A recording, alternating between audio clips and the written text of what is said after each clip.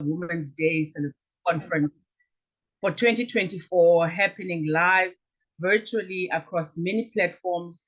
We welcome each and every Zoom member that is here today, everyone who's watching on live stream across the globe. Thank you so much, and thank you for coming for this last day, the closing ceremony of this wonderful conference. Happy International Women's Day to all the women out there as well. In the next 20 to 30 minutes, as we wait for our honorable guests that are going to be coming and being part of this conference, we'll just be playing some of our pro videos, some of the music. So to everyone who's already here, we will just be waiting for the next 20 to 30 minutes for some of our prestigious guests who will be part and parcel of this conference. We'll play our promo videos. Thank you so much for your patience.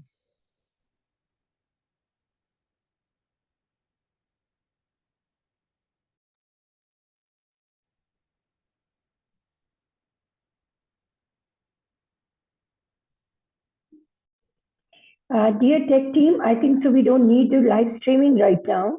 So we will start the live streaming when the guests are in the room.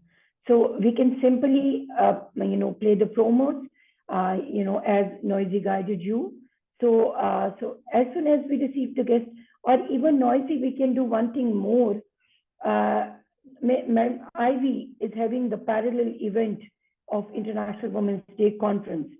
So you can take Ivy on board, and she can share that how can she connect her conference with our session, how our audience can take support, and how can we see them live. So you can take anyone from her organizers, and you can ask to them. Okay. So meanwhile, we can. So we are only waiting for a few more minutes, okay? Well noted. Thank you so much. And I think we'll be going live then to Miss Ivy Lawson all the way in Ghana to the event that they're holding for International Women's Day. I think as well throughout this opening, if we can, we will be able to go through to the Kenya cohorts as well, if possible, to share on what they're doing for this day of International. Miss Ivy, I can see you're live there. Can anyone talk or comment from your guys' event happening on that side? Assalamualaikum, आप busy हैं तो कहिए message कर दें.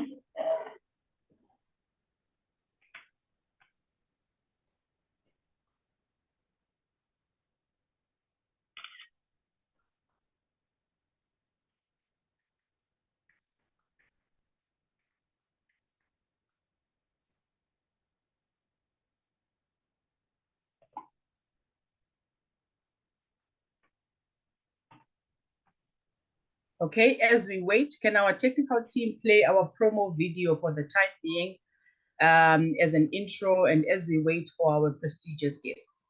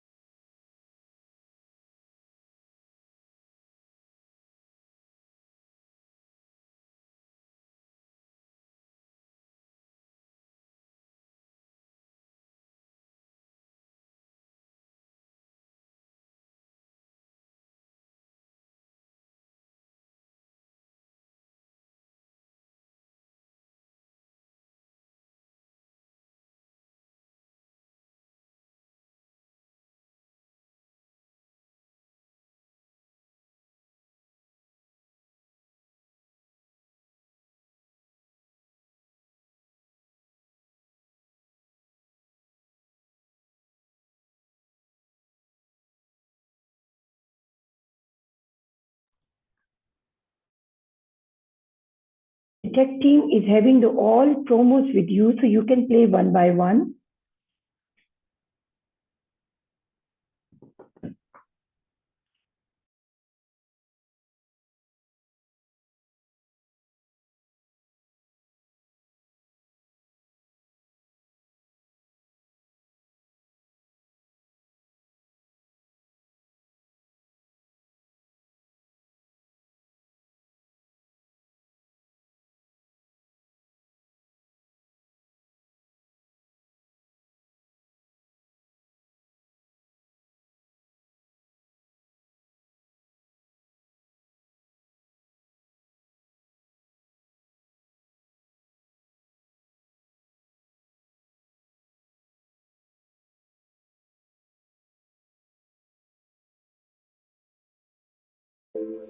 This is the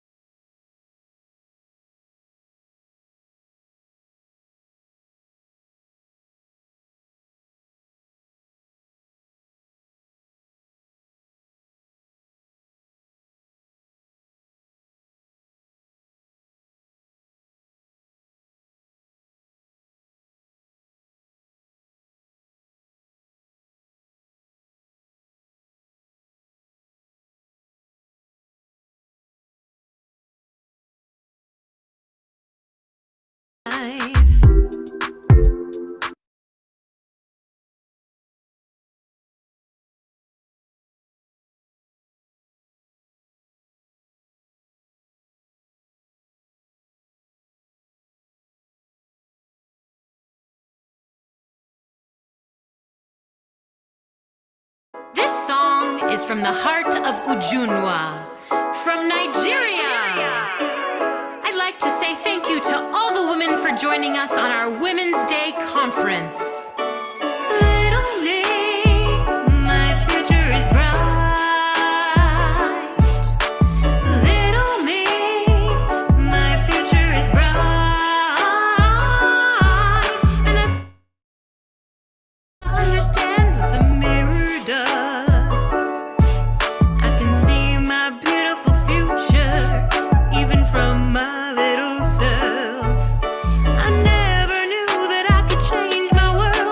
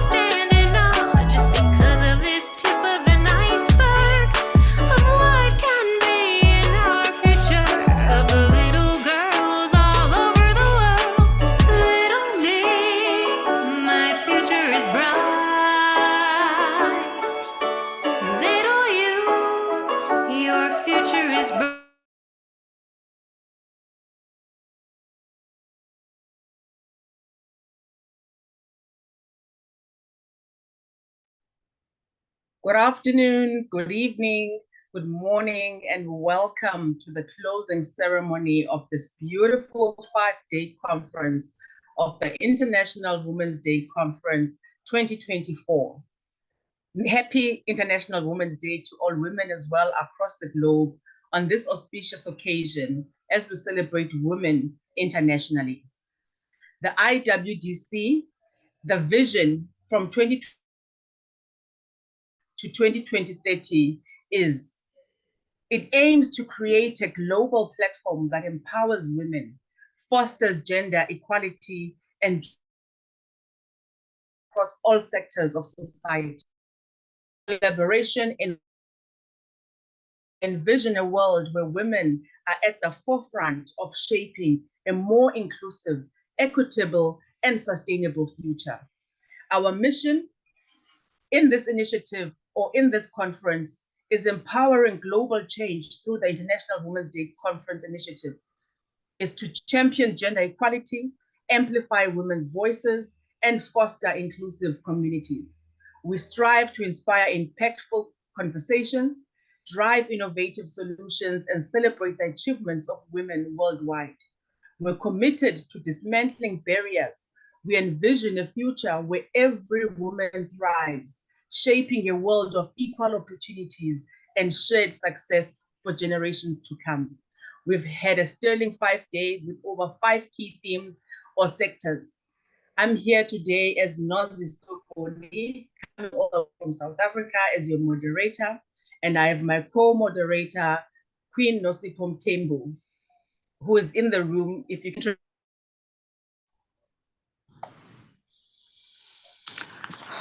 Greetings to our distinguished guest, and I would like to greet exclusively our Dr. Tamara, Dr. Miriam, and all the distinguished women who are on the floor tonight. I would love to say International Women's Day. You're not going to be sorry that you are in today. This is our 5th day, and at the end of the day, it is our intersectionality and inclusivity. So the theme is theme number 4. So to hand it over to our head moderator, Sokoni. Thank you. Thank you so much, Honorable Queen Nosipho. And today we look further into the sectorial heads for investment and tourism. And I cannot wait to listen to all our key guest speakers who will be joining us on this closing day of the IWDC 2024. I would like to welcome,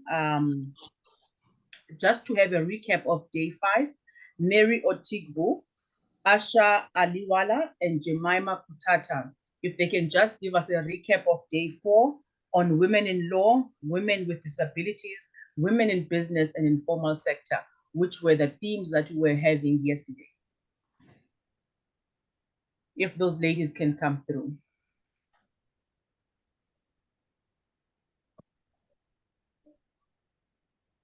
Thank you very much. Can you hear me? Good Yes, evening. we can hear. Okay, Yes, thank you we so can much. hear you. So I'm just about to take my recap. Thank you so much for the opportunity. It's been an awesome time. It's been an awesome 4 days. Today is day 5th. So for me, I'm going to do a quick recap on women in business. We had amazing, energetic women come into the room, discussing with us real life, impactful experiences on their adventure as women in business. We learned a lot. We learned to give women a chance. We learned never interrupt women. You know, we learned how women have been very diverse in their endeavors so far. We learned about the challenges, the ordinary challenges that women go through on their everyday life as you know, women in business. So it was a very interactive session. We also had a lot of contributions. We had a lot of key people, you know, commenting on the chart, you know, very inspiring. a woman in business. One of the key things we learned in the sector for women in business was a woman must develop him or herself. You know, self-development. You need to push, you need to be the brand. That was very key. So I'm just doing high notes, high points for me. That was very key. Be your brand. We also learned a lot about interpersonal skill as a woman. We're always graceful, but there was a lot of emphasis on how more graceful you should be, more than just what you do. Who are you? You know, we also learned a lot about, we're encouraged to save women's future in equality. What session it was. Thank you for Dr. Miriam, for everyone who spoke. I tell you, these sessions were like heaven on earth. You know, one word changed our mindset. So thank you so much. And for all the beautiful women in the house today, happy Women's Day. What a glorious time we will be having. I was in most of the sessions. Everyone, it was so much good for me. I was in most of this. Thank you, Maria. Thank you so much, and I learned a lot. Thank you for the opportunity, moderator. Over to the next person. Thank you so much. Thank you. Thank you so much, Mary. Yes, you do deserve a round of applause. Our next lady that's going to be coming through is Ashia Aliwala for the Women in Law sector.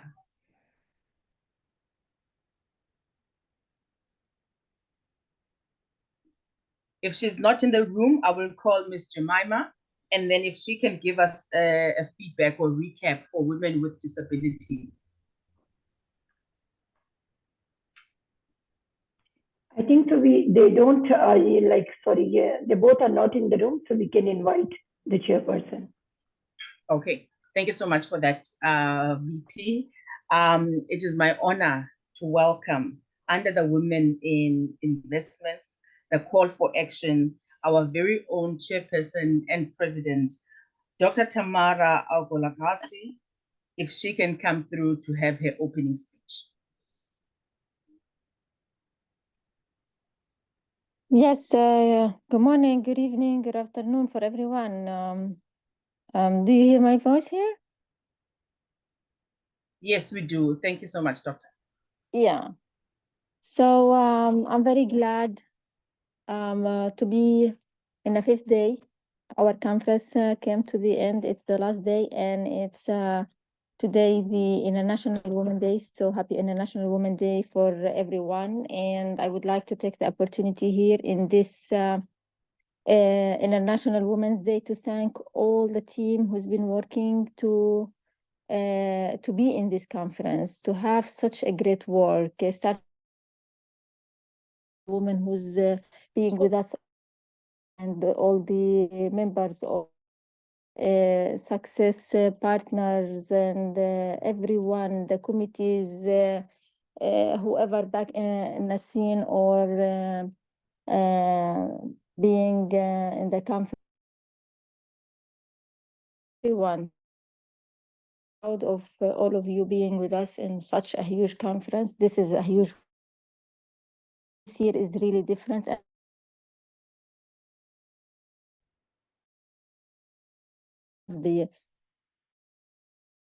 And we're gonna having the conclusion and the recommendations, as well as talking about the investment sector in particular, and talking about women. So this is a very special, happy International Women's Day for all of you. And I stand before you today, not just as the president of a Global Women's Development Network, but as a woman, as a leader, as whoever, any woman around the globe, and as a firm believer in the transformative power of women. Today we celebrate our achievements, but we also acknowledge the work that remains. As all of you know, this year's theme is, it's all about the future of women. So we've been working all the time to create a better future and to empower the women around the globe. So we need to accelerate the progress. And we know that women are the backbone of all the families and communities and economics around the world. Yet for far too long, their potential has been locked away due to a lack of resources and opportunities. And this is our role here as women around the globe, to collaborate and to join hands together to work on women empowerment. So if we want to talk about the investment sector in particular today, yes, today we have three things happening. It's the Women International Day, it's the closing ceremony. This is the 5th day of the conference. We came to the end in particular. So if I want to talk about I have a lot today as a, president of this network, and not only that, supervising everything happening, especially in business and investments. So, and the head of the investments. So imagine the world where every woman has the chance to reach her full potential. Imagine the ripple effect this world have on families, societies, and the global economy. Investing on women is not just the right thing to do. Studies shows that women have access to capital and financial resources they reinvest in their families, communities, and businesses. And they become powerful drivers of economic growth and social progress. But yet there are a lot of challenges and weak points where a lot of women are still not able to proceed in business and in investments. And this is where I'm going to talk a little about it. I'm not going to talk or make it long for all of you. Our part here and our role is to have the right action and plans and real projects. Right after the conference, we have a huge plans on how to empower women in investments and in many sectors. So first, the first thing that has to, taken care of and know it, or maybe being able to be aware of it, is how to break down barriers. So let's be honest here. There are still significant barriers that women face in the investment world. Like, for example, lack of access to capital. Lack of access to capital. Women entrepreneurs often struggle to secure funding from traditional banks in the investments. And the other kind of barriers, financial literacy gap. Many women lack the financial knowledge and confidence to invest or manage their own finances. Besides, unconscious bias, gender play a role in missed opportunities. So these barriers kind of the target will empower women to exceed harder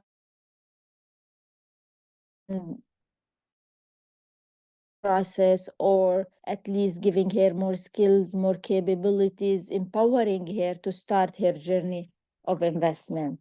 So how do we break down these barriers and empower women investment? We have strategies in to have such strategies like mentorship and training programs, connect aspiring women, investors with experienced mentors, and provide them with the financial literacy tools they need to succeed. Besides, trying to create and support led by impact on women. Besides policy,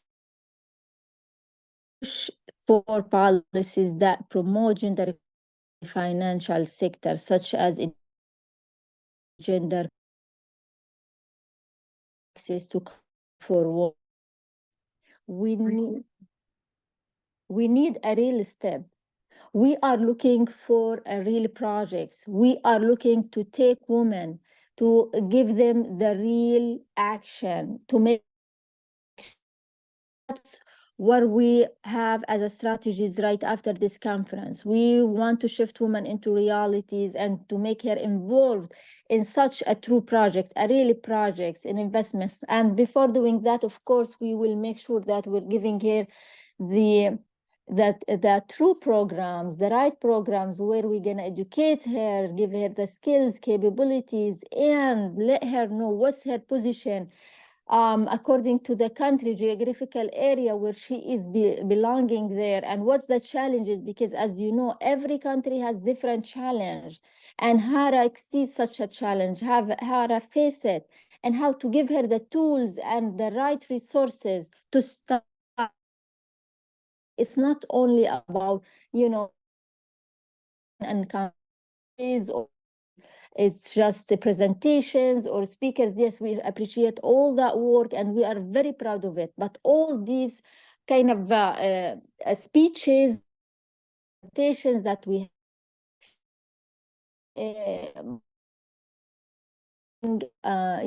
all the committees taking notes and summarizing, because we are coming with outcomes and coming out with recommendations where it's going to be implemented immediately right after the conference. And that's the peak, and that's the conclusion, that's the action that is going to be taken after the conference. That's the value of our conference. So we are really thankful for every woman came and put her experience and everything she can do in the conference, because we are all here to benefit from each other.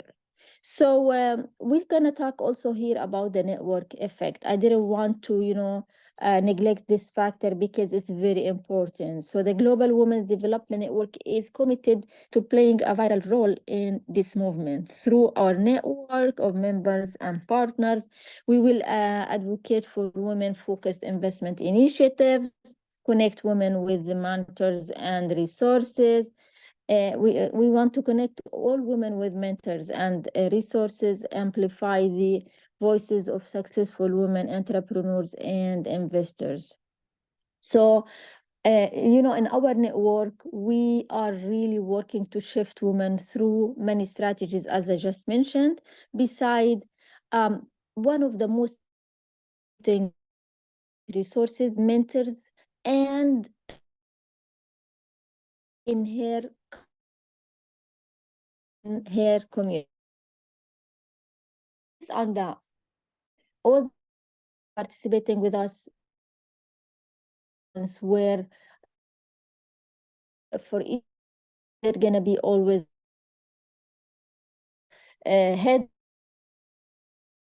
and following with in the regions and start finding best as so most important. You can see results. We want really to be with women in reality and to feel their suffering, their challenges, and to handle it with them and to put them on the right track. So investing in women is not just a woman's issue, it's a global issue. It's about building a more equitable, prosperous, and sustainable future for all. So to those in positions of power, I argue all women and men around the world to invest in women and to educate women about investments and to join hands with us. So to women around the world, I say this: believe in yourself, educate yourself, network with others, seize the opportunities that come your way. Together, let's unlock the power of women in the global economy. Let's invest in her and watch as she invests in a brighter future for all. Thank you. Thank you so much, Dr. Tamara, for those kind words in terms of women in investments. We really truly need to start seeing the action and the call to action to each and every women's businesses. I love the part where you're talking about business and social impact and the gender equalities and some of the challenges that are different for each and every country. That we mustn't sometimes think that one challenge is the same in one geographical area. You've said at your closing there that we must, as women, believe in ourselves. We have to seek and educate ourselves as women and seek opportunities to make our lives better. Thank you so much for your words of encouragement on this International Women's Day. I'm going to hand over to our Honorable Queen Nosipho just to add her own comments before we call on our next keynote speaker.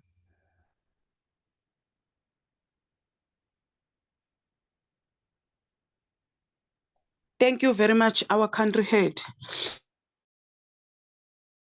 Also to comment about what our doctor has spoken about, because she has encouraged each and every woman to take part, more especially in promoting each and every work that is due for her.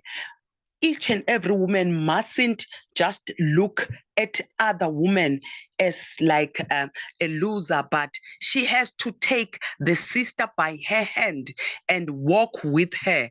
And also she has emphasized that a lot of development are going to be in place as we are, going smoothly, and also as the GWDN as well is moving forward.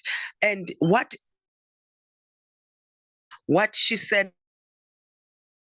that we can make it happen.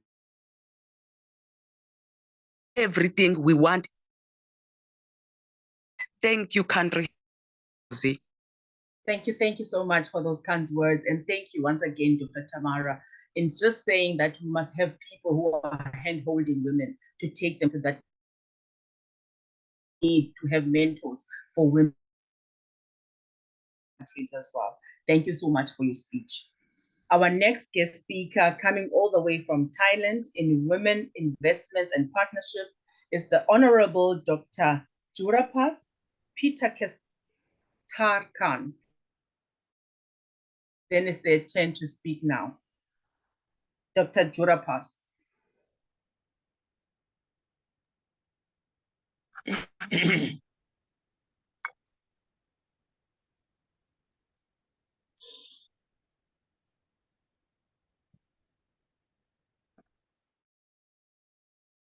Are they in the room?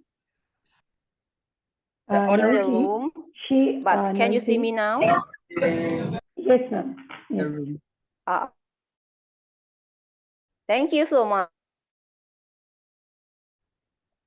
many sister. Okay, nice to meet you here. I'm from Thailand, Jurapat Pitakestar. Nice to meet you. And about the Women's Day, very happy and need to talk about something about the women, how can solve about problem for women, because they have to do it a so long time. What about the problem with the women have the in Thailand have the adhere to equality. Are you understand? Yes. Amendment program to promote the continuation of equality in inspection. This is the program we need to make about this program. And the second is the workplace. Workplace is a plastic. Maintain is a strict laws, project import.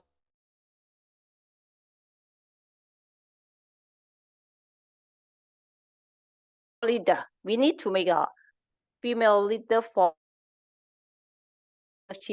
development program for women.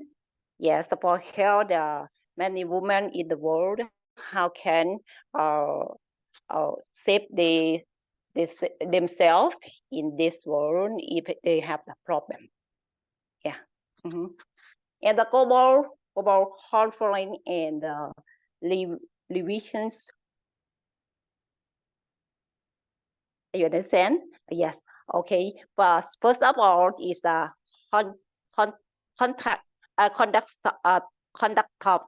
conduct solution international campaign again discriminatory laws and law. Yeah. And the 2 second story. Amendment sanctuary. I need to talk. Can I talk Thai language? Right? Because it's comfortable for me. This is คุณคิดอย่างไรนะคะคุณคิดอย่างไรเกี่ยวกับความที่ไม่สะดวกที่จะรู้สึกในขณะนี้ในฐานะผู้ที่ and the ปัญหา the problem of the woman ที่ถูกและคุณมีความคิดว่าปัญหาดังกล่าวจะหมดไปไหมในวันสตรีโลกนะคะการพิจารณาปัญหาที่ผู้หญิงเผชิญและแนวทางการแก้ไขเป็นสิ่งสำคัญต่อไปนี้คือรายการประเด็นต่างๆนะคะที่เราจะกล่าวในฐานะนะคะผู้หญิงและปัญหาที่ผู้หญิงในประเทศปัญหาที่ผู้หญิงทั่วโลก in the world ตอนนี้นะคะจะมีทางแก้ไขปัญหาอย่างไรนะคะก็ in English language global conference and revisions first conduct solution international campaigning and again discriminatory laws and laws. Second story amendment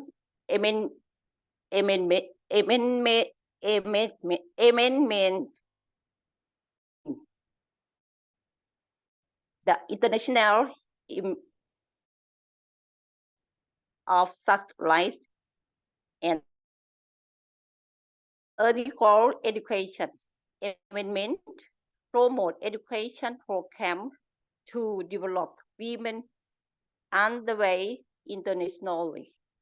This is a Thai language. If have the Thai person listen this, they can understand this because I speak about the Thai language is ปัญหาของหญิงทั่วโลกและแนวทางการแก้ไขนะคะในการเลือกการปฏิบัติทางเพศแนวทางการแก้ไขการรณรงค์ระดับสากลเพื่อยุติการเลือกปฏิบัติทางเพศและกฎหมายบังคับนะคะข้อ2ก็คือการละเมิดสิทธิมนุษยชนนะคะแนวทางการแก้ไขคือการเสริมสร้างความพยายามระดับสากลนะคะในการปกป้องสิทธิของผู้หญิงนะคะก็ต่ออีกการเข้าถึงไม่เท่าเทียม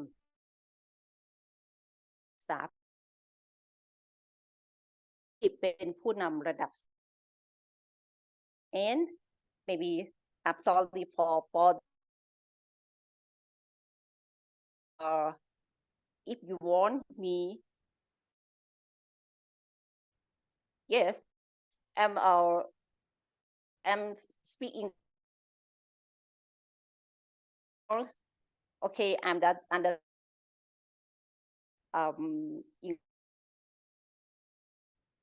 fit for about this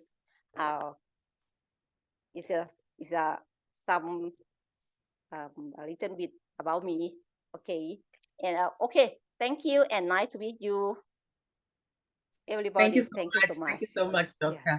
We would love and appreciate maybe if you can copy the English part of your speech into the chat, and then we will be able to hear. I sent 2 video already. What I say in our video. Okay. Thank you so much. We're very, very honored. And we could hear very well at the beginning of your speech that you were saying, even in Thailand, you want people throughout the world. We heard you. Yes, we can. Yes. Yeah, and we will do together, sister. Okay. Thank you so much for that. No, well appreciated. Well, and very much well noted. Thank you for your time. Yeah, thank you so much. Thank you. We will move now to our next speaker as well. Thank you so much. That was Dr. Jurapas Peter Kenstakon, all the way from Thailand. Thank you so much. Yeah, thank you. สวัสดีค่ะ Welcome to Oh. Thailand, everybody, and we will travel together in Thailand. We will come there very Yes. well. Very Yes. strong. Thank you so much. Thank you. Our next guest of honor and speaker under the Women in Investment and Partnership is all the way from Nepal, Dr. Pia Ratna Maharajan. I hope they are here with us all the way from Nepal, Dr. Pia Ratna Maharajan. His name is Pia. Pia. Yes, Pia. Pia. Yeah. They can come through to say their little talk or message for us on this closing ceremony.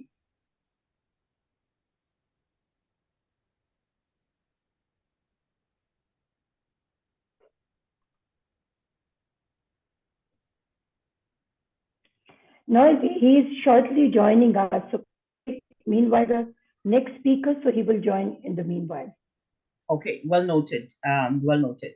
Our next speaker, who will be talking around breaking barriers under the same theme of women investments, is Laz Maria Utrera, all the way from the United States of America. If they're here as well.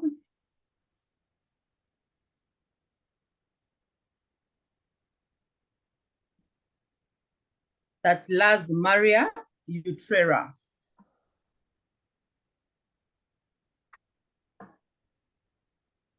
If they're not in the room, we'll move on to the next speaker, and then we will come back to them at the later stage.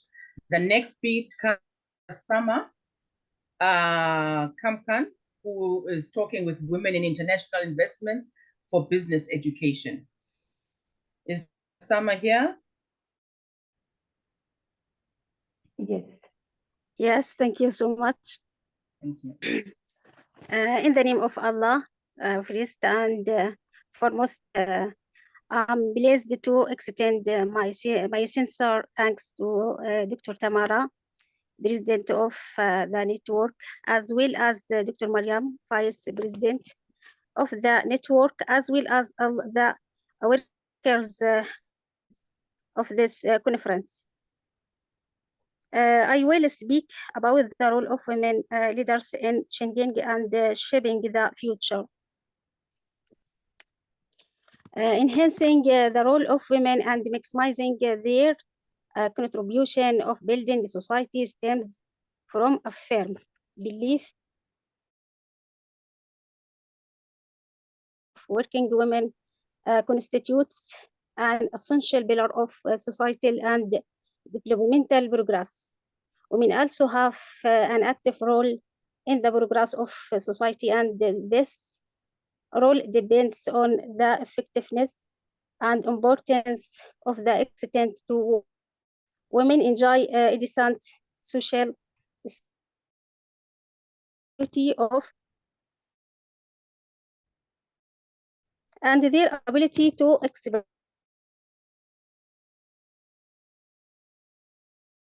increasing their awareness of the problems that society suffers. Despite this, women leaders still great what they aspire to. The role of women, the opportunities, a leadership role in building and changing society, develop and significantly women begin to positions similar to those of men in order to effective role in building the society to personal traits that a women leader traits spirit in one team, credibility, dealing with others, courage in making and achievement, participation in good planning, infusion, difficulties and obstacles, obstacles to enhancing women with leadership. The women, especially in less leadership role of women, especially in less developed countries. Financial difficulties for increase and drawing the lines future with Anna.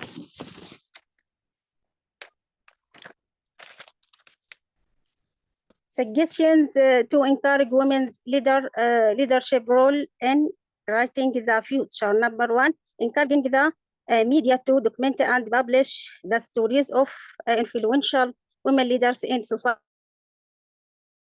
They can be role models for other women. Number two, work to support women's leadership projects to ensure their continuity and encourage other women to achieve.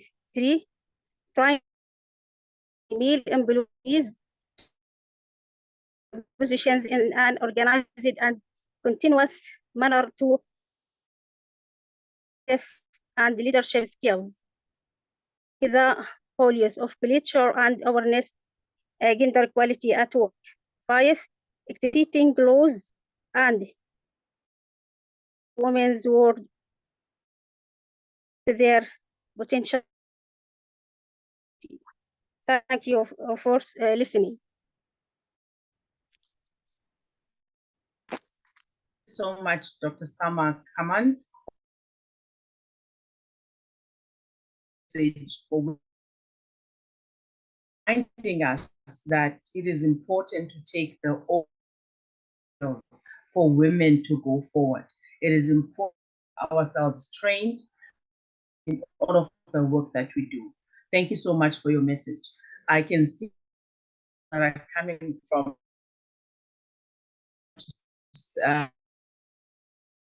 Moses Okre, Ekasiva, who's saying women are doing much better than their male counterparts. MPs or governors, prudent use of taxpayers' money is allocated to their countries or constituencies better than their male leaders. We appreciate women leaders. It is important because we have our own intuition and sixth sense in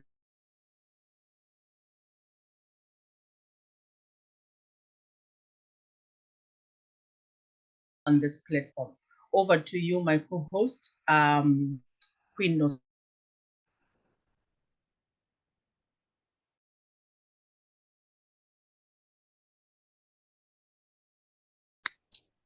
We had a doctor from Yemen. Yes. Yes. Our next speaker is going to be Fatime Tou Elville from Mauritania. Are you in the room?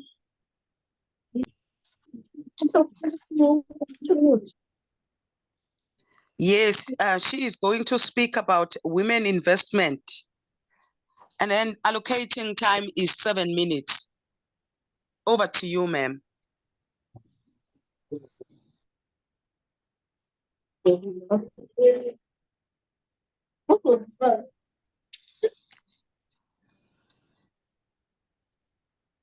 Fatime Tou, are you there?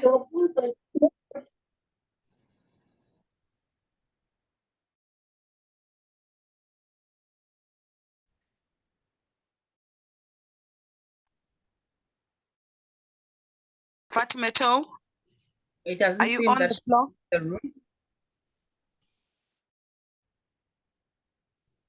She's not in the room, ma'am. Yeah.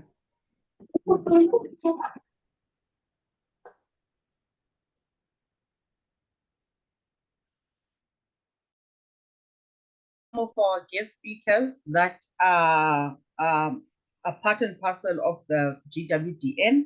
We've got under Women Investments and Partnership. She's also part of our key partners under the informal as well. Is Maxim? Yes, I am. I'm here. Good evening, everybody. Good evening. Thank you once again for having me.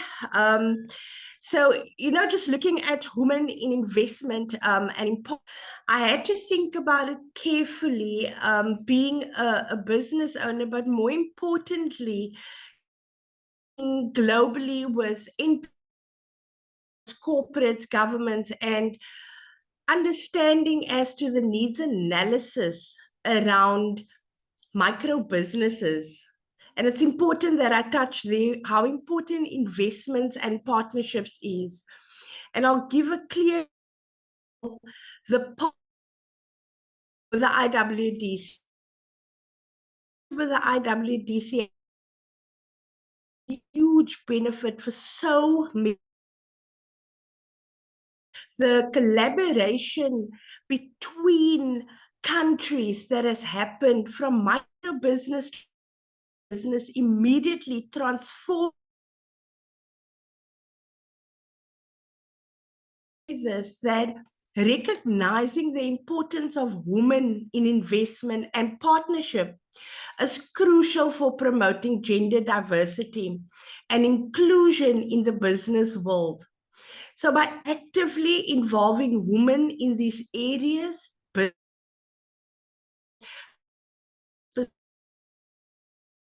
in decision and improve performances, opportunities, and partnership, not only but also contributes to the overall societal progress and equality. It's a bit different sitting from an angle as a businesswoman and the importance it plays that when you invest in a small business and you partner with a small with that business. So far, over a 5-day period, so many partnerships has been formed. Investments has already taken place. And this is how powerful this conference has been. So I thought I'm not going to do a long speech tonight. I'm not going to give an intense presentation, give the information as to the impact this conference and this organization has had for thousands of women and men.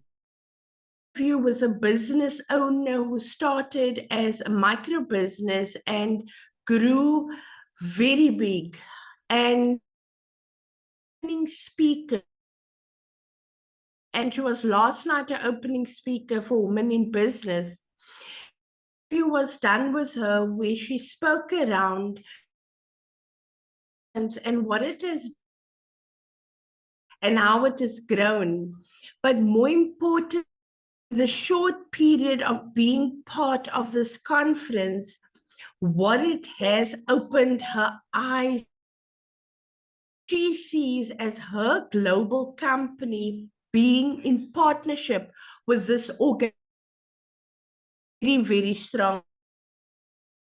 In conclusion, I just want to say investment and partnerships are essential for the growth of, regardless of the gender. However, it's important to acknowledge that women-owned businesses often face unique challenges and forming partnerships compared to their male counterparts. Proven and recognize these barriers is crucial for enabling women entrepreneurs to thrive and contribute fully to the economic growth. Efforts to support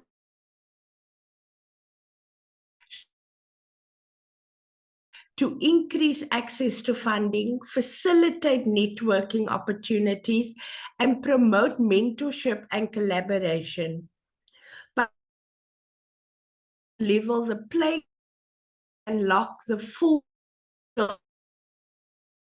years. I strongly believe that out of all the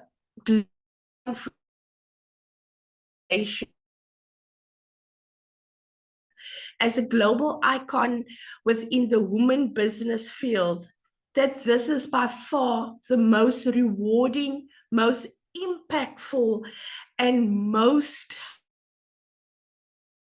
economy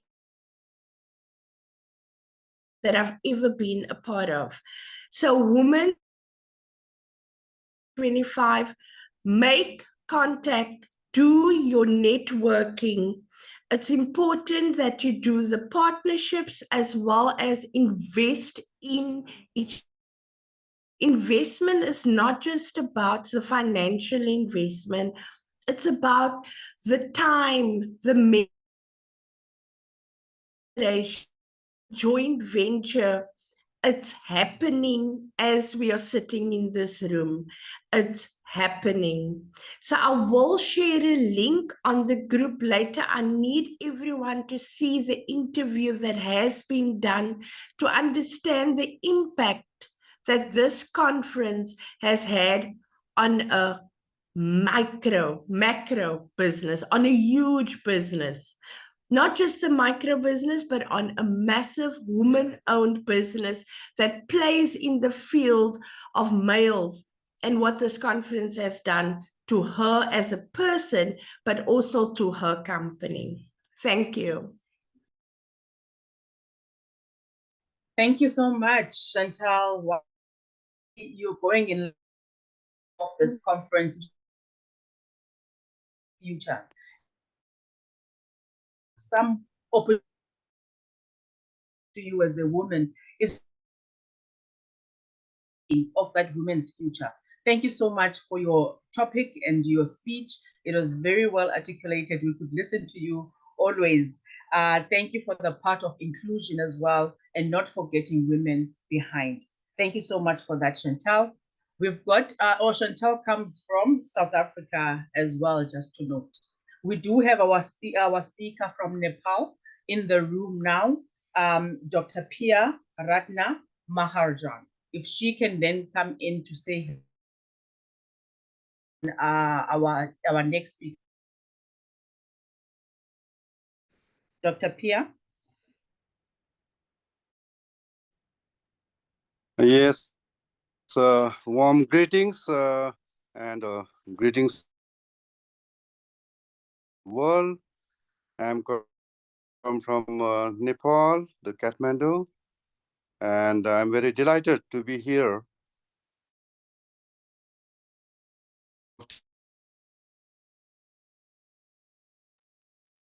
We welcome you. And thank you very much for the mod. And I'm very proud to be attending this IWDC International Women's Conference 2024. I'm very much proud, and also in front of this all the dynamic, the women, and the success of the women is in the same way. I'm very much be delighted to be in front of all the women from around the world. So the partnership and collaboration is very keywords. That is very element that is necessary to go ahead further the and improvement and empowering the whole world, because the world is very small and we can be connecting. Even now this joint in communication in this platform of this online session is also the collaborating and building the partnerships through these rooms, through these sessions. What we can build is among ourselves, and we can improve and we can promote this partnership and collaboration and also investment. The time is investment, the wealth is investment, our knowledge is also investment. So the wonderful women around the world, beautiful women, and they have been empowering and carrying this platform and the rooms for the ahead to giving the guidance for the people around the world. So we need to have this kind of partnerships and investment to also to bring more men into this platform so that the world will be wonderful with this like a partnership of the men and the women and investment. As the previous speaker said, that most important is that building investment. So this what we reap, what we sow, what we can reap it. So in that way, the investment in this for the world, for empowering the people and especially the women is very important. So we are celebrating today is the International Day of Women's Day, and also the CSW is going to kick off in United Nations. So I'm going to attend this United Nations session tomorrow is to and giving the status of the women in every sphere of the world, because the compared to these 50 years or the 20 years before or the decade before, now the power of women, the knowledge compared to the men also is very much comparable. So therefore, what we need is go by hand by hand without any gender. So having this, giving the opportunity for the women, especially the month of March for the women is very much significant, so that all the men can give the, as me giving the background, the support for the women's, so that there'll be no problem in the future, that we can work together and bring the status of women. If you compare in Asia, the status of women is still not as well as the men. So I myself want to show the example that I established the orphanage and the school only for catering for the girls, the women, because 20 years before in Nepal, the educations for the women is very much less compared to the men for the boys, because the parents would like the girls to be stay back home and support and help for the domestic help for the mother. So we do not want to have that kind of what is called the this status of civil, I mean the society, which we have been thinking. So we with the some empowering and some awareness programs, and we established schools and colleges catering for the women. So the compare with this after these 20 years, now compared to 20 years, the women's status, they are more higher than the men. And even in the parliament, the government has decided every government everywhere in the even the Senate, in the House of the Senate, and the 33% of the women should be involved. So this is very great. And we have a president, the women is the first president is a woman, and also the speaker, House of the Speaker is a woman. Therefore, in Asia, for example, Nepal has given more investment for the women, and also the empowering and building partnership with all sphere. It can be in the investment in the business, it can be investment in the social changes, and every sphere, the women are getting back into track and much. And also in educations, if you compare about education of the women and girls in Nepal, and some of the toppers, most of the colleges and schools are toppers are the women, girls. So therefore, we should acknowledge and invest more and build more partnership, so that we can have a wonderful day, and also we can celebrate wonderfully, really, the International Women's Day of Conference. Thank you very much for giving me this great platform and hope that it's good night from Kathmandu, Nepal. Thank you very much. Namaste. Thank you so much, Dr. Maharajan, for coming through all the way from Nepal. We thank you for your message for women on this Women's International Day. We thank you that you're standing behind women, even in your next conference that you're going through for the CSW within the UN. We're very much applauding the work that is being done to put women first. That we are very much like so much was the fact the world is so small. You know, sometimes I try to view the world from this end, and gosh, it's so big. But your statement right there at the beginning to say the world is so small, let it be our oyster as well. Thank you so much for your message for all the women who are listening here today. Thank you. Our next speaker that we will be going to now, thank you, is Diane, South Africa. She's a renowned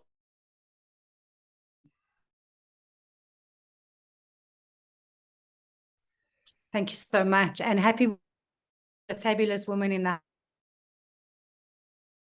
Again, it's really awesome to be here because women in investment, we have a problem. I'm just putting it out there to everybody. The statistics are awful. 1 in every 3 businesses is run by a woman or owned by a woman throughout the world. It varies country to country, but do you know that only 5% apply for additional investment funders and investors to be part of their business? And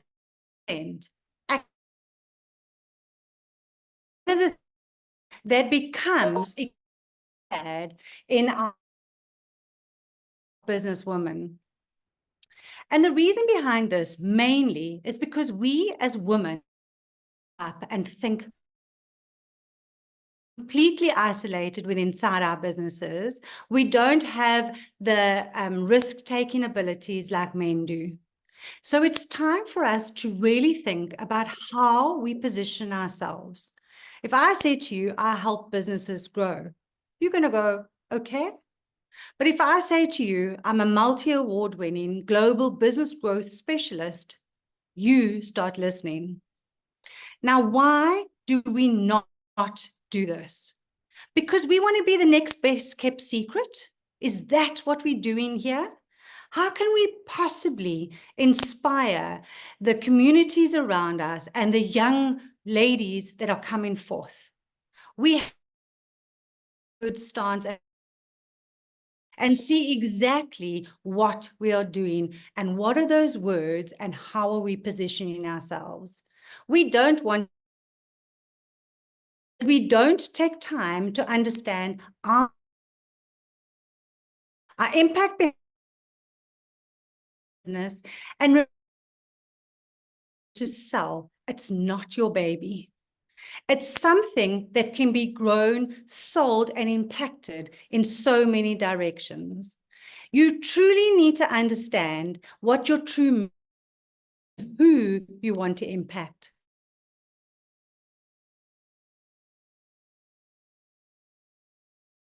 That's it. We go into this moving forward. We always the next.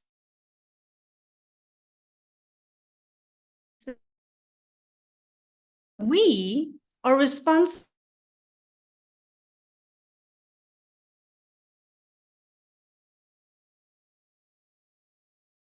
They believe the world is their oyster. They believe that they can achieve anything. But when they start looking at the successful business women around them, are they alarmed, dismayed, or are they proud of what's going on? We need to really take that into consideration when we grow our business, and especially when we want to go forward and get investment. If we as leaders can really position ourselves, share our skills, we need to stand up now. Invest first.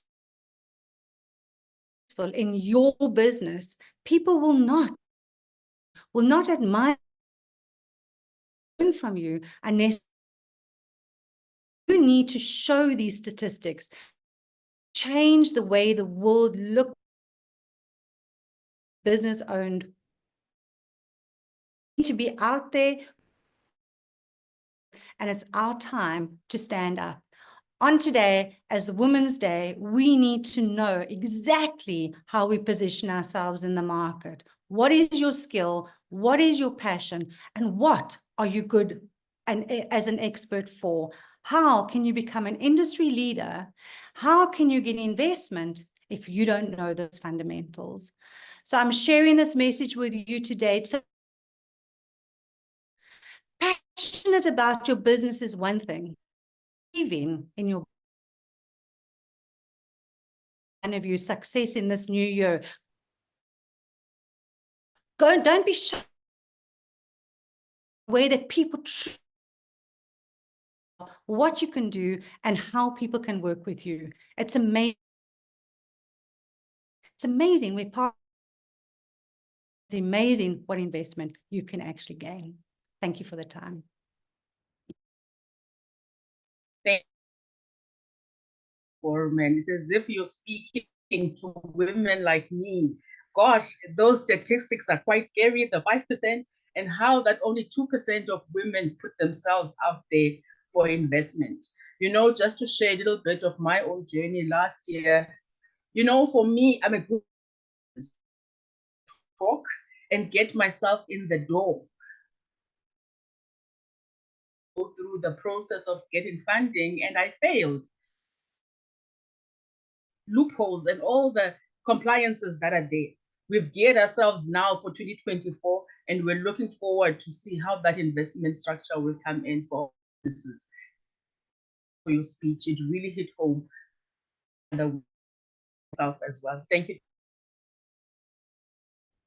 Our next is coming all the way from Frances Giobi, who is in the room. I've seen her message already of support and saying Happy International Women's Day to women on the chat. But Frances, if you can be able to come through with Freedom ME.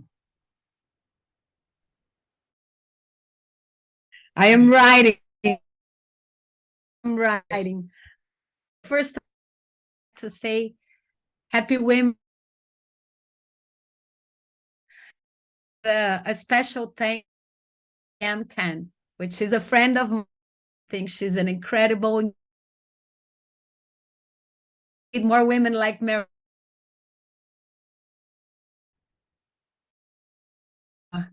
Well, trying to connect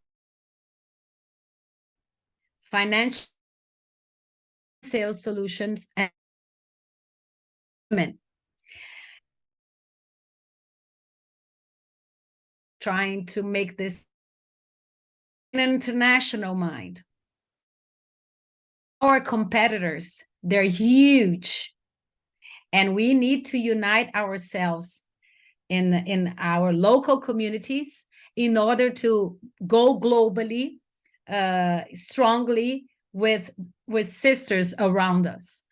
And now we are launching our system finally after so many years in 3 events. One in Dubai now in May, then in London Fashion Week in September, and then with the wellness, one of the biggest wellness event in Europe, in Marbella. And our vision is to unite women in those events. Why?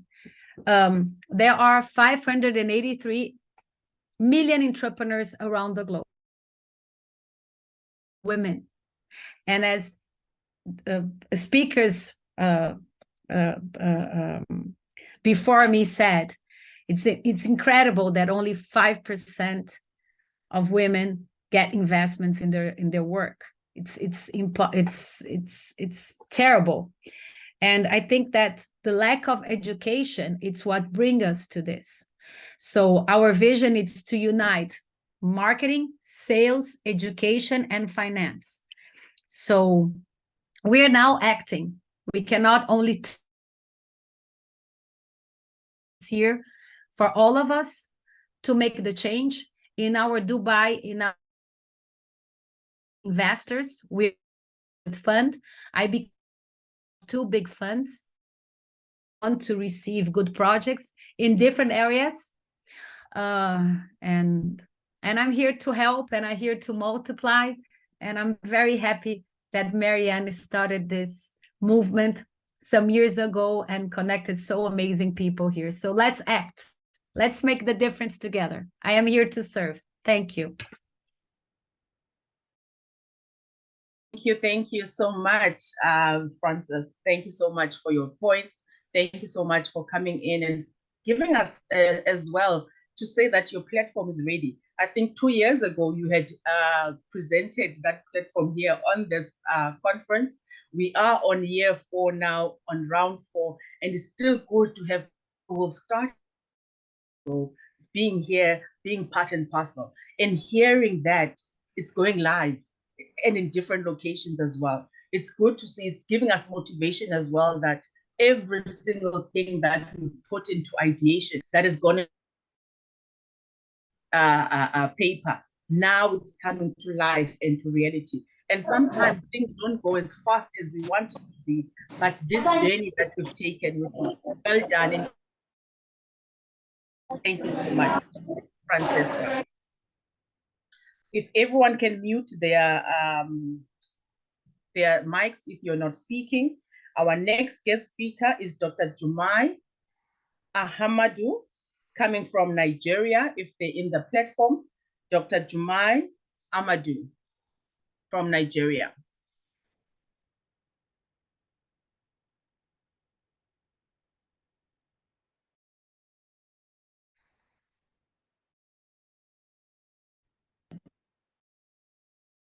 If you are not, we'll go on to our next speaker, who is Fabi Nkole, who's also under Women Investment, and she's all the way from Zambia.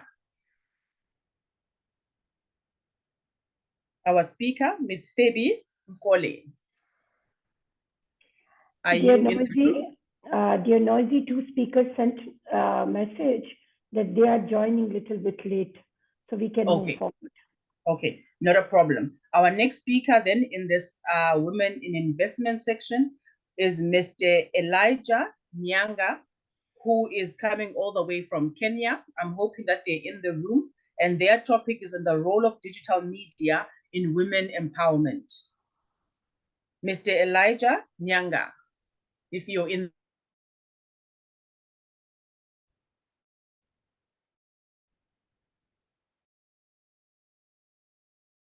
Okay, those are all the speakers we had for the Women in Investment section. We should be having either a cultural performance or a 5-minute break at this time. Can you lead us, Dr. Khan? Minutes break. And also, how about comments or questions? No? Yes, ma'am, please. Yes, please, comments and questions. We welcome them. Actually, your questions are our break. Okay, I just wanted to pick up on a couple of things. One was said, so I don't know if she's still on the call. When I was a little girl, my grandmother told me a story, and she said, always reach for the moon, because you may fall on the trees at the top of than everyone else. And when you're a little girl, you don't really, and an achiever, I like to achieve things. So I set goals and I achieve them. And people are, how do you do that stuff? And it's because I always aim high. And what happened was people would come and help me to achieve it. And when you're known to get things done, people want to be part of your story. Does that make sense? They want to be they want to feel that they're a success because you're a success as well. So it works both ways as well. So I just wanted to say that there was a stat that said that women we're more successful in small business and we're more successful than men. And so whenever I hear overall statements like that, I always look it up and say, what does it mean? And men tended to start big businesses and women start small businesses. So it's more contained. And that's good and bad. But a lot of times the women are intimidated by starting something big because of whatever reason. And I can come up with lots of reasons, what I learned over the years. And just in case you don't know, Diane, I've been in business for 45 years. I had several I consider myself an entrepreneur, not a business person, because I wanted to, I'm passionate about so many things in life. And so that's actually my business, is Joan Kerr as an eco fabulous lifestyle. That's my actual goal, is to live that life. And the businesses I did was to achieve the feeling of achievement, if that makes sense. That's just me. That's my personal goal. But it's very important that we set out the message that, yes, you can start small, but have a big plan. And how are you going to get there? What are the needs? What are the abilities that you need to have to get there? Who are the people that can help you? Why would they to learn how to you? Because a lot of people are so busy doing what they're doing, they don't recognize that if they just change this little pathway, they can achieve it instead of being on the road that they're at. So sometimes people say, stay on the road, but no, stay on the goal is what I say. So anyway, that's what I wanted to say. I'll just answer you, Joan. Thank you so much for that. And absolutely, I think that you're 100% correct. When we start businesses as women, it's usually because of a passion or for a need in the community. And that we don't believe can be a business. But as we grow within our business, most people get to a level where they have a cap, and that's what their knowledge is. The difference is that if we as women start realizing our businesses are really good, they're strong. If we just lift our lid a little bit and start gaining knowledge to get us to the next level, it's amazing how confidence starts going up. That's the biggest area. I work with about 200 business owners at any given time, and I can take you through, it doesn't matter what level of business they are, how big they are, how small they are. The very first thing is confidence. We've got to know what we're really good at. We're going to know what we're an expert of, but we've also got to know what we want to build. Is it not everybody wants to build a big business, and that's fine, but let's think differently, and let's also tell people that we're successful. People don't know that you're successful unless you're sharing that knowledge. Often I give a task to women business owners to go and say to them, what have you done in the time period that you've owned this business? Just go and list it. Like, list how many clients have you worked with? How many awards have you won? How many lives have you affected? I promise you, if you go and do that, you're going to get some statistics out there that you never knew existed.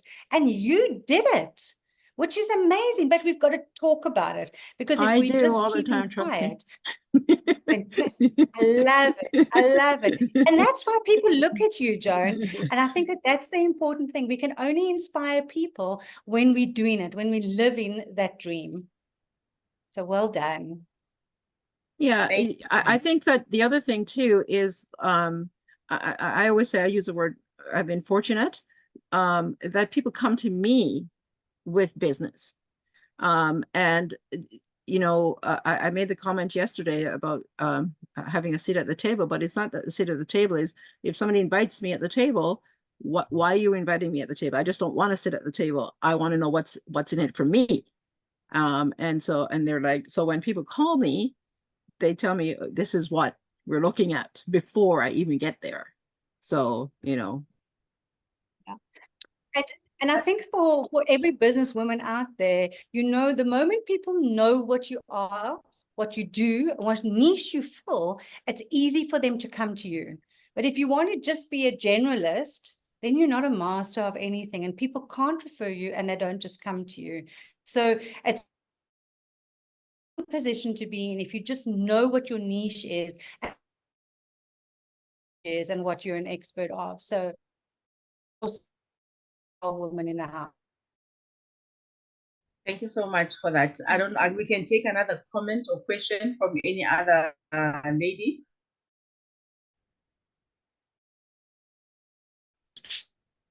Anyone else with a comment or question? I love how you said, Joan, you're an entrepreneur because there's so many things that you want to do and you want to tackle. There's a hand there from Bonnie Montwelling. Yes, you can unmute yourself. Hi. Yeah. The the speeches that resonated with me was the one on women, not going out for funding. I think that a bit with funding opportunities that came about, and I sat back and I didn't take those opportunities. I had several other ideas that I wanted to implement, but I was not really like brave enough step, but yeah, I as speakers are coming on and speaking. So yeah, I'm really looking forward to implementing really in my journey as an entrepreneur is that having other in the entrepreneurship space really helps because I've had Mary as well who shared earlier on. She shares such impactful message, and I'm not in line, and I feel like I need that support. So increase the network as well as we grow in the space of business. Thank you very much. Thank you so much, Bonnie, for your comment. That is very much well noted. Diane. Bonnie? Of course, there's always a comment. Bonnie, well done. You know what the difference is between what Joan said just now and I think what you say now is we've got to be really careful as business owners. Every single day there are opportunities that come across our desk. Being an entrepreneur is different from being a business owner, but both we get into the space of the bright, shiny object syndrome, where there's another opportunity and we go off. Opportunity and we get after that and another one and so what happens is we lose direction and focus within the business that's actually the cash cow, the business that is actually making money, and the business that is starting to grow or is growing. So we've got to be really, really careful that we don't steer ourselves in that direction and lose focus along the way. Once you get a business to a certain level, you can employ a GM, you can employ people to run it on your behalf, and then you move on to the next project. Or it becomes a division of your business, or it becomes a marketing tool of your business. But we've got to be really careful as women because we believe that we can multitask. That when you're chasing another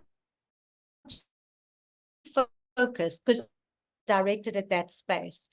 There's statistics out at the moment about multitasking, that it actually damages your more than if you smoke more marijuana and whatever other drugs that are around. So be careful, women. Task. We think that we can do everything and we should all do it in one go, but don't do that. Keep your focus. And that's why I will always come back to what are your fundamentals? What is your next level of growth? Do that before you go out and before cases, they want you to pay back the money. Now, can you afford to do that? How are you going to do it? And how are you going to do business different in order to achieve that next level? Those are the questions that we're going to continuously step into the space of investment and funding. Thanks, Nazi. Thank you so much for that, Diane. And I think that happened to me. So I was so used to coming from a corporate environment, chasing the sales, and then coming into what I'm passionate in my own business, that I kept on not focusing in the business part of it, but chasing more the work. And it had taking on the work for other people on my own business. They can concur in that, because that took some time in doing. Only from last year, I started saying I have to focus in this business and be less in chasing other opportunities that come along all the time. Thank you so for that comment, Bonnie, as well. Very much well noted. We are gonna go to Can our I just next... respond a little bit to Diane? Okay, yes. John, and then the hand from yeah, sorry. So we'll Diane, I take think, it. yeah, Yes, I think can, Diane, sorry. Ma'am John, yes, you Yeah. can respond, but very briefly, because Yeah. the women in tourism are waiting for, you know, Okay, to sorry. start. So I just want to say that your choice of people's choice of being in business or an entrepreneur is personal choice. And if you know yourself and what you're capable of doing, and I think that's a secret, is to know what you're capable of doing and how you want to do it. Just to say the shiny object thing. Thanks. Thank you. Susan Mtembo, we'll take your hand quickly before we move to the next sector. Just a quick one. I just wanted to say that, you know, as the woman in the informal economy, you know, we have taken a lot. I've taken a lot from it shows from the conference, and it shows that when women come together, you know, solutions, you know, we find solutions, because all the speakers have touched on a lot of things, and I'm really excited to go back and share. And it goes back to saying, if we form collaborations and we work together, we can accomplish so much more. So that's all I wanted to say. Just say now, you know, coming together, forming collaborations, it is the way to go, and it shows that we can achieve so much more as a collective, as women, instead of multitasking, but instead you can identify another woman, you know, with the strength that you require to come and to come and assist you. That's vice versa. So coming together, we can accomplish so much more instead of working and then not achieving what we need to achieve. So that's what I'm taking from this conference, and thank you so much. Yes, Susan, collaboration is key for us to move. Thank you so much to all of our guest speakers, our within the women in investment sector. Now we move over to the tourism sector that is headed by Bunny Bula. There is someone who is going to be moderating on behalf of Bunny, who is traveling at the moment. With the moderator. Yeah. Before you know, the women in investment sector, before moving to the next sector, kindly switch on your cameras and have a group photo of women in investment. So request to everyone, kindly switch on your cameras for the group photo at the sectorial side, the women in investment sector.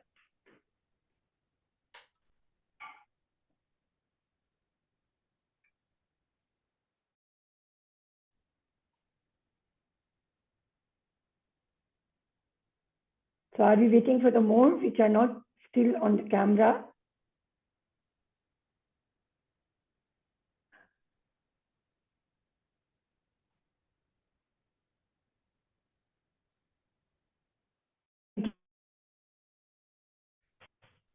Thank you.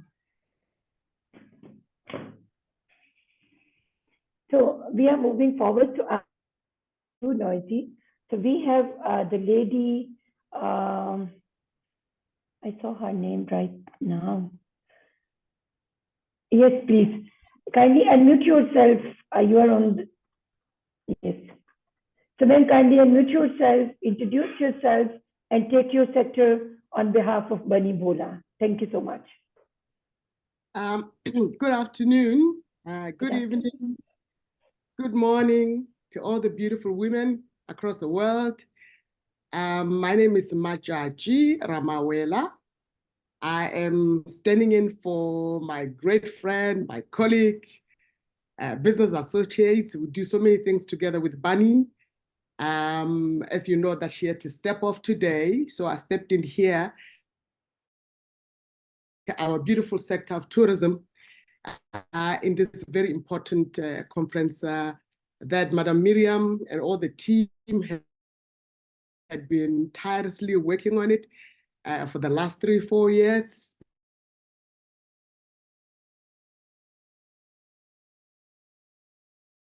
Of course, taking us, in this journey of empowering women, encouraging them, giving them confidence, which is very necessary. So I'm going to be moderating the. Unfortunately, I was struggling earlier on to upload the background because I'm not loaded in as a speaker. So please forgive me. But I hope that the picture behind me of a woman, and a woman, it's an artwork that I bought when I was in Kinshasa in one of these past years. So I hope that will make up for the images that I supposed to project as part of my presentation. So to get us started, I prepared a small presentation, which I am going to share. Permission to share, please, because I know time is of the essence in these discussions. I know it's been a long day, 2 yes, sessions. you are So good. to go. Do I have permission to share? Yes, ma'am. Okay, so let me try it. There we go. I'm gonna make it big. Are you able to see it? Yes. Okay. Okay. Thank you so much, Technical, for assisting me with this. I thought I'll kick off the discussion with a slide presentation to set the scene. Here it goes. The first slide is just an appreciation slide. As I mentioned earlier on, I will not repeat myself, it's all the organizations that have really played a role in the past years, but even this year, to make sure that we get women dialoguing about the things that are very important to them. And the second slide, let me try and see if I can minimize I'm trying to my screen because there's stuff that are appearing on my screen, and I'm trying to see if I can get the blocking of my presentation. Let me try and see if I can get it off. Sorry about that. Bit of technical work when we go through So this thing. you can just drag and drop that window. Yes, I'm trying to see if I can get it off. When you're presenting. Yeah, so it has a minimize button in start. Just where is that? Sorry. It says hide thumbnail video. It's a minus sign. I'm not able to see it. On. So participants are seeing only presentation. They are not seeing that window. Only you can see that. Okay, so I'm trying to see if how do I minimize? Sorry, because it's blocking my presentation. Sorry about that.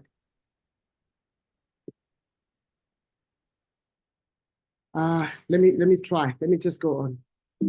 I don't want to waste time.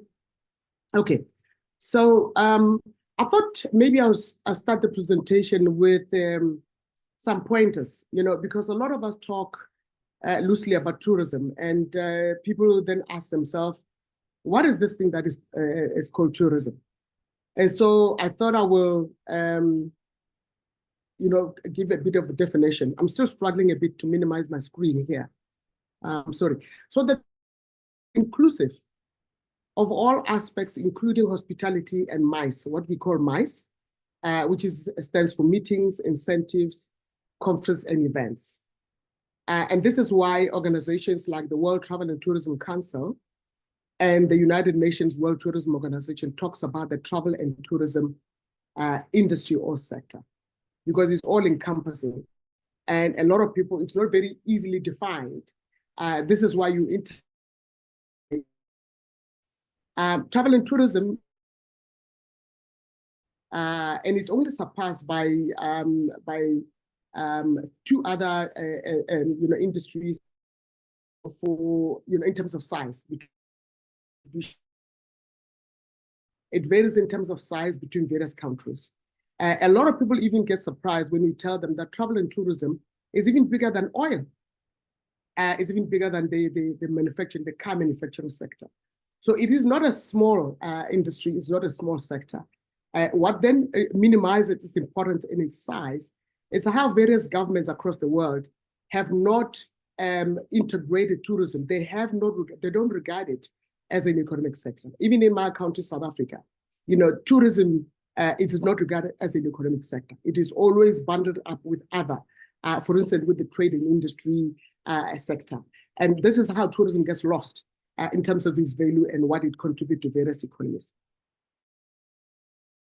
It's a cultural and economic phenomena which entails the movement of people to countries or places outside their usual environment for personal or business purposes. Vital components of tourism system are attractions, accessibility,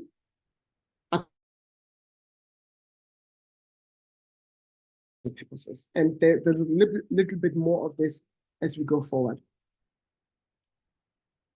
And so the term tourism, as I mentioned earlier, is sometimes used interchangeably with travel. In this context, travel has a definition, which for excuse me, I'm struggling with this. I'm really trying to minimize this because it's really sorry about this.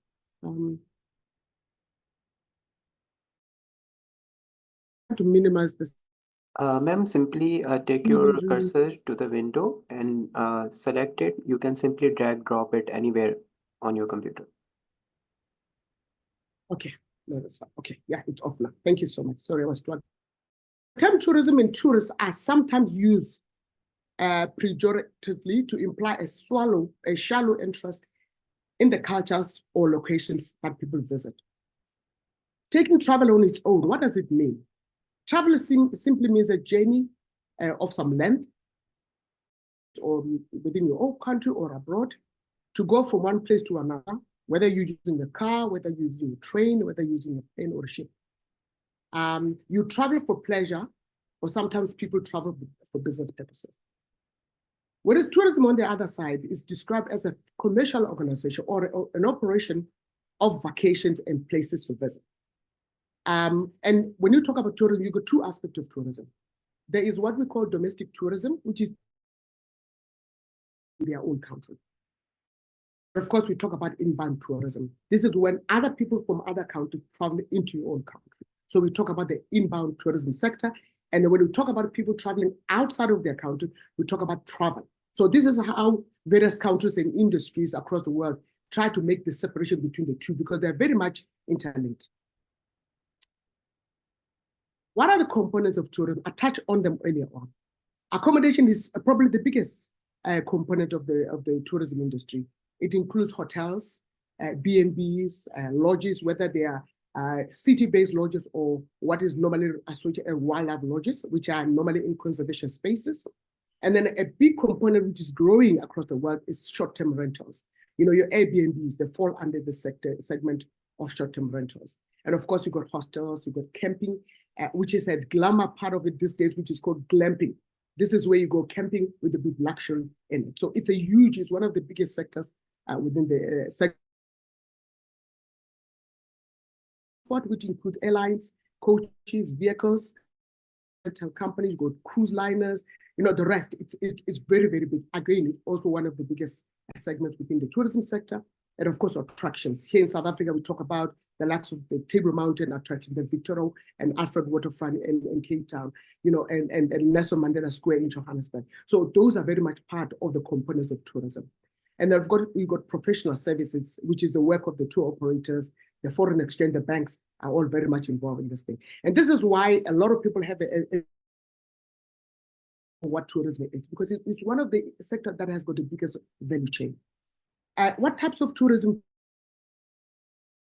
Talk about adventure tourism, beach tourism, cultural tourism, and wildlife tourism, which is where your conservation, your national parks, your game reserves comes in, whether they're in the public hands or whether they're in private hands. And of course, a big one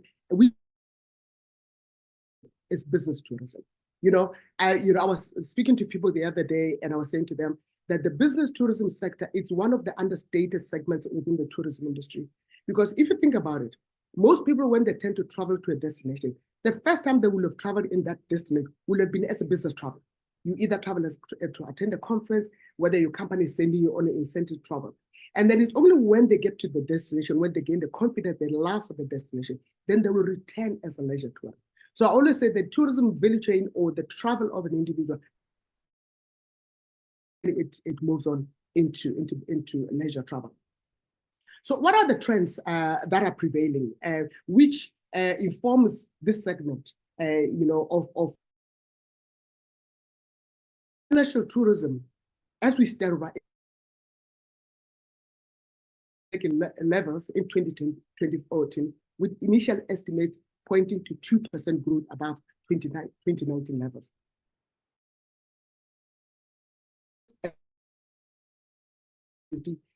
Some of the biggest trends that are influencing travel in 2024. Local gastronomy, nature, wellness, and rural tourism in various parts of the world. So 6 trends are the I set the scene for. The trends that we need to look out for in our sector is so travel is not affair with the ICT world. You have to get into it if you want to play in the tourism space. Faster, do their bookings. If you don't know how to operate mobile phones, if you don't know how to mobilize your business, you are going to be left behind. And more personalization is taking center stage. People are packaging. And so if you are in our sector, these are the trends that we need to look after. A bigger emphasis on leisure trips. What do we mean by leisure? This is a new our travel and tourism industry. What it simply means is that business travel and leisure travel are merging. So that businessman or businesswoman who's traveling to whatever business destination, they are beginning to travel with their family. They're beginning to add a vacation to element of travel. And this is the trend that we need to look forward to if we're in our sector. And of course, the big one is the surge in sustainable tourism.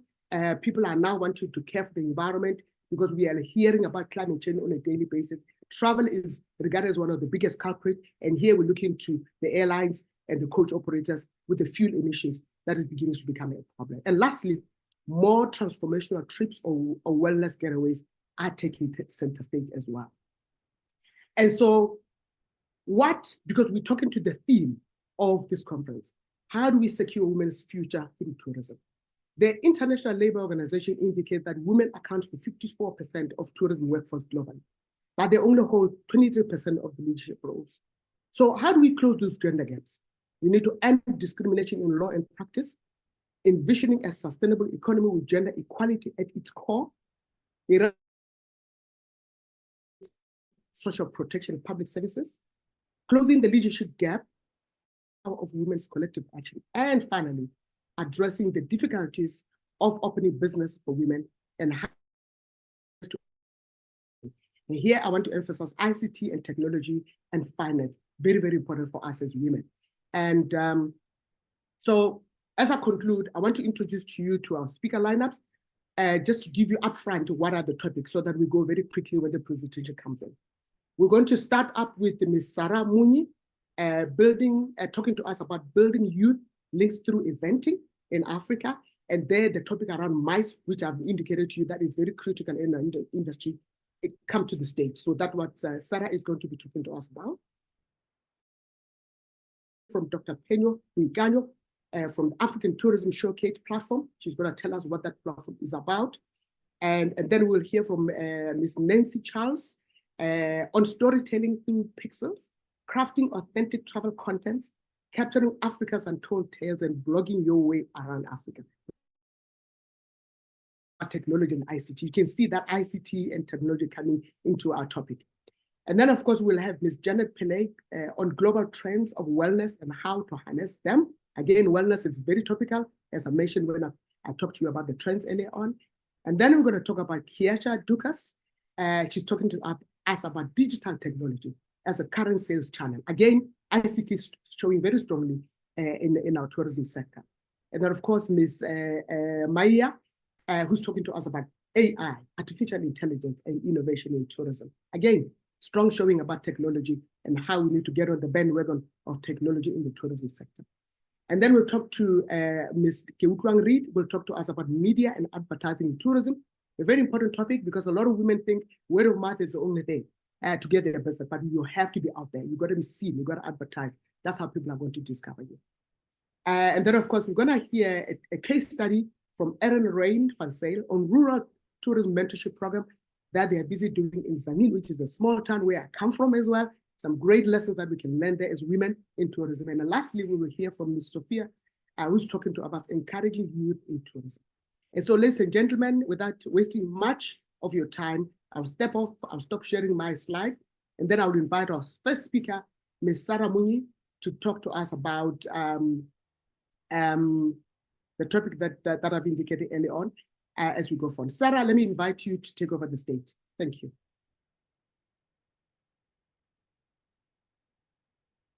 Sarah, are you in the?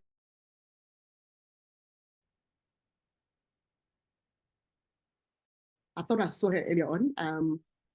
Sarah Munyi, if you are here, please join us. Assalamu alaikum, Dr. Maryam. I'm here. Okay. Okay, ma'am. Okay, thank you so much for intimating. Okay, thank you. If Sarah is not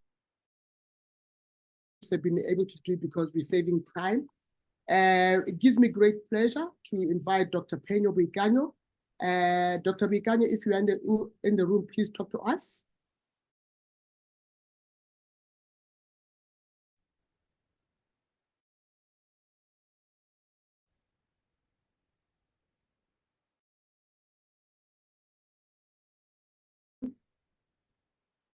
Move along, we will bring them back because I think they've got some very interesting information to share with us. Yes, ma'am. We can move forward, and if they are joining meanwhile, so we can take them on board. Definitely. So let's move on to Miss Nancy Charles. She's talking to us about storytelling through pixels. And Nancy, please, when you take over the stage, please introduce yourself so that the audience, the beautiful woman, get to know who you are. Over to you, Nancy.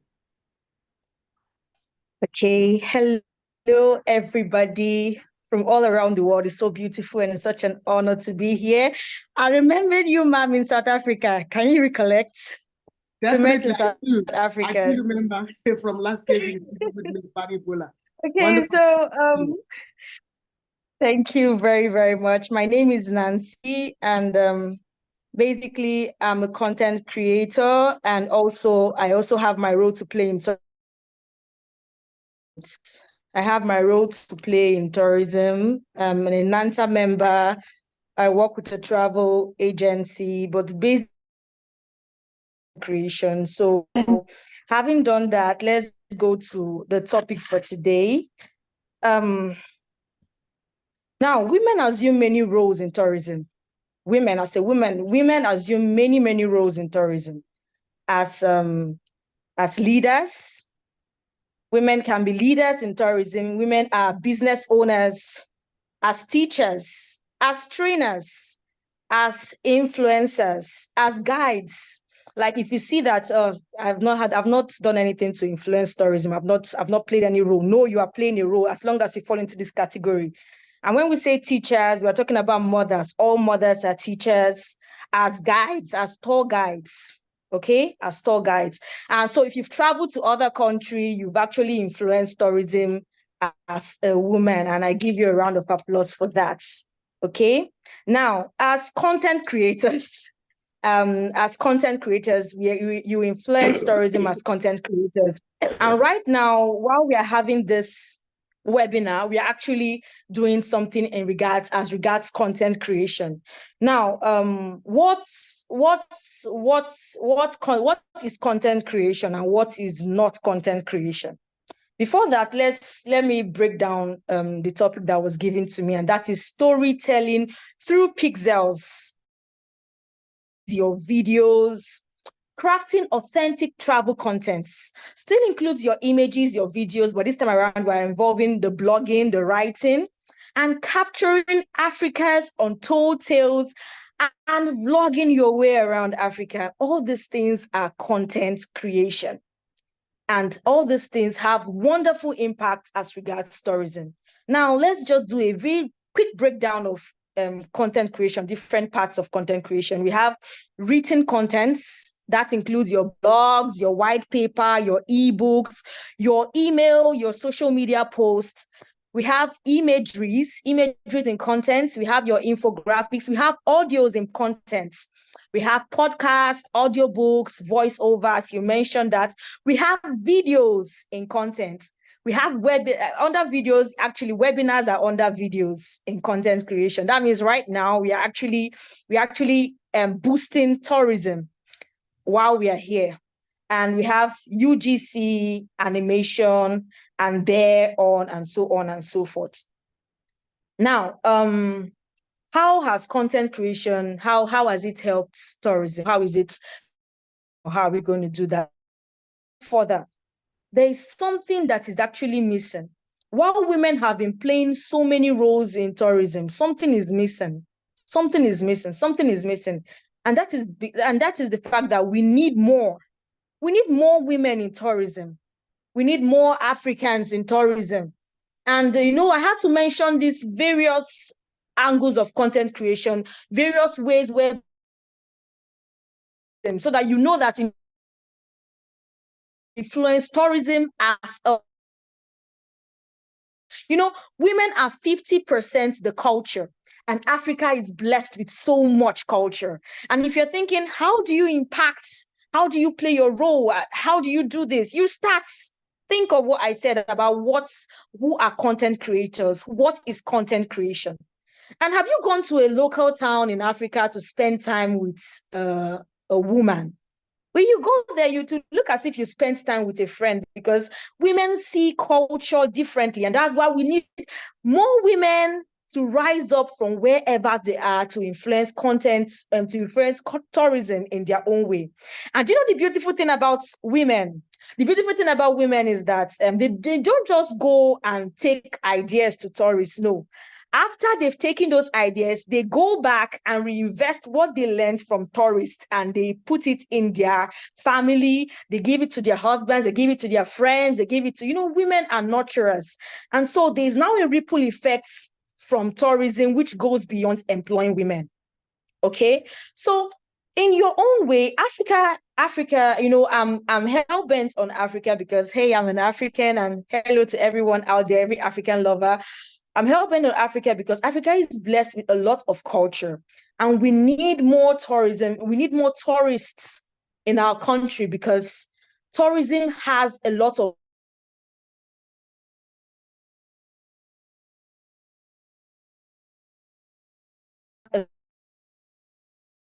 So when in South Africa last year, and I went to the Nelson Mandela spot. I went to the church, I think the Church of Four. And, I was able to see beautiful things. And when I posted it online, guess what? Someone was like, oh, wow, they really want to visit the Catholic Church over there. Because I posted the smallest Catholic church in the world in South Africa. I don't know if I'm correct on that, but I posted that, and someone was like, oh, they're interested. They want to come down to South Africa and, visit that church. And that was the role that having that content impacts in tourism. Okay?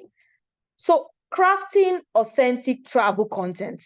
When you go out of your region, when you go out of your vicinity, it's not just about going there. Tourism actually started in the bid to teach people. You know who were the first tourists were actually people that wanted to learn. They were the nobles in the past who wanted to, you know, they want to learn more, they want to know more, and then they go cross country, they go cross.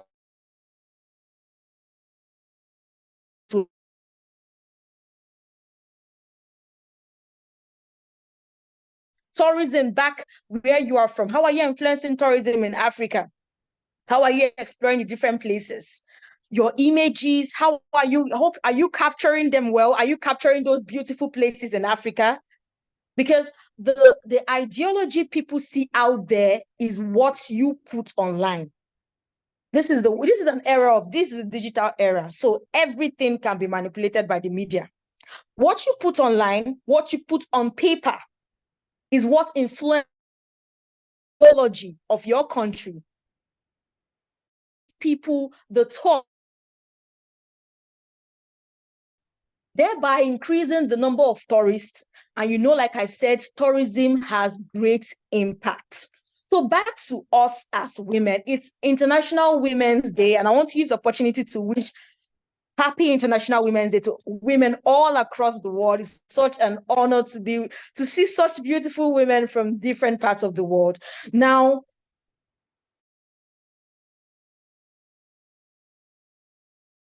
where you can influence tourism in your country, in your country. You can be that difference. A mother, as a guide, as a trainer, even as a tourist. So I'll be giving a wrap here. I had to make it brief because I don't want to be stopped. I want to be the one to stop. So if there are any contributions, any questions, any ideologies, you can just bring it in within I don't know how many minutes I have, ma'am. How many minutes do I have? I think you have no more minutes at all, but if you want people to ask you questions, beautiful presentation you've given us to inspire us. Are there people who want to ask you questions? And then I'll give you a last word if there are no questions. All right. Okay. Please, does anyone have any question? Does anyone have any contribution with the little I've just said? Or has anybody decided that, oh, I've made up my mind to be a woman in tourism, to be a man in tourism? Let's hear you. Anybody? I see John is smiling. No, I don't want to be in tourism, but what I would like to do is ask you, so your content creation. Yes. So how do you get paid? How do you get paid? Beautiful question. Okay. So that's a beautiful question. So what I do actually is I'm a content creation coach. I get my major. I majored in coaching people about content creation. So that is how I get paid. Okay. That is how I get paid. So if people who want to be travel content creators, people who want to start up their life as creators, I coach you on how to be a content creator. That's how I get it. Okay. John, I would also just to add to say, it's essentially, I think it's a fancy word. Hey, Nancy, a fancy word of just it depending on what it is you're asking her to do. So if you're asking her to write something, definitely you get paid as a writer. In the way you will get somebody especially for you, then she'll charge you per word or whatever it is you agree. The formula they have it. So if you ask imagery or videos, like she was talking about the check that she picked up when she was in South Africa, you'll pay for that and the creativity that comes with it, and choreographing that whole visual, and that's what then she sells it to you, and then you then are able to market or project it as your own, showcasing what it is that you have in tourism. Yeah, because I'm working on a project, a video for another African country, and they're promoting tourism, and it's from the ministry, but the monies are coming from private. Who would write about sort of like the community person, sustainable. So that's why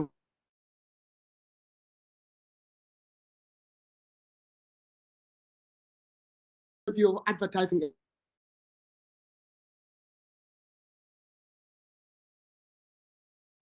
And the bones of the client, whether it's visual, and you pay them for the creative work. Yeah? Thank you. Before we move on, time is of the essence. I don't want it. Okay. My last word is that this present age, there is no tourism right now without so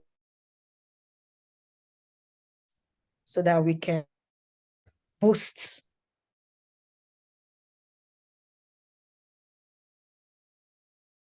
Thank you very much for having me here. It's such an honor. So, ladies, confused with what it's about. We are the fun sector. You know, there's no, and they're carrying a mask. We are about fun. We are the work. What technology? How do you use the written word to be able to excite them so that we keep people moving, and when they come to your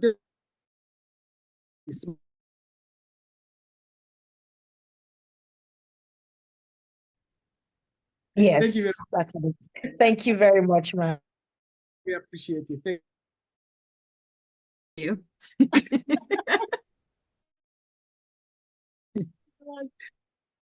moving go back and check is Sarah Muni, are you in the room?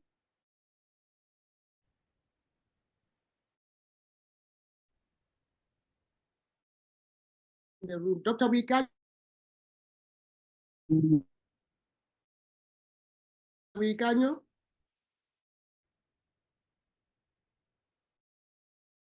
Here, let me move on to Madam Janet Pele, are you?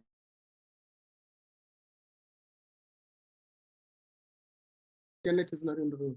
Okay. Hope they will join us. She was struggling to.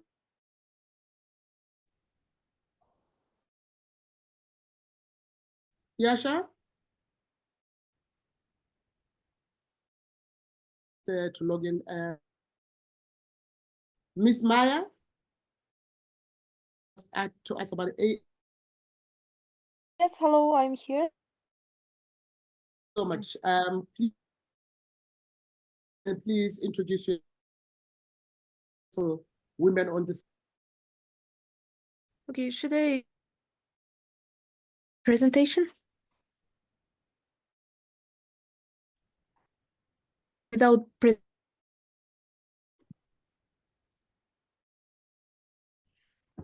Maya, you can start. Okay. You want to share your screen? So, dear team, kindly Maya to share our screen. Thank you. Maya, you can also,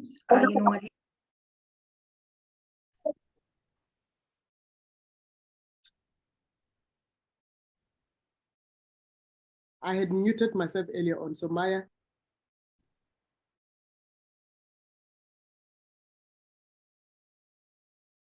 Let's speak about AI and influence on our life and how we can just use on daily life.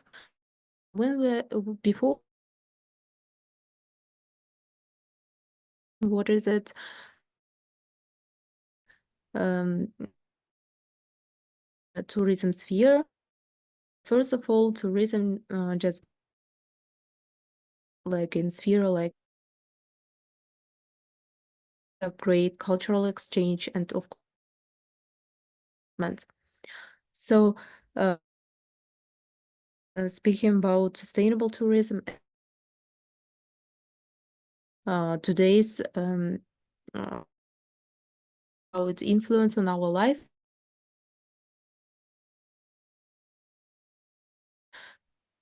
this process, they speak about ChatGPT and also tools which we can. So it really helps around the world. Like don't have any interpret help you. It depends on the cultural aspect and services when you are like this kind of chats where you can use recognition, we can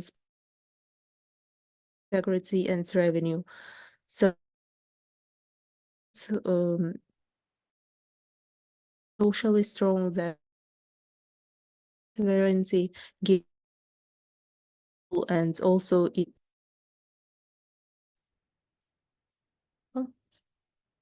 yeah spoke about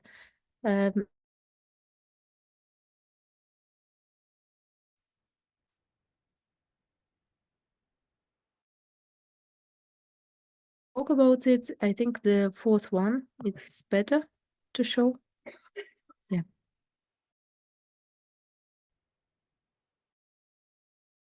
When I spoke about that, about sovereignty, revenue, how it economic growth helps us. So there is like a main form to develop them in their mood. So the first it's about domestic. We can culture, how we can invite people interesting place. Like you heard about it on the beginning of the so much for our presenters who just some kind of key or some kind of basics in tourism sphere. We have also we have like tourism, but have like this point of it in a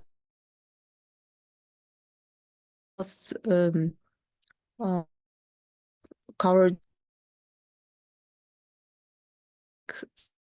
and when we speak about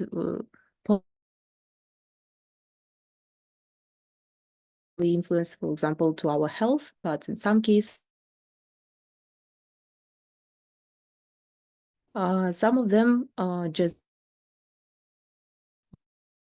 direction in tourism sphere, like how to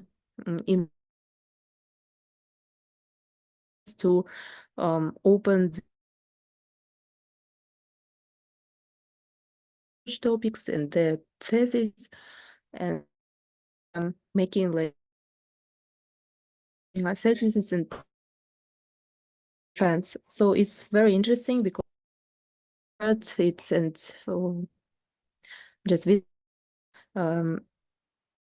this whole when they are just that's how to develop sphere. So the next slide is digital tools. I think that nowadays it's a lot of you it's like any kind generation when they are for social media and sharing. It's really to go. I want to main factor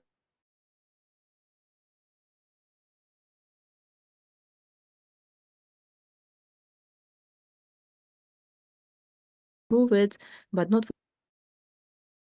and AI, we wish because AI is very, very important, especially in the tourism sector. Long very quickly.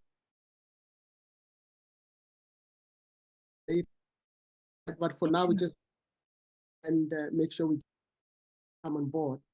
Let me check before I go on. Dr. Peño, are you in the room? Kiasha, do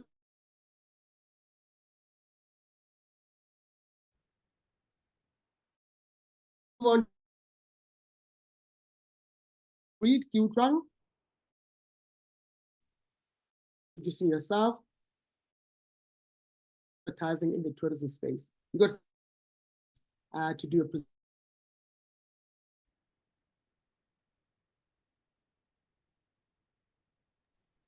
Kindly unmute yourself. Apologies. Thank you. I didn't see that. Am I audible now? Can everyone hear me? I think, yes, we can hear you. I'm going to do your presentation, please. Yes, thank you so much. Yeah, I can see it. Thank you. I'm going to load it. Please start by introducing yourself while I'm busy loading your presentation. Yes, I think the first slide is the introduction. Okay. After this one. Can you see it? Can you see it? Yeah, I'm seeing the opening logo. So the next one, that's the intro there. Okay. And yes, thank you so much. My name is Ki Utluang Reed. I have a company called Ki Utluang Communications. I am South African. Started off as a television production company and has since evolved into a tourism marketing agency. Producer, I saw advertising was such a powerful tool. At the same time, I got to understand different demographics, strategically play SA tourism. This is when my love for tourism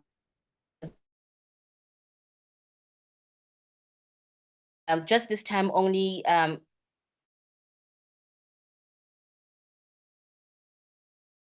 selling destinations.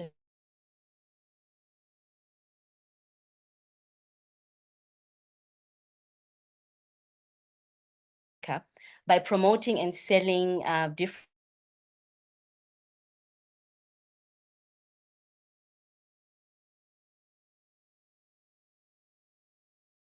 not really our continent. I think sicknesses, if it's political instability, you know, so you to really form this show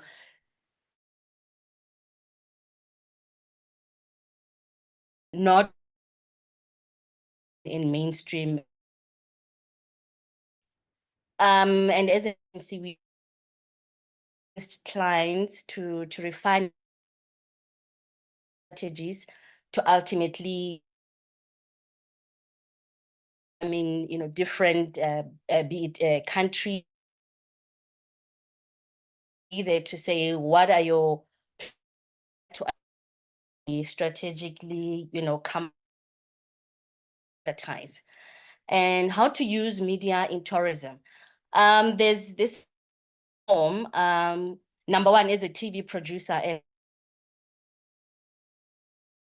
and in film, we use tourism like a byproduct, you know, before a film, any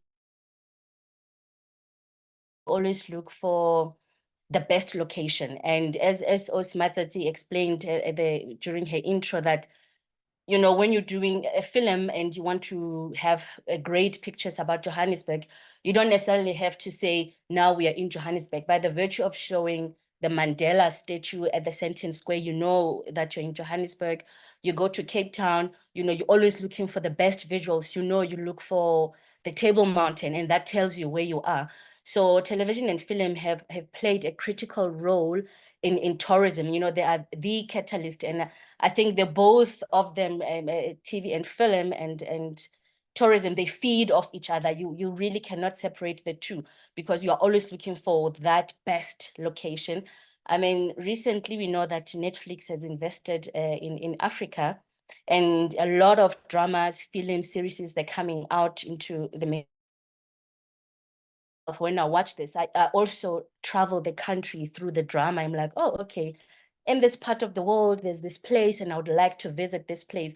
So TV and film play a very, very big role in tourism. Like I'm saying, the tourism and television and film, they really feed off each other.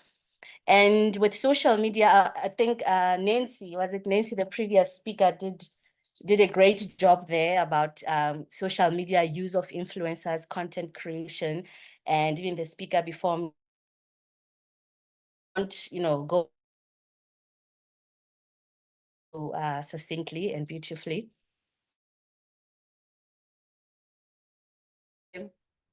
Of tourism, when countries, their artifacts, in sets us apart as different people. The media space, us seeing it on magazine, and you see they pull you in. Now you want to travel, you want to go to these spaces. This is how now our culture becomes so important and so rich, and really helps in selling tourism. And another one, it's sport. I mean, sports, I think recently, well, a couple of years back, we saw how Rwanda specific trade exchange with one of the top European sports teams. It's a very big sports team, and then and that's media buying. They're on their t-shirts, it's written Travel Rwanda. So you can just imagine how many people globally, because this is a very big soccer team, it's playing all over the world. We switch on, and as the guys are playing, and then you see was a winner, was a really beautiful one.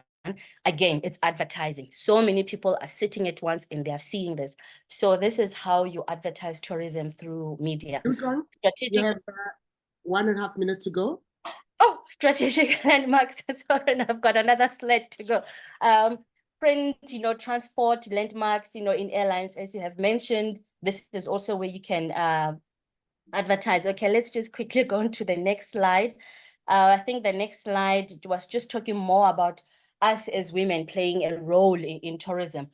Most women are now playing a role in hospitality, but not in totality. And why I mean in totality is it comes to this specifically, that media and advertising, not many of us are in this space. Role of women in tourism must be, to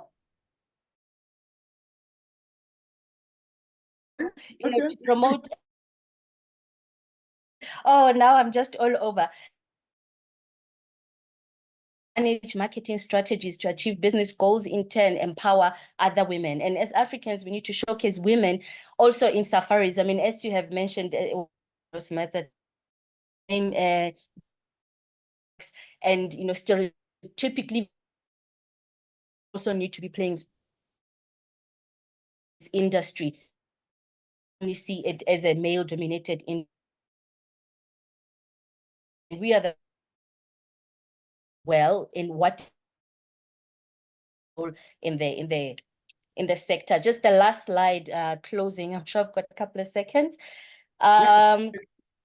To stand out from competitors, and this is why I'm saying media and advertising, we play a major role, because we need not only focus on politics and poverty, as I've said, but deliberately start showcasing beauty and uniqueness about Africa, which then will increase the GDP and then the employment. So we really need to rebrand and relaunch.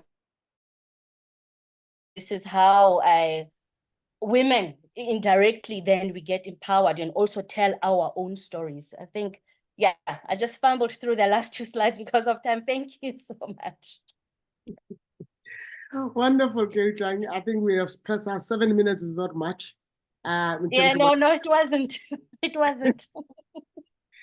Absolutely. Thank you so much, Gilkang, for that. Again, be on standby, because if there are questions, then we can really just get back. So don't step off, because there may be questions that comes up. So moving on, Kiesha, are you in the room? Yes, I'm here. Okay, great stuff. Kiesha, please, the stage is yours.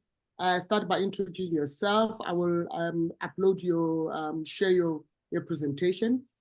Please just take note that we've got 7 minutes starting now, which is 18:30 South African time. Over to you, Kiesha. Okay, great. So my name is Kiesha Dukas. I have been in the tourism space for the past 20 odd years. I've gone into the tech side of tourism, and I'd like to just explain to you guys the distribution channels that, in terms of the tech, how we distributing content and selling through different tech platforms, and just how we're distributing, whether it's static, whether it's dynamic. It gives us, I think, with technology and tourism right now, it's putting us on a whole different level in terms of negotiating rates, and also making product accessible to the smaller SMMEs and the bigger players at a reduced rate. I mean, as you know, the more players that come into the market, the less the rate, you can negotiate the rate. And I think that's where we've seen in terms of hotel content. Before, back in the day, we used to say, we don't have enough buying power to get this rate. And the smaller agents used to sit and say, we can do, because we think through technology now, we SMMEs and also your subsidiaries, all the people that are ticketing through consortiums, it's allowing them to have access to content. Okay, you want me to move the slide?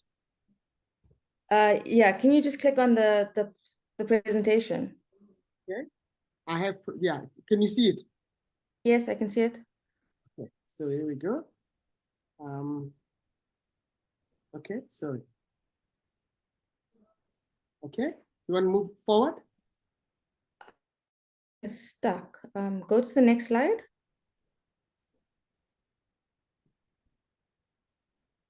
Can everyone else see it? Because I can just see a document. Yes, ma'am, the presentation is not yet open. Yes. On the presentation? Yeah, let me stop sharing, and then I will load it again. Sorry. Let's see. Will give.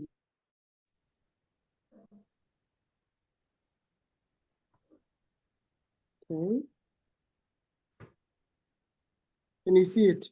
Let me share. Okay. Yeah. Yes. Okay. If you can just go to the third slide. Third slide. One more. Yeah. Okay. So basically, like I said, technology and the tourism industry, packages, transfers, and sightseeing dynamically and statically. So with this, it's basically, this is if you had to look at an Alibaba kind of thing, where they're buying content of different suppliers, they're putting it all together, creating a marketplace, and they're selling it. So I think that's what the essence of tourism platforms are now, where you have your online travel agencies distributing this product. If you can go through to the next slide. It's stuck sometimes. I wonder why.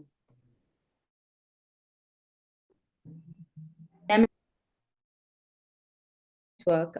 You have XML. So XML is basically where you're contracting through a channel manager. A channel manager is a distribution channel via your platform, where one platform is talking to the other platform, where you're pulling content through an API or XML, and you're pulling the best dynamic rate, exactly like how if you had to buy a airplane ticket. Every time you go onto the Emirates site, or you go onto Skyscanner, or you're going onto Travel Info, you're pulling content from multiple suppliers at the best rate possible. So that's what. So these are the different channels how you can pull a rate.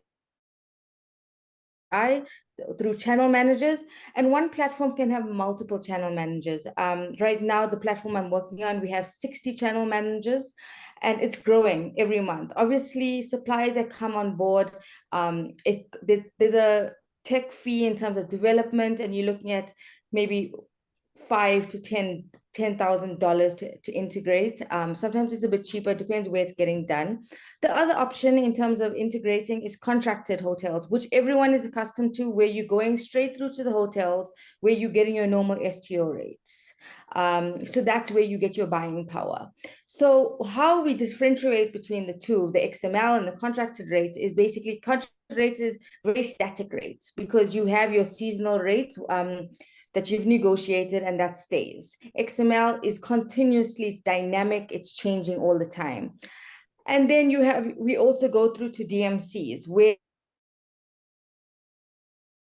on your local, wherever, you would go to your local DMC, and that has buying power. So I would say these are the three main sources of how you can get reduced rates. And in tourism, or just as a whole, whether it's tourism, whether it's the medical field, these are different ways of how you can get buying power to get cheaper rates for your products. Yeah, sure, you got 2 minutes to go. Okay, sorry, please go through to the next one. Okay. It's stuck sometimes, sorry. Okay. Okay, the next one. Okay. Okay, so basically, like I said, this is a marketplace. It's buyers and sellers. It's a B2B environment. It could be also a B2C environment. If you had to look at a travel info, Amazon, it's all basically connectivity. You have extranet models. Extranet models allows you that do not have this platform to upload manually. So they can upload manually, put their markup, and they can still make a markup. Your sub agents, where you have a B2B platform where they can put their markup and sell off. So you're also offering them a platform to sell off, where you can white label it. Dashboard and buyers.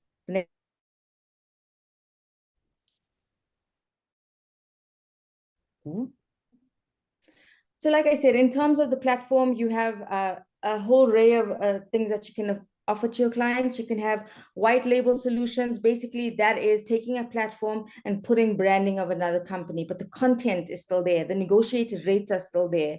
The supply is exactly what we've talked about in the previous 3 slides, is all with your brand and your markup. You can play around with your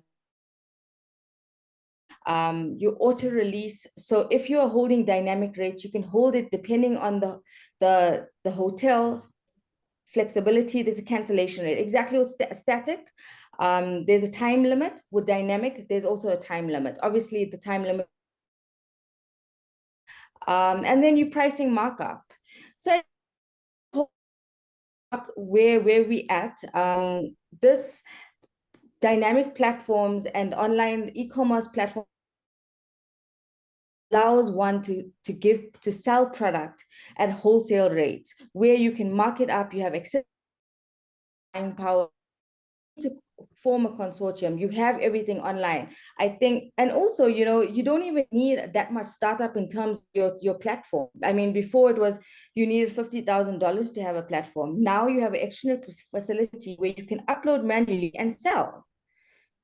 So I think I hope this has given you guys some insight in terms of technology, how it can take you to the next level, how you can sell, how you can have accessibility to platforms internationally and gain access. If you can get extranet facilities to Expedia if you want and upload your content.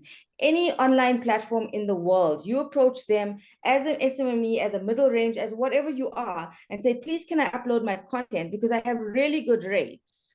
And you have this facility online platform, you can do an API into them. If you don't have an API, you can do it manually.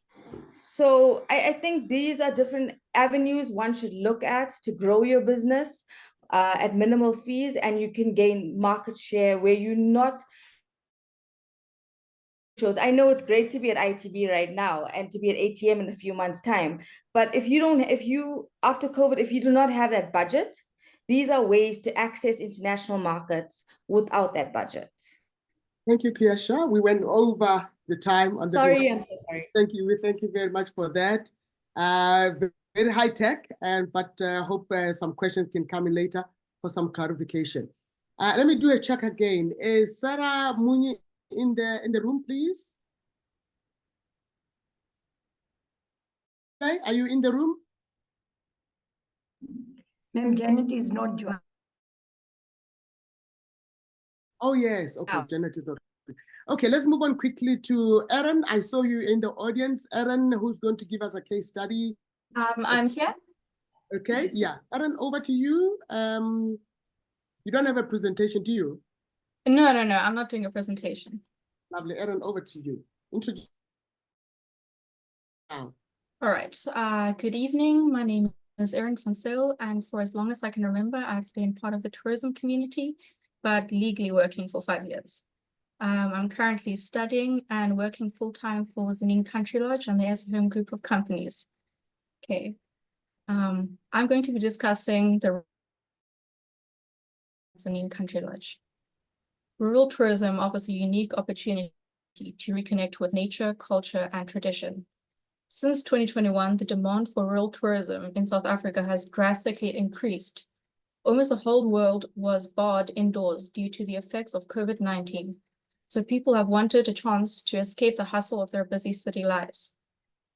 Rural tourism has offered them a chance to escape. Zanin and the surrounding areas is a perfect example of that retreat, from long hikes in the countryside, horseback riding through the mountains, exploring natural wonders such as animals, waterfalls, forests, and much more. What people haven't focused is culture and tradition, which is an untapped market in South Africa. Zanin Country Lodge is situated in the beauty and allure of rural South Africa with a captivating wildlife, warm hospitality, lush landscapes, and the rich culture and traditions from our local communities. The mentorship program aims to preserve and celebrate wonders. From a very early age, my mentor, Audrey Kruger, took me into the heart of our local communities, where I witnessed for the very first time how the rural economy can be a big driving force for tourism. My mentor has always told me to take the road less traveled. I'm pretty sure she quoted that from a book, but I thought it was quite wise. Because if it was not for that, we would have never taken a back road we saw on our way home from an unveiling ceremony we attended. On the road, we witnessed how old women of this village make traditional Tsonga dresses or skirts called chipolanas through knowledge passed down from mother to daughter for generations. Women live in great poverty. My mentor saw the potential this village had, and she created a community center called the Alulam Community Center, where the villagers now create these chipolanas, make traditional foods, and showcase their rich cultural heritage. Guests on cultural tours to witness always leave fulfilled, whether it be because they support us. This benefits both the tourist and the village, which creates cross-cultural experiences, which enrich both the tourist. Every guest has to taste some of the traditional foods, such as chicken feet, mogodu, which is the inside of a cow's stomach. Award them with a certificate of bravery. These tours are quite popular with our international clientele. My mentor also just won the Celebrate Her Award from the International Institute of Peace through Tourism due to all her efforts in the rural communities. I do strive to be the person my mentor will make me out to be. My mentorship experience at Zanin Country Lodge has been nothing short of transformative. Under the guidance of seasoned professionals who are deeply rooted in the local community, I've had the privilege of learning firsthand about the intricacies of sustainable tourism, responsible business practices, and the art of hospitality. Beyond the business aspect, my mentorship at Zanin Country Lodge has also been a journey of personal growth and discovery. I've had the opportunity to immerse myself in the rhythm of real life, connect with the vibrant communities that calls this place home, and forge bonds that transcend language and cultural barriers. But perhaps the most rewarding aspect of my mentorship experience has been witnessing the positive impact responsible tourism can have on the environment, the local community. From supporting local artisans and entrepreneurs to implementing sustainable practices that minimize our ecological footprint, Zanin Country Lodge has shown me that tourism can be a force for good, a catalyst for economic empowerment, cultural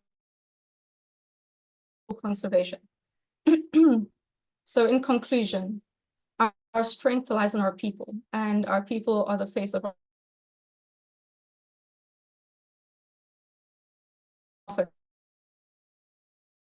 country and people as a whole. Thank you. All right, Erin. This is a proud moment for me because, Erin, the way you spoke of tourism, it gives me great pleasure and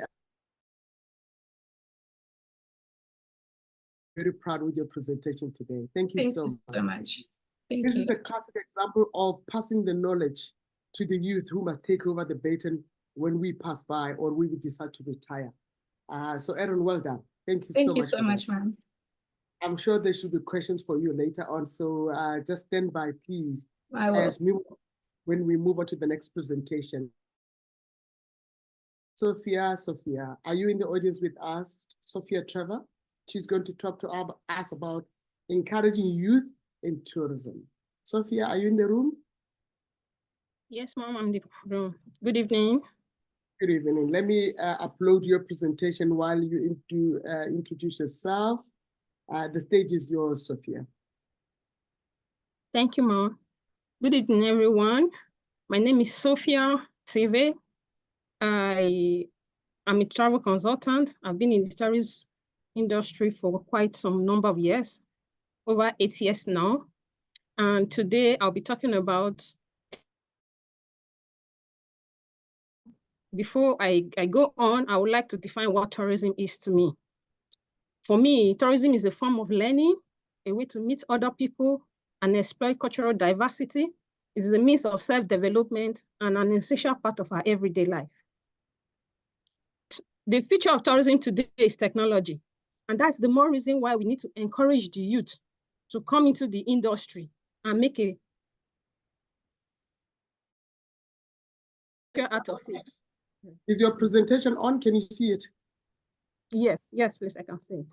Okay, great. You just let me know if you want to move the slides. Over to you. Okay, we can encourage youth in tourism through encouraging them to build a possible future career in the tourism industry. You know, a lot of people don't understand that there's so much the tourism has in place for the youth. There's so much to benefit in the tourism industry because the tourism industry is diversified. It's very knowledge. And the youth are very they are innovative. They have this inner strength. They are ardent. They can, anything they want to do, they can do it. They can put their mind to it and surely make it come to pass. So it is important we encourage into the industry and become major players. No matter your field of study, if you're an IT person, you are a content creator or an entertainer or a music person, there's a place for you in the tourism industry.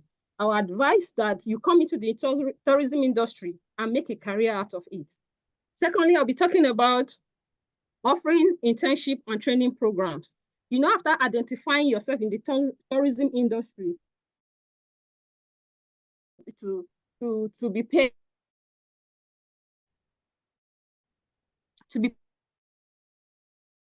and skill development opportunities that you require to become successful in the industry. Next slide, ma'am. My next point will be showcasing success stories of other youth in the industry. You know, sometimes when it comes to the youth, they want to know, sometimes they want to know the end from the beginning. Most of them are very inquisitive. what will I gain? What will I benefit if I now come into the industry with my wealth of knowledge? What will I stand to benefit? I will tell you today that there's so much you can benefit from the tourism industry. I, for one, is an example. 8 years ago, when I came into the tourism industry, right from my university days, back for work anywhere. Rather, I am being showcased to the world as a result. I do it with resilience. I do it with all. It has brought me to a level where I can compete. If you are not in the industry, I can actually compete with you. So my next point, I'll be talking about providing mentorship and guidance opportunity. You know, there is no industry in the world that you don't need a mentor. In every part of life, you need a mentor to actually guide you, show you that particular field. So it is important that as the youth they come in, we provide them with guidance as they navigate their career path. It is important to encourage them, provide them with all the necessary things that they need. They need to understand the rules and the ways of doing things in the tourism industry. Because it's not just about, I want to come in. There are so many things you can learn. The industry is diversified. Mentored, you need to be showed the way. My next point, I'll be talking about creating opportunities. We can create opportunities for the youth through hosting events, workshops, conferences where young people can connect with industry professionals to learn potential career paths. They should have a constant engagement with the industry players to help them know the processes, the rules, and in the next one, inclusion.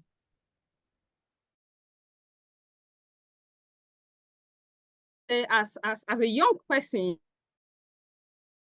be encouraged to be major players, engage them through welcoming an inclusive environment for everyone in the industry. Inclusive means everybody's a part. Everybody's excited. Everybody wants to do more. Inner strength. Everybody wants to put that inner power that they have. So tourism, travels and tourism diversified, and it is one of the fastest growing industry in the world. There's a place. It's a place for everyone to come in, especially the youth. My next point, I'll be talking about supporting entrepreneurship. You know, it is important. Entrepreneurship can never stay away from it because that is what makes the world go round. That is what encourages the world to stay on. Everybody cannot be employed by the government. So those that are making up their mind to start up their businesses in the tourism industry, it is advisable to support them. I, for one, I was supported when I started. I was mentored. I was given resources to start up my business. And today, I am in turn doing that to other young people that are working with me. So I will stay them.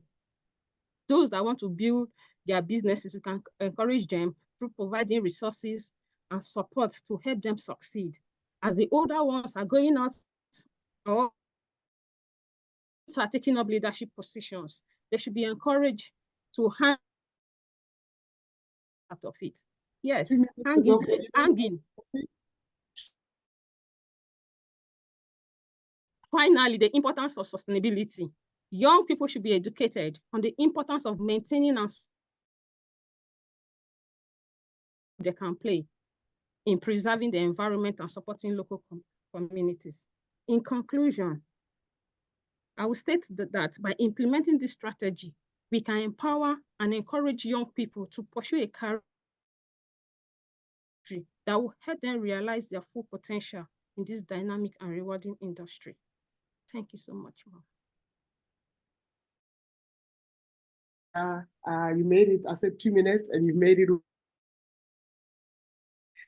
And please stand by for any more questions because I'm sure some of our people want to ask you some questions here.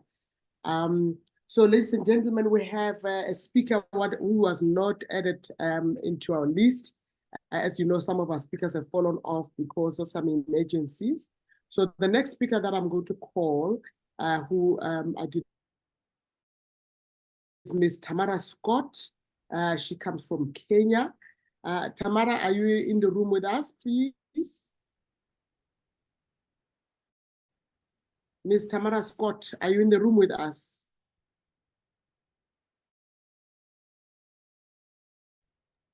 No, ma'am, I didn't see this name in the room.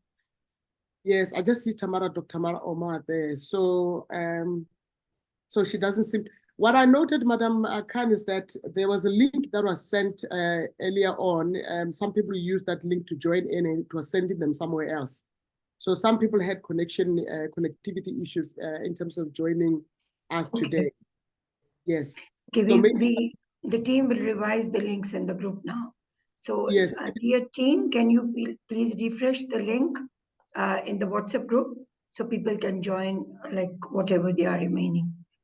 Yes. So if we have complete our list of tourism.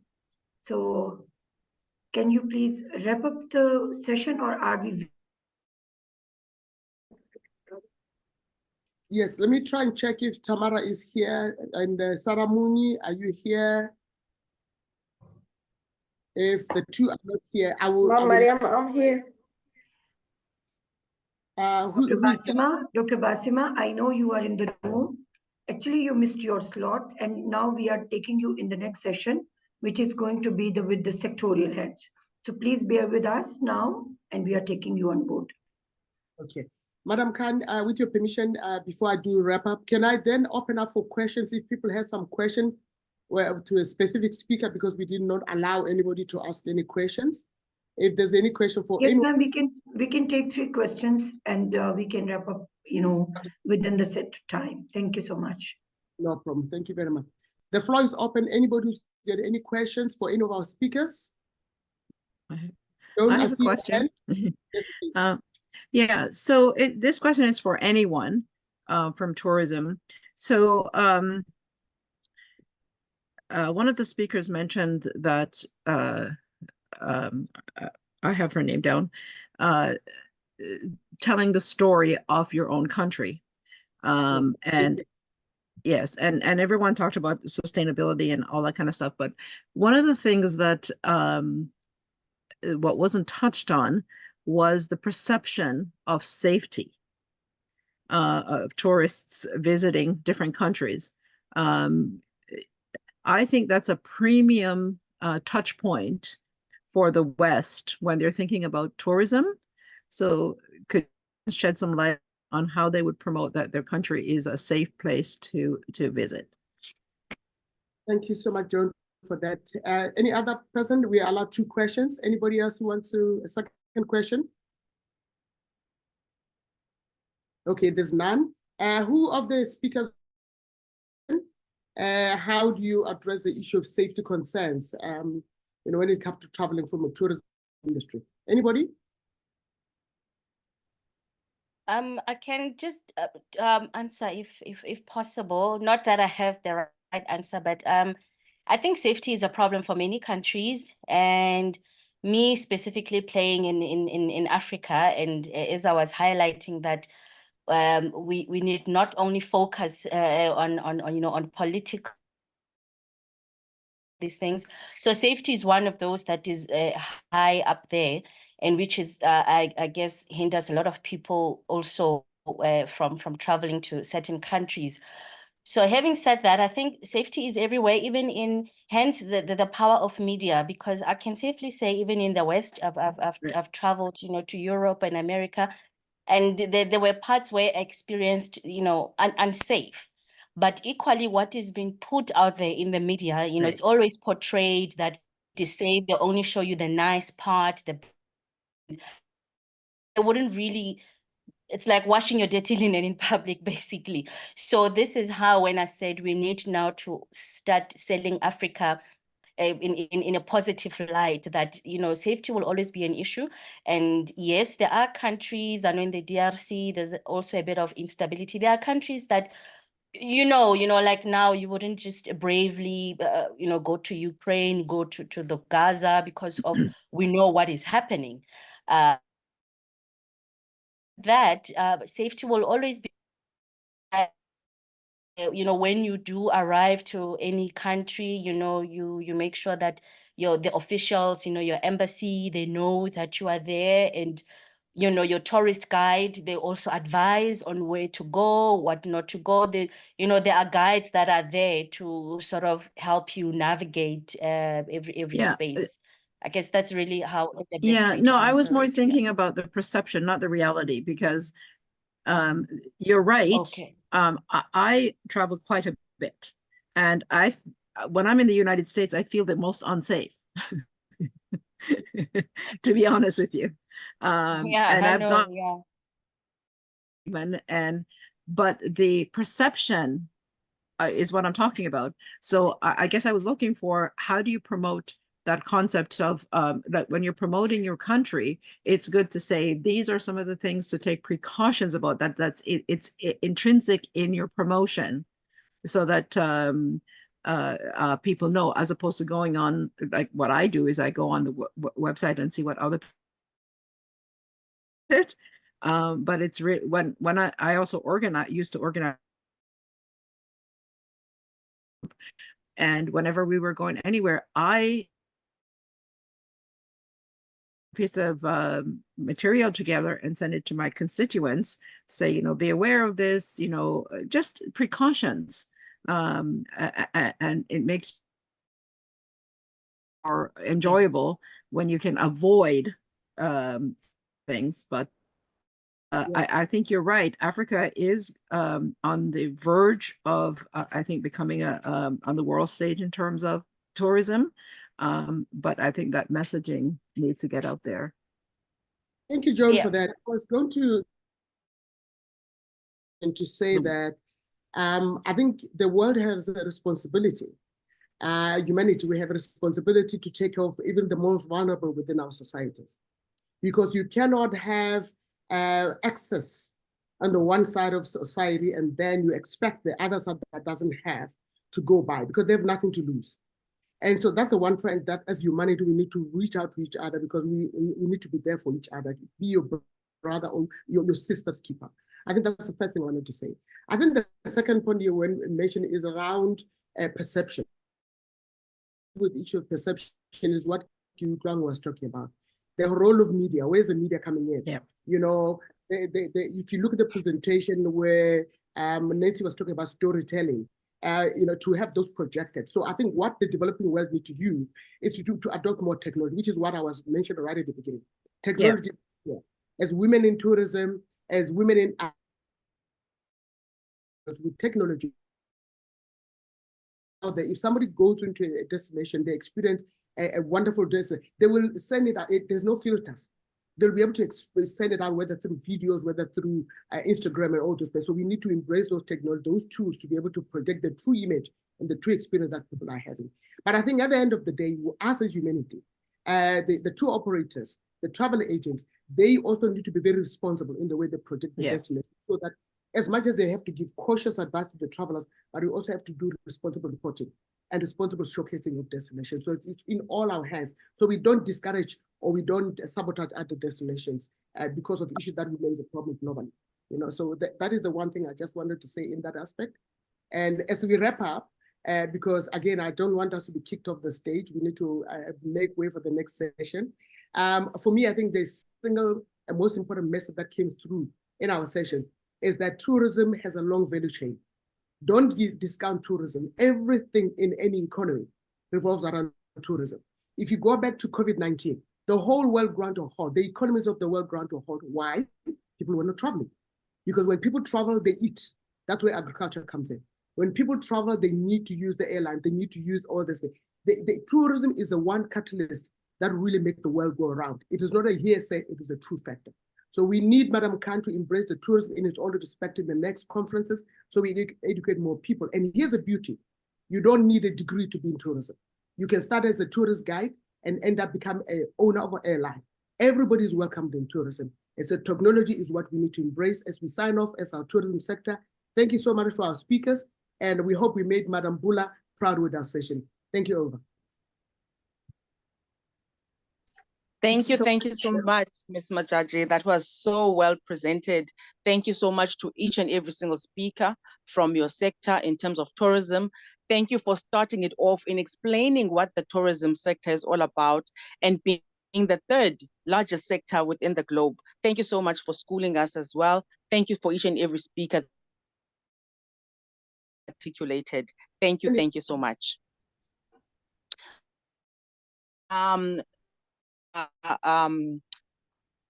Sorry, 1 second for me, who was supposed to be in the investment sector. Dr. Basema Aloma, over to you for your speech before we go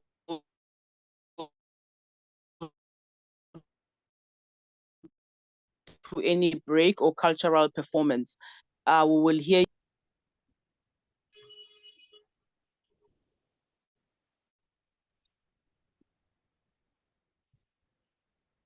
Assalamu alaikum.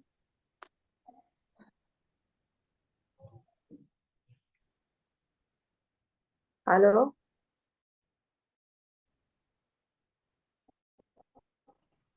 Yes, we.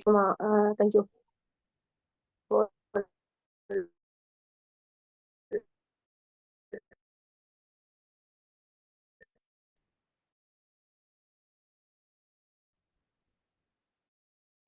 أنا حتى يترجم translate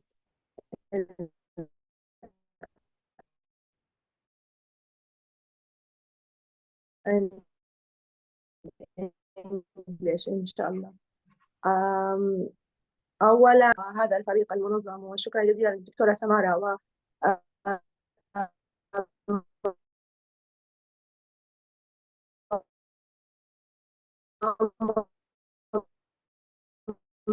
مريم على إتاحة هاي الفرصة جميلة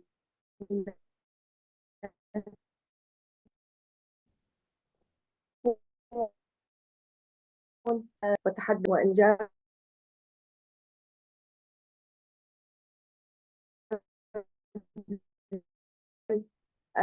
تنمية المجتمع والاستدامة. فعلا المرأة يعني هي أكثر الناس المعرضة للخوف من مخاطر الاستثمار، وذلك يعود لأسباب كثيرة، وحتى الدراسات أثبتت أن النساء هن أقل يعني جرأة على الاستثمار، وهذا ما نعمل من أجله. فنقوم بتوعية المرأة إلى إقامة العلامات التجارية وإلى أهمية أن يكون لها براند شخصي وتطور مهاراتها في التسويق و يعني الإقدام على اقتحام المخاطر لأنها قادرة، والمرأة فعلا تمتلك الكثير من المهارات، فقط تحتاج إلى التوعية المجتمعية وإلى الإيمان بقدراتها. إن الدراسات أثبتت أن عالم الاستثمار يعني معقد جدا ويحتاج إلى المخاطرة والدراية الكاملة حتى نستطيع أن نقوم باستثمارات فعالة وذات أثر في المجتمع. النتيجة أن الفجوة أصبحت كبيرة جدا نظرا للتطور المتسارع الذي نشهده في هذا العالم. وعندما جاءت كورونا أيضا يعني زادت من مخاطر الاستثمار على النساء، فباتت النساء أكثر خوفا واستثمار. يمكن قبل سنوات كانت المرأة أكثر جرأة، ولكن بعد هذه الأزمة أصبحت تخاف من المستقبل، وهذا ما نعمل عليه لإزالة هذه المخاوف.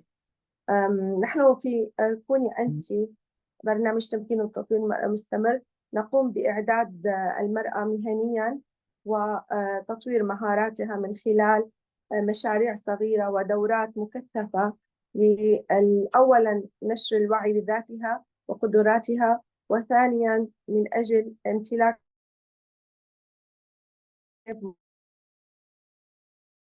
ما نحتاجه من دراية لدخول عالم المال والأعمال. والدراسة تقول أن فجوة الاستثمار بين الجنسين قد زادت بمقدار 54 مليار جنيه استرليني من عام 23 ل 24، وهذا يعني فقط في المملكة المتحدة. فما بالكم إذا قسنا هذا النامية والفقيرة، سنجد أن المرأة بعيدة جدا عن هذا العالم. والنساء الشابات عموما أكثر تحفظا وأقل ثقة من الذكور، وهذا يتعلق بأن النساء تملن إلى الاستقرار، سواء الاستقرار عاطفي أو استقرار مالي، وبالتالي فهي تفضل المعاش الثابت أو يعني مصدر الدخل الثابت على أن تخوض مغامرات جديدة. والأمر لا ينتهي عند هذا، فالمستثمرات النساء لا يستطعن تحمل المخاطر التي قد تنتج عن مثلا مشروع فاشل أو إقامة شركة تجارية لا تستطيع أن تفي بمتطلباتها واحتياجاتها، لأننا في عالم يعني تكون مثلا المرأة مسؤولة عن أطفالها أو مسؤولة عن إعالة الأسرة، وهذا يجعلها أكثر تحفظ من الخوض بجرأة في هذا العالم. نحن أيضا نعرف أن بعض المعتقدات والعادات الاجتماعية تمنع المرأة في بعض الدول من الخوض في هذا المجال، وأنا لا يعني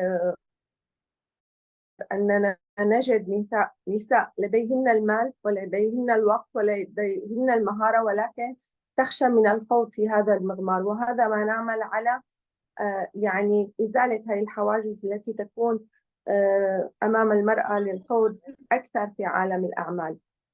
هناك بعض الأمهات أيضا اللواتي يخشين على الدخول لأنهن لا يستطعن أن يتحملن المخاطر التي قد يجدهن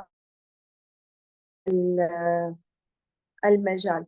أما هنا بالنسبة لدولة الإمارات العربية المتحدة، فإن الحكومة والقوانين ورؤية الشيخ محمد بن زايد ورؤية الشيخ محمد بن راشد يدعمن المرأة في هذا المجال، فنجد الكثير من المشاريع صاحباتها نساء، وكثير من الأعمال التي يعني هي بارزة وناجحة صاحباتها نساء.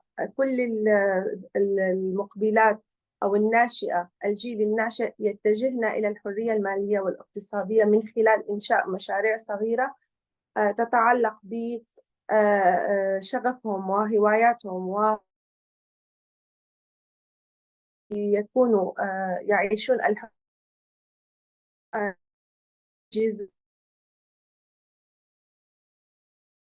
نحن هنا نتشارك معا من أجل تحقيق الاستدامة، والاستدامة لن تكون إلا من خلال التشاركية بين كل الجهود، جهود النساء وجهود الرجال حول العالم، من أجل دعم السيدات لتحقيق ما يستطعن تحقيقه من خلال المهارات والقدرات وتأمين مصادر دخل إضافية تمكنهن من تحقيق كل ما يصبون إليه. صراحة مجال المرأة يعني واسع جدا والطريق طويلة، ولكننا قادرات بإصرار، ومثل تنظيم هذه المؤتمرات التوعوية التي استلهمنا، يعني شاهدنا الكثير من قصص النجاح والمشاريع الريادية من خلال الجلسة السابقة، كيف أن المرأة استطاعت ولو بخطوات بسيطة أن تصل إلى ما تصبو إليه من خلال الإصرار والتحدي. وأنا لا أشك أبدا بقدرات النساء على التحدي والشجاعة والقدرة، سواء العقلية أو القدرة من خلال التمسك بالحلم. أقول لكل النساء في هذا اليوم كل عام وأنتن بخير، أنتن قادرات، فقط تقفي في منتصف الطريق، بل تابعي وخذي من أي فشل أو تحدي. يعني أنا لا أحب هي كلمة فشل، أي تحدي أو صعوبة هو درس جديد لنا، وحجر نضعه في طريقنا حتى نصعد إلى سلم النجاح.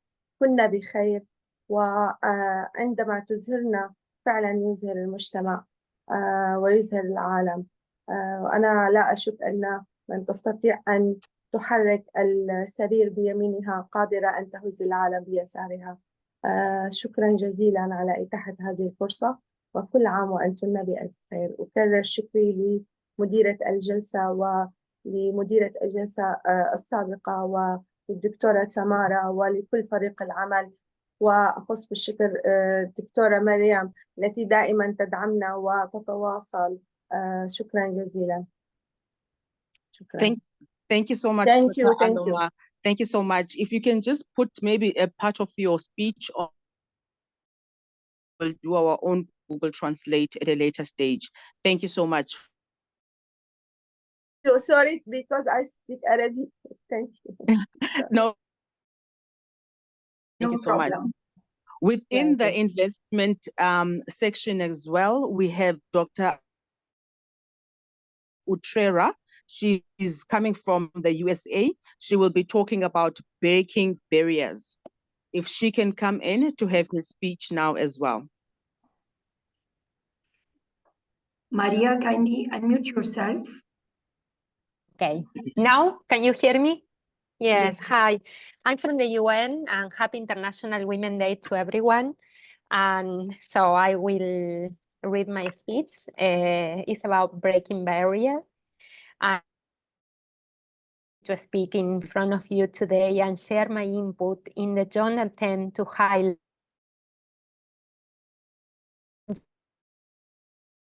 there is no question that gender equality is an urgent matter and that women and girls are disproportionately affected by economic issues, domestic violence, workplace discrimination, and in-armed conflicts. As we all know, dismantling gender stereotype is easier said than done, but it's not an excuse to give up. Big that each of us can take.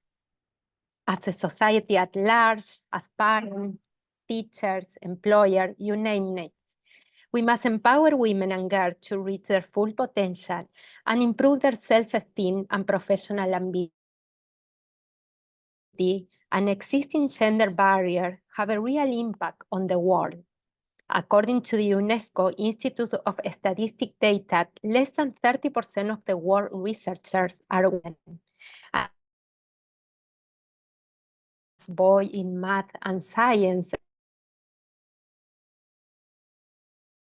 do with their ability from an early age are more competent. They like autonomy and leadership skills. We all have heard in school the mocking phrase, "you run like a girl." It seemed innocent enough when we were kids, but in reality, the adult version of this phrase became, "you lead like a woman." We need to do more to reaffirm the harmful narrative and what it means. It should be universally understood that competent serving of the leadership position. And so things are getting across cultures. Some actor, and unfortunately, the women actors are different standards. They are being paid less for the same job and are being discriminated against based on their gender, age, and appearance. Where women accounted for 22% of all directors, writers, producers, editors, and working on the 250 top grossing fields in 2022. Center for the Study of Women in Television and Film shared that only 11% of films have more female than male characters. Had equal characters. Another finding of this report showed that female characters discrimination looks like in number. We need to speak up on sexist hiring practices, engage with industry leaders, stakeholders, and policymakers. We also need to lead by example, providing that we can be role models that inspire women and girls to succeed in anything they choose to do. It is a collective effort that can deliver results we all will benefit from equally. Thank you so much, and I'm so happy to be here sharing with all of you today, and happy International Women's Day from the UN. Thank you so much, Maria, for that wonderful speech that you've given us in terms of women to see as creative industry for your Thank you comments. so much from the UN. Thank you so much. I am in not be having my camera on with everyone, and we are moving now to the sectorial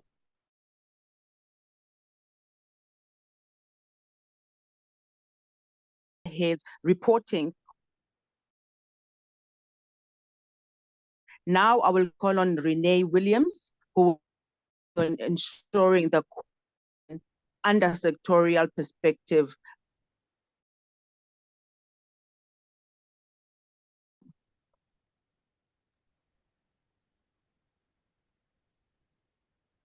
Good afternoon. Good afternoon, ladies and gentlemen, and all of our visionary women across the globe. First of all, happy National Women and International IWDC 24, filled with a profound sense of pride, inspiration, and collective mission. Today, as we observe International Women's Day, we mark not just the end of this conference, but also the reaffirmation of our commitment to women's empowerment and gender equality. I wish to express my deepest gratitude to Dr. their exceptional team who's been proven. Their efforts have provided us with a platform where our voices can converge in harmony, where our ideas can spark innovation, and where our collaboration worldwide can set forth the stage for meaningful change. Today, the theme was given ensuring call for action under sectoral perspective. This invites us to reflect on our achievements and to chart the course for the future. It's a call not only to celebrate our progress, but to also assess our impact across various sectors. It's about understanding that our endeavors must translate into improvements in the lives of women globally, transcending cultural, economic, and social barriers. As we look back on the discussions and insights shared, we see a tapestry of ideas and strategies, each vital in its own right, yet all interwoven into the broader narrative of women's empowerment. Our task now is to translate these insights into actions, ensuring that they resonate beyond the confines of this conference and beyond the confines of this Zoom call into sectors, into the countries we represent. To measure our impact effectively, we must establish clear benchmarks while also appreciating the changes in societal attitudes and norms towards women. Our impact rooms, in the agricultural fields, in the classrooms, and in the health clinics, reflecting a world where women's contributions are recognized, valued, and celebrated. Looking ahead, our forecast must be one of relentless optimism, underpinned by actionable strategies. We must envision a future where gender disparities in every sector are not just narrowed, but eradicated. This future is within our grasp if we just persist in our efforts and environment where every woman has the opportunity to thrive. The call to action today is more pressing than ever. It requires each of us to be a catalyst for change within our sectors and our communities. We must advocate for policies that support women's economic empowerment, champion social initiatives that challenge the gender norms, and foster an inclusive culture that values diversity and equality. Let this call to action resonate not just within the halls of this conference and within the cameras of this Zoom, but in every corner of the world where women are striving for equality. Let it be a beacon for those of us in positions of power and influence to enact and start change, and a rally to continue this, help each other. And as we close this chapter of the IWDC 24, let us embrace the responsibility that has been bestowed upon each of us. Let's take the knowledge learned here during these past 5 days and the insights we've gained and translate them into impactful, lasting change. Let's build networks of support, forge partnerships across the sectors, and collectively push the boundaries of what's possible. In the I just once again thank Dr. Marian Khan and her team for orchestrating and having the vision for such a conference that has undoubtedly ignited a spark in all of us, from the United States to Australia, from Europe to Asia, to all the women here and to those we represent. Let's carry forward this momentum, the inspiration, and the sense of unity we've experienced here. So as we depart today to our different homes, to our different countries, and as we turn off the cameras, let's not view this as an end, but as a new beginning, a step forward in our ongoing journey toward a world where women are empowered, where gender equality is the norm, and where our collective efforts pave the way for a future rich with opportunity for everyone. Thank you, thank you, thank you once again for your dedication, your courage, your representation, and your unwavering commitment to the cause of women's empowerment. Together, we're not just dreamers, but we're doers, not just speakers, not just actors, but we together can ensure that the call to action we amplify today will echo through time, catalyzing progress and inspiring generations to come. Thank you again, and let us move forward with determination, passion, and an unwavering belief in our shared vision and the vision of the International Women's Department. Let us move forward together. And that's my conclusion for today. I look forward to speaking and networking with many of you and bringing our countries together for a collaborative effort of moving womanhood forward. Thank you, Dr. Khan, and to the entire team. Thank you so much, Renee Williams. What a moving speech that you've spoken so well in terms of the sectoral analysis and where we are looking into the future to benchmark each and every in this conference.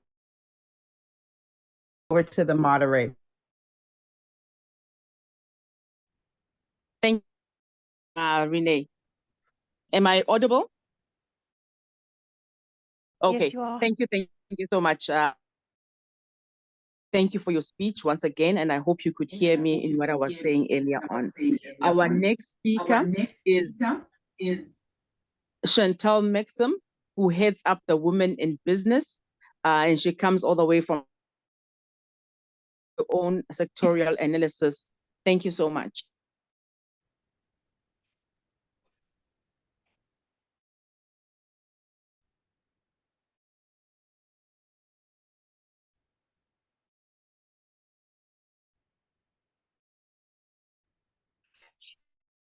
In the room, please.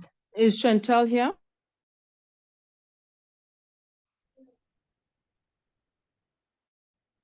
If she is, take her news. Not a problem at all. Thank you so much. The next sectorial head, Hussein Sharp SB, who heads up the Women in and Global Trade and Market. If he's in the room, I did not see him earlier on. Let me just Yes, check. Dr. Sayed is in the room. He is in the room. Thank you. Yes.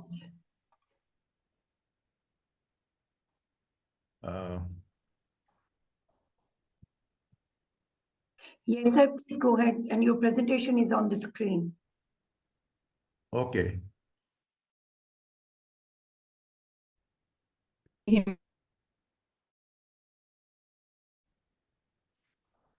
Sayed Iftikhar, you can start your presentation. Yeah. Thank you very much. Everybody can listen me? Yes, sir.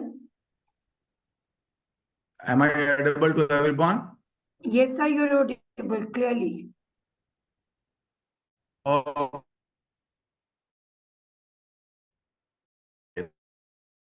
Thank you very much.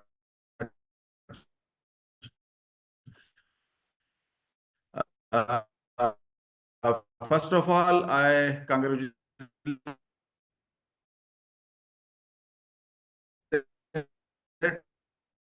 every woman here for the Women Internet.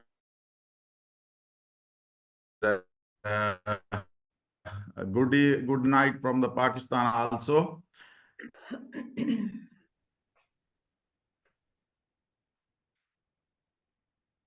Yes, I think you may hear me now.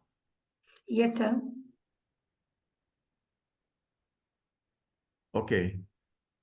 So first of all, I congratulate the House for the Women International Day for 24. And we are just starting with the greetings to everyone. Honorable Chair, President and Vice President, Secretarial Board, worthy IWD to wonderful international mega. Next. With our ongoing projects, which we have discussed in the past, we are going to introduce our new horizon in the next consensus of foundation, and we are launching, and I am introducing a new project in front of the House. So can I have my next slide, please? Yeah, this is our dream project, you can say, and we are having collaboration with the Namal Knowledge City, a project of Namal Education Foundation, together with the Community Development Foundation, Pakistan. Congratulations, Mariam, and we will go ahead with this project in future, and Agri-Tech Park for the regenerative future. Next, please. Next, please. Next slide.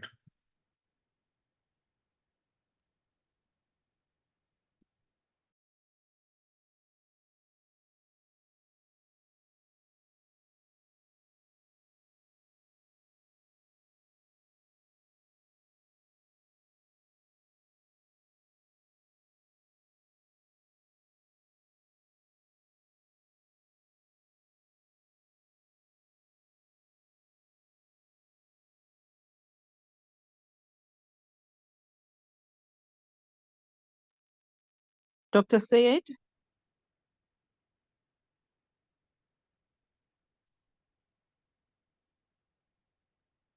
We can't hear you.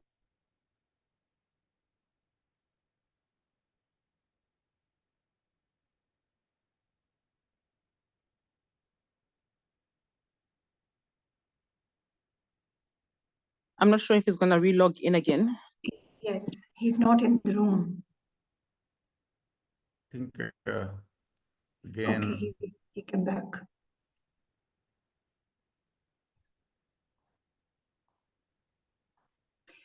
Dr. Sayed Iftikhar, can you please start?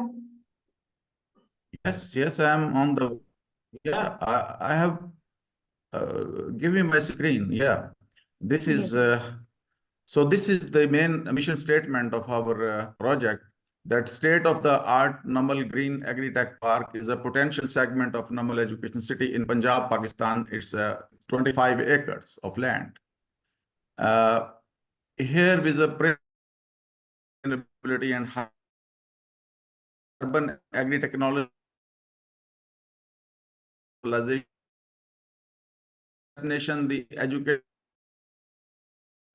tourists, families, adventure seekers, photographic enthusiasts, to promote awareness of the innovative agri-technology to deepen the public's knowledge of urban technology-driven cultivation. They will also be able to enjoy farm-to-table culinary experiences and will join a slew of attractions as Namal resorts become more self-sustainable.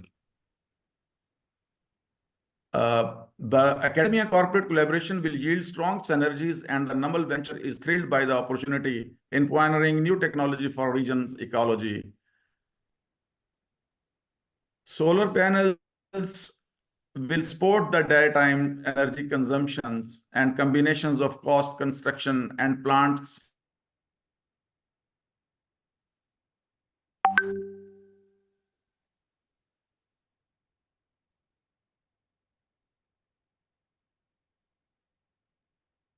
From here, I gave my speech. Meet this challenge of literacy in this world. We have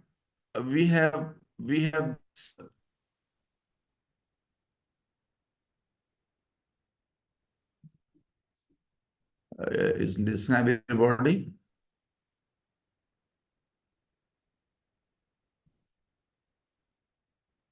We can hear you, Dr. Said. Yeah. I'm speaking on that. Unfortunately, we to are expand our sustainability vision 2050 to expand our sustainability vision 2050, several sites across the region, 50-kilometer area will be evaluated, emerging as the choice location with its diversified resources and close proximity to city and capital. We are excited to bring our R&D simulations in life. Next, please. Next slide, please.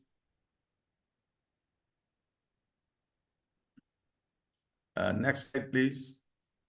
Yes, Maureen, sir, can you hear me? Next slide. It's already done on your screen.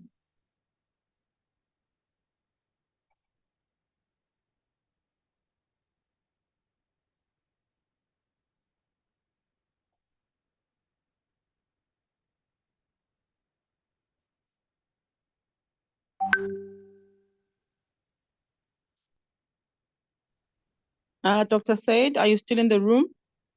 Yeah, I am in the room. I am in the room.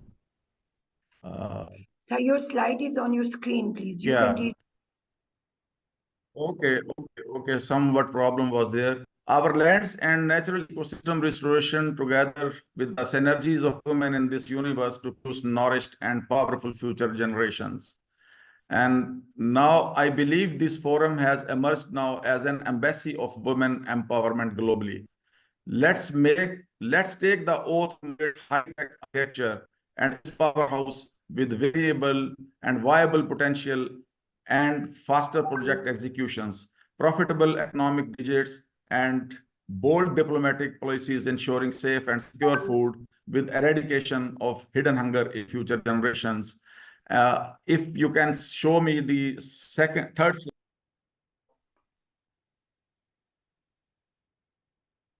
Yes, sir.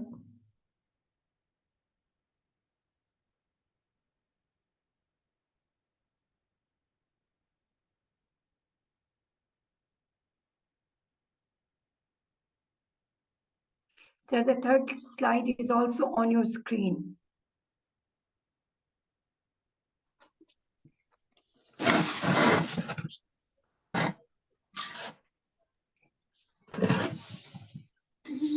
Yeah. Dr. Said, third slide is on your screen. I'm in the house and I'm thankful to the No, don't understand.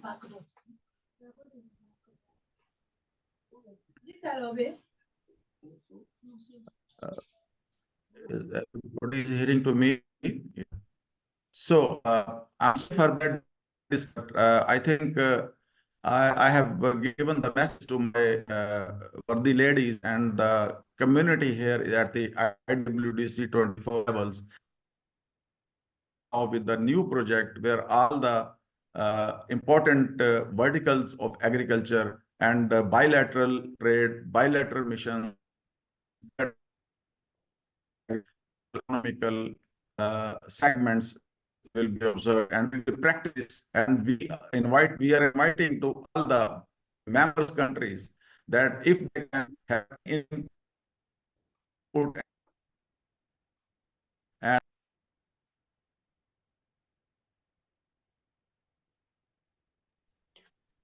Hi, Dr. Said, we can't hear you now at all. Your line is breaking up, but the time is up as well. I think in our next, I don't know, Madam.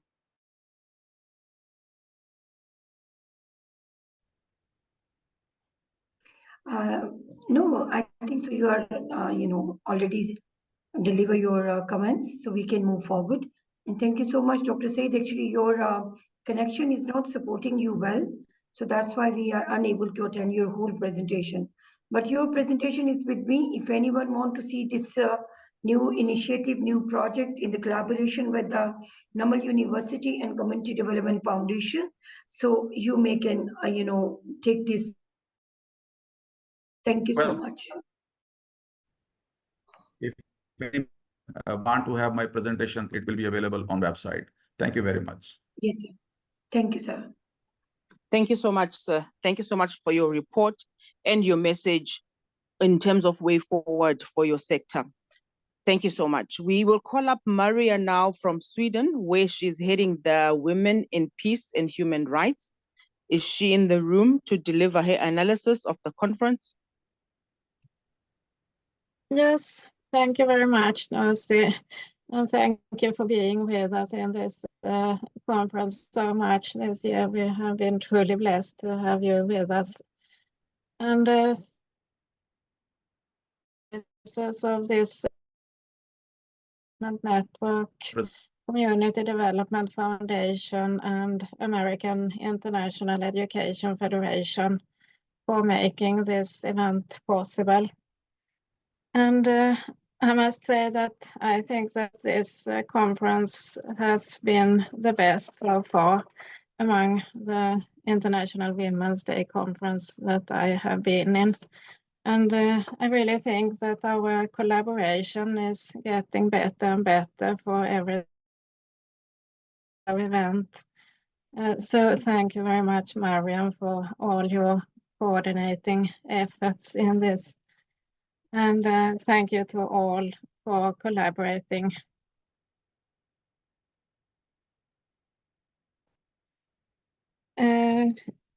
Yes, and thank you all for joining this session here today on International Women's Day 2024. And yes, I'm truly grateful to be part of this wonderful women's team, and it is encouraging to listen to speeches, work that you are doing in your local communities. So I really learn a lot from each and every one of you. So I'm very grateful for this. And in the Women in Peace and Human Rights sector, we had this year with us speakers and contributors from Ukraine, South Africa, India, Iraq, Nigeria, Uganda, Pakistan, Azerbaijan, Egypt, Kenya, and Bangladesh. So it is very interesting to see how this platform is growing. And I also appreciate very much that we have even more sectors this year. For example, women with disabilities, I think is very important. So it is wonderful to see how this platform is growing, and I myself grow also when I listen to all of you, and I can learn very much from seeing the world from another view. So this really opens my mind in many ways.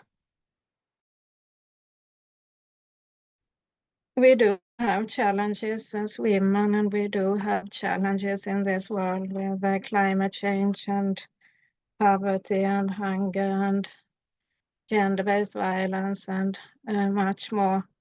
So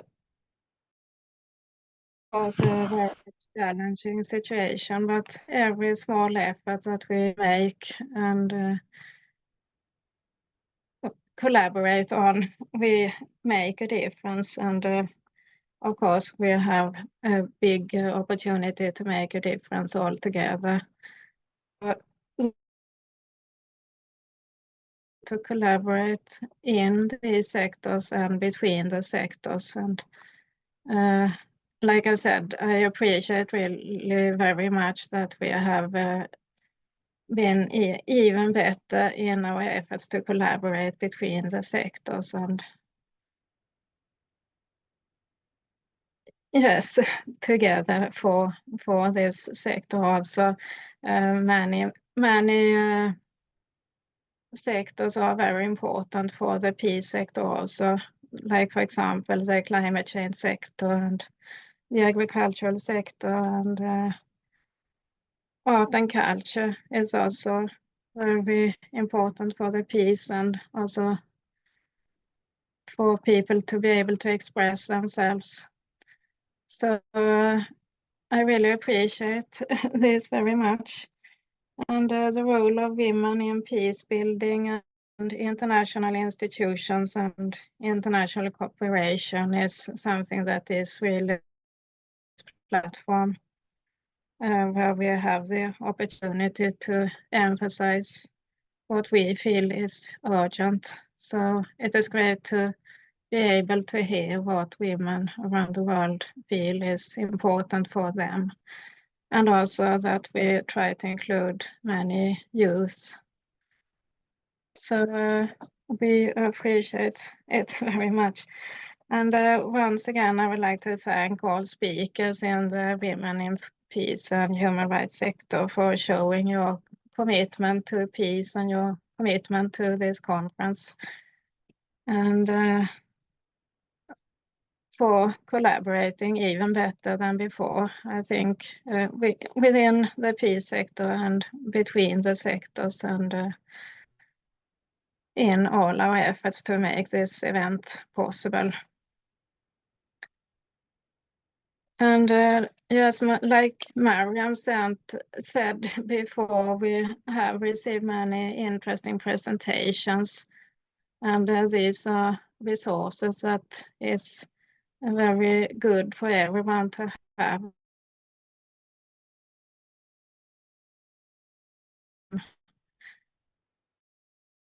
Them to you because one way to invest in the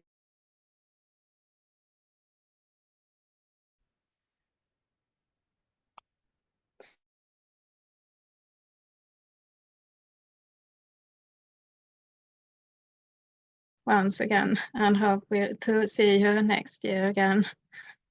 So thank you very much and happy International Women's Day 2024.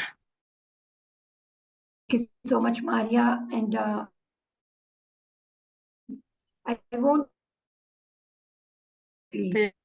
So Maria is the only sectorial head, which is always very, very, very supportive around the world for IWDC. Is all the time connecting with so many new countries, and she speakers to the conference. And I think so, Maria, you are a best team member and the organizer of this conference.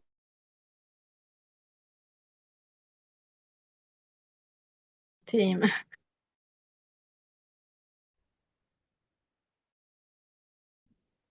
Thank you so much, Dr. Miriam, for those kind words to Maria. She is the head of the women's sector for peace and human rights, and she really is a champion of putting women together all the time. And I really, really applaud her for that as well from my side. I will call up now Nida, the head of Women in Law. Nida, Chudere, and then we'll go back to Madam Chantal. Thank you so much.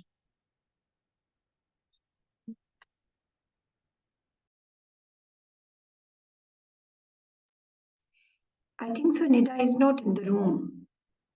Okay, not a problem. We can take Madam Chantal for her sectorial head for women in business coming from South Africa. Thank you. Good evening again, everybody. Firstly, and I think it's so important to, and everyone is saying thank you, but thank you, Miriam Khan. Thank you, Dr. Tamara, for the seed that you planted years ago and how it has grown exponentially with so much impact. There's so much thank yous to go around, even to Joan for all the questions and just keeping us entertained. You're absolutely amazing through this conference.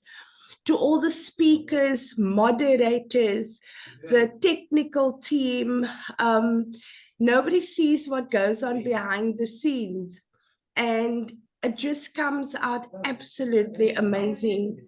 I must add that the measuring impact for women in business is nothing short of phenomenal. We've got conferences coming up in Kenya, in South Africa, in Spain, in UK. The projects that's rolling in already has been absolutely mind-blowing. So from the Women in Business, I would like to open up that we're having a global conference in April in partnership with GW, with the Global Women Network, with the IWDN. Invitations are going out all through this amazing partnership. The measuring of this conference is through organizations. I think it's so important as sectorial heads that we actually put forward our reports. And it's imperative for the key organizers to see what it started with, the impact, and what is upcoming from a project perspective, from an economy change perspective, from saving women's future perspective. So thank you from Women in Business, from the informal economy, for allowing the seats at the table and for creating a network that is absolutely phenomenal. Thank you, everybody. Thank you so much, Chantal, for being a phenomenal person who's added so much life to this conference in this year of 2024. I really, really appreciate you in terms of who you are as a business person. Thank you for leading us well in the women in business sector. Our next person who we're going to call up is Branka van der Linden, who sent a video. Is the tech team, can they play the video from Branka? Yes.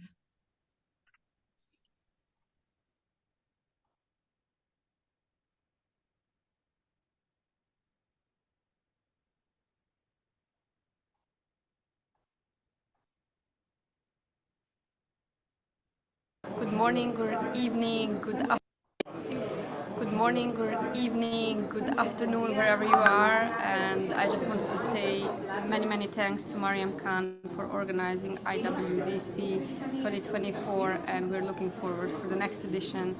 As the head of IT, ICT, and High Tech, I couldn't be with you here tonight because we're also having a live conference at the same time here in Cyprus.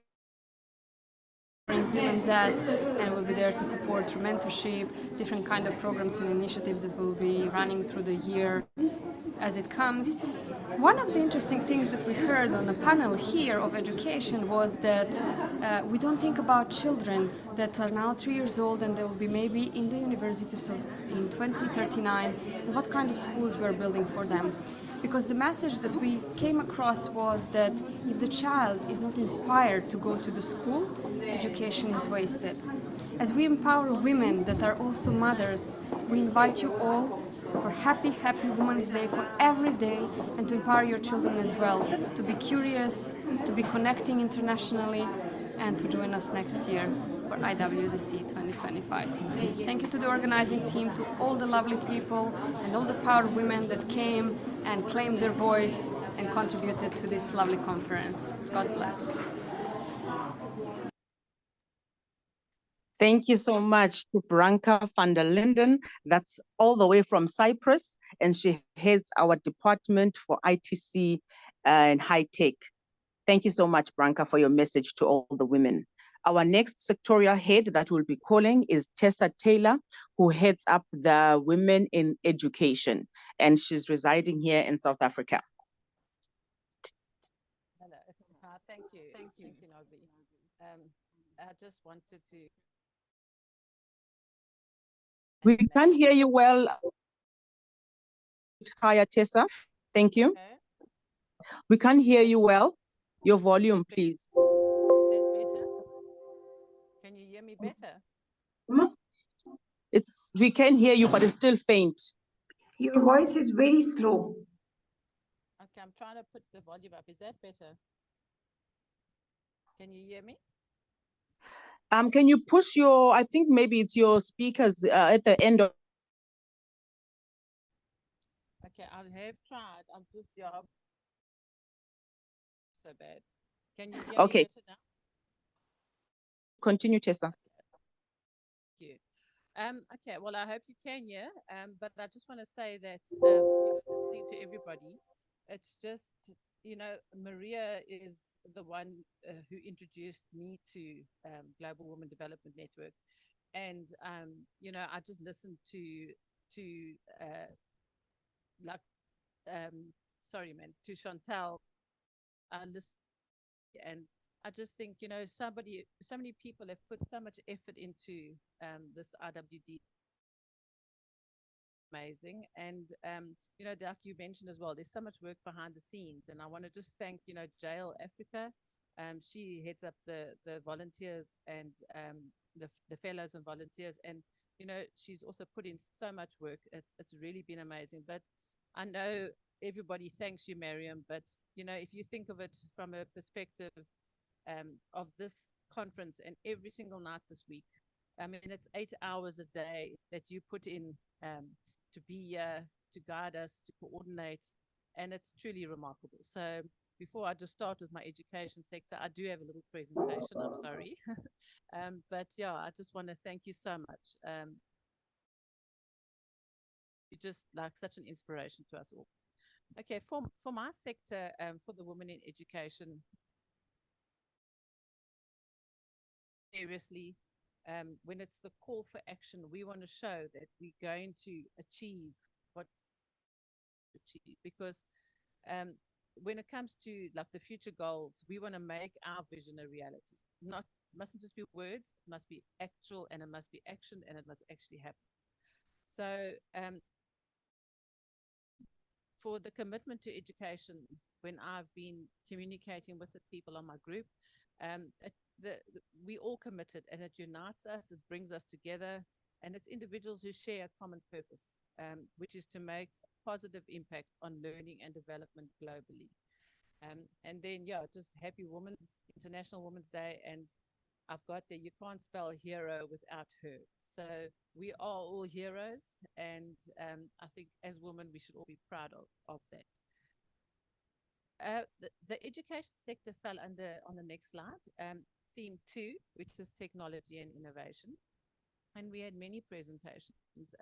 We looked at crafting a roadmap for change, the Ukrainian teachers overcoming war shadows. We looked at gender transformative education and technology, tackling stereotypes in education. The big focus is on the girl child, fostering inclusivity and celebrating diversity, promoting women's leadership, and focusing on and then the virtual pedagogical models for teenagers and youth's personal development. And there was so much more that was covered. But the important thing is we need to create an equitable educational landscape. For this one now, there was Jabin Jawed Ahmed. She couldn't make the conference because her husband was in hospital, but she's from Pakistan and is a social entrepreneur and women rights activist. And The focus of her speech would have been on how to end poverty among women, and 2 points in particular really stood out to me. Firstly, Shamsa stated that education can help increase income by 10% in a year. It can also help the unemployed, the underemployed, and at-risk youth move into the new economy. And secondly, she mentioned that the quality of life and income of the rural population can be increased by increasing agricultural productivity. So we need to focus on upskilling communities, and we need to understand that the women are the backbone of communities. So if we focus on upskilling women and we focus on the girl child, we can end up increasing the quality of life and income of all. This is achievable. We need project plans that are attainable, and we need to realize that in everything that we do, every single day of our lives, we are learning. We need to help people learn the right skills. So you could bring a bag of food dropped off once a month, and when the food runs out, you'll go hungry. But if you are taught how to grow small crops, you can have a constant supply of food.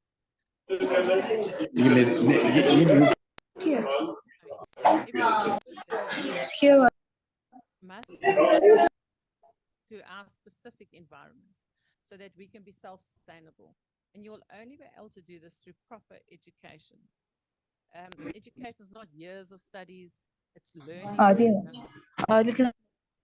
areas. So you must grow crops, for example, that are easy to grow in your area, and you need to grow varieties of crops so that you can get a balanced dietary intake, for example. And from there, if you are taught entrepreneurial skills, then you can grow your crops and you can start selling the excess. And by that way, you can start bringing in an income to your household.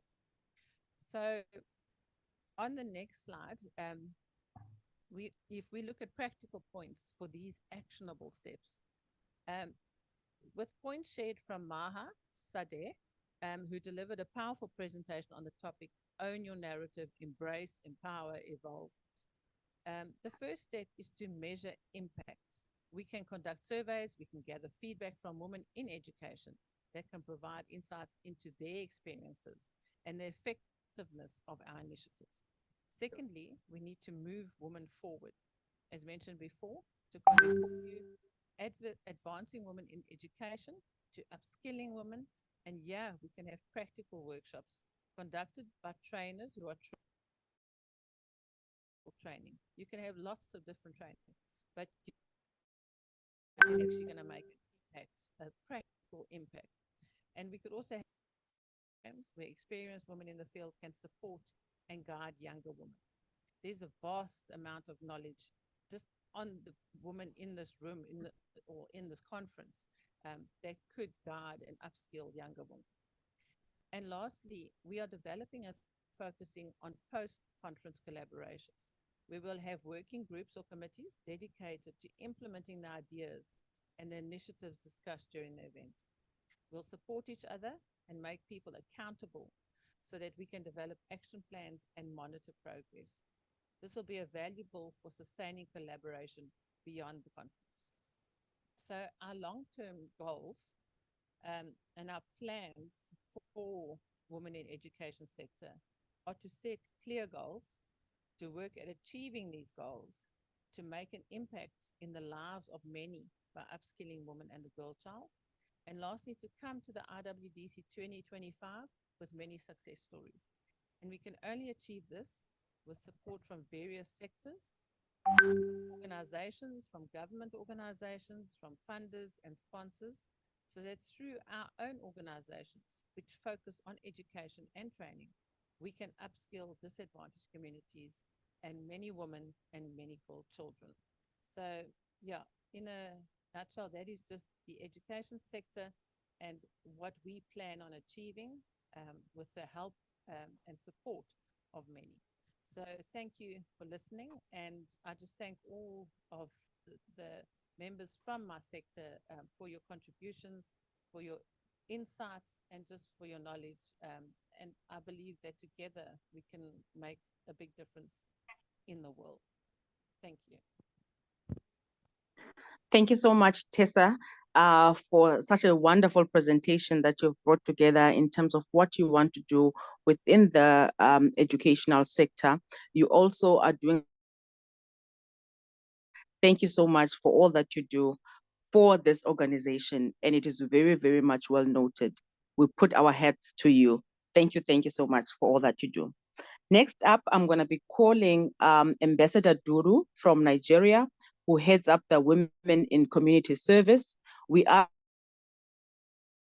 so that we can get up to time in terms of our closing ceremony as well. Is Ambassador Duru in the room? No, she's not in the room. Okay, not a problem. We will move over then to Talat Yusuf of Pakistan, who heads up the climate change for women. Is she in the room?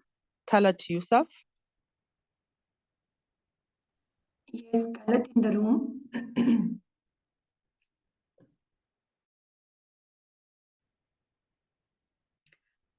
Talat Yusuf, kindly unmute yourself.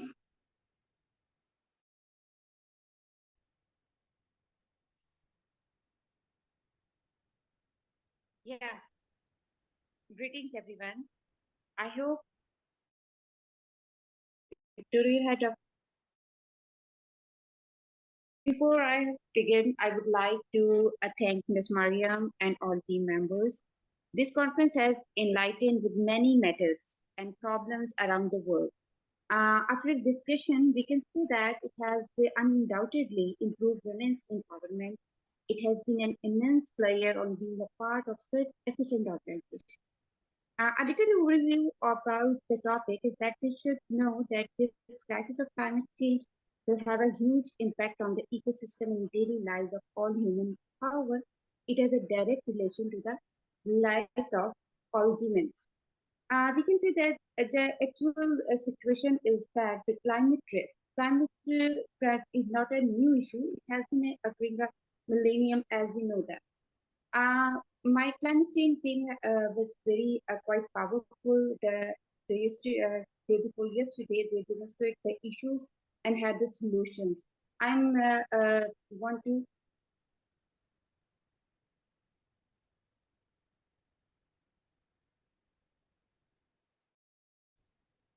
Hello.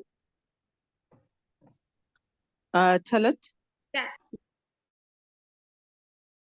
Merely summarizing the main finding of these studies as they introduce, like Jenny Carrington, she introduced the solutions. The future of climate action is Earth smart design, as regeneration and transparent. Introduce a transparent circular bubble POD institutions and solutions in schools, a frame of all the commercial scales. And this is the great solution for the waste management. Then after that, the gender responsive interventions through the policies and legislations are crucial for the efficiency of addressing the impact of climate change. Pakistan is taking steps to integrate the gender consideration into their disasters and risk management. This is the great thing, according to, if we go for the explain the word, Malik who explained the very beautifully that the women climate change as a women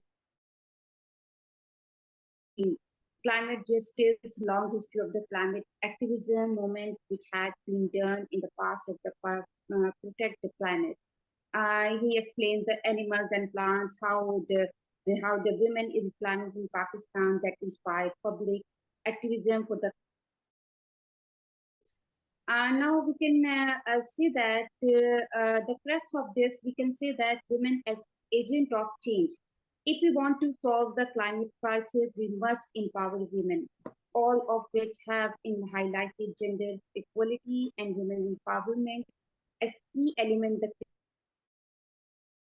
giving young women and girls and education and support in family planning and boosting the women run business have been determined to be fundamental to adapting to our changing and planet and reversing global environmental structure. By evaluating and giving the voice of the powerful, sorry, a solution as stabilizing the impacting, investing in a powerful way to buy. We can say that build systematic resilience and reduce the negative impact of the climate change on everyone. Women are now just the key stakeholder in environmental conservation, but also agent of change. They bring unique perspective, knowledge, and skill to conservation efforts, and their contribution and essential for achieving a sustainable future. They play a vital role in sustainable resources management. They often have a deep understanding of local ecosystem and natural resource wildlife. As such, they are well passionate resources sustainably and protect them for over and degradation. For example, women in rural communities may be responsible for collecting the water and everything. And we can say that play an important role in promoting sustainable water use and forest conservation. So thank you so much for everyone for this. Thank you. Thank you so much, Pakistan sector. Thank you so much for your message. It is very, very much well noted.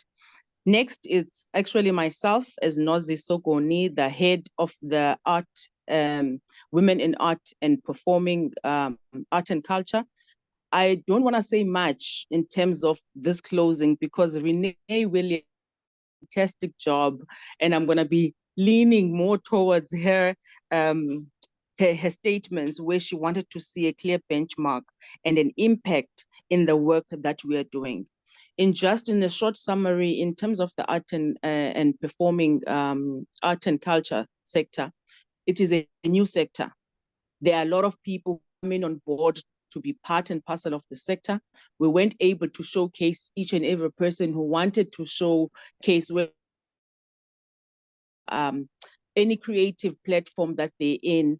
We couldn't showcase all of 5 days here.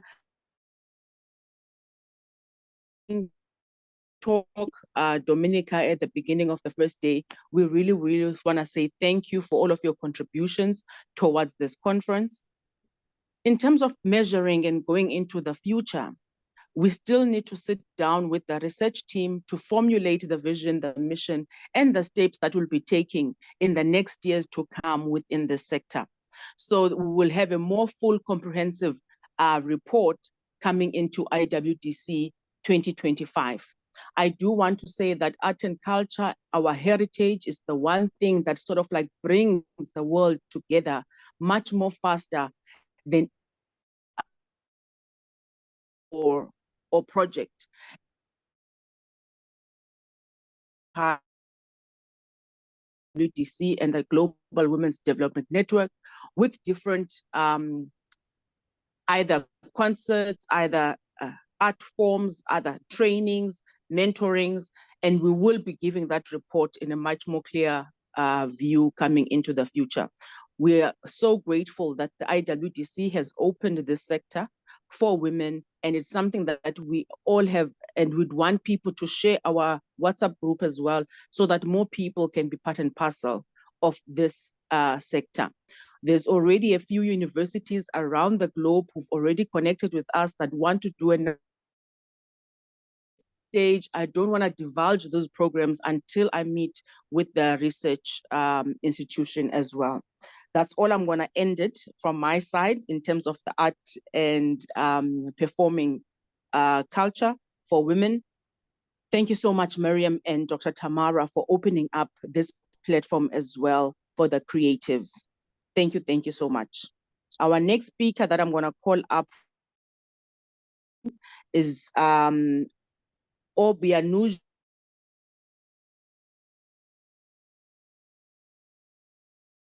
Thank you so much. She's not in the room. She's not feeling well. She sent me a message. Okay. Thank you so much for that. Now we will be going straight to our closing ceremony. I'm not sure, Madam, you want, Madam Khan, you want us to take a 10 minutes break before the ceremony, or do we go straight to the closing ceremony? We just quick break just to line up the tech team, and also calling one or two guests. So we will be right back within 5 minutes, okay? Thank you so much for that.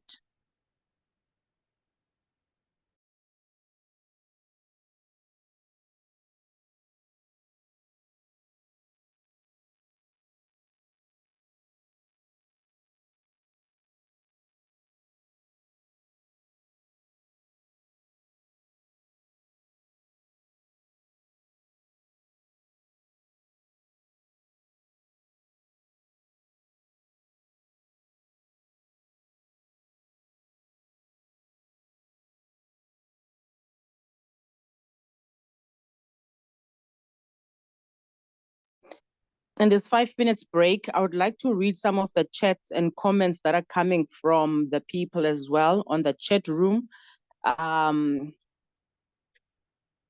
We've got Sophia Onen who's saying thank you to everyone. Happy International Women's Day. Bonnie Montiela who's saying that is truly valuable in one of the speeches that was said. We've got Madam Chantal who's saying, should you wish to join the Women in Business, kindly send a message to her. The number is on the group. That's for Women in Business. Thank you, Tessa. Your passion talks volumes. And then we've got Susan Yego as well from Kenya saying Happy International Women's Day to all the women. Thank you. Thank you so much, Nozibella. Thank you, Susan. And I hope your guys' day went well in Kenya for the International Women's Day and your celebrations there. Yes, a lot. It was so nice. I will send photos later. This happens only once a year, so it's worth celebrating. Thank you. Thank you so much. And I see your hand, Madam Khan. We're back. Yes, thank you so much, Nazi. I just want to a little bit share about the closing ceremony agenda specifically. We are going to have, from the tech team, it's an opening ceremony slot in which we are going to play the 3 core partner countries' national anthem, and then we are going to play the global anthem for the women, which is also, tribute and delegated from one of our very dear partner from Nigeria. And then we have our own promos for IWDC with the countries and with the country heads. And also we have the promos of the speakers, which we are going to recall in the closing ceremony again, which is going to be a gesture of thanks to all the speakers joining us from, 110 countries are, represented in this conference. So later we have one by one, starting from the chairperson, the closing ceremony, we have press and media members, which are also coming to join the closing ceremony to share their analysis that how they contribute as a media persons in this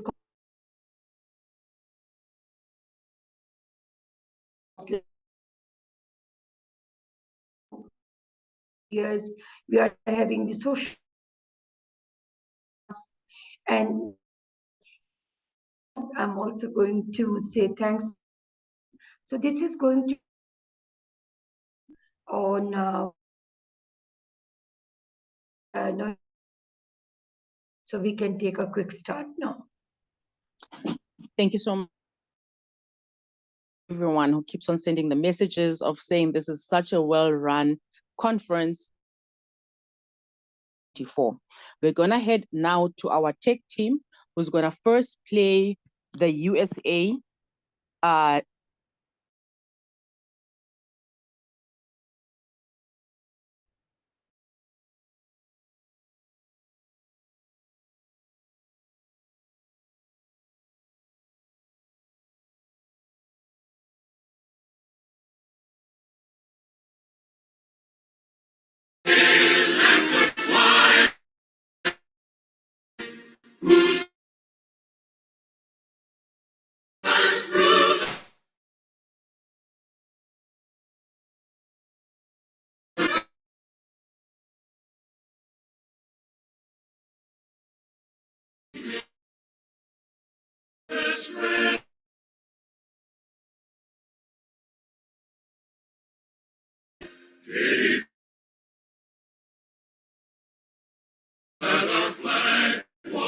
still there.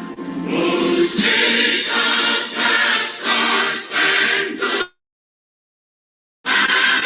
way for the land of the free and the home of the brave.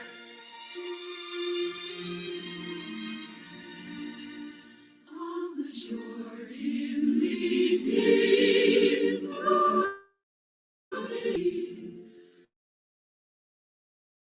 behold, sweet Moses, what we shall do.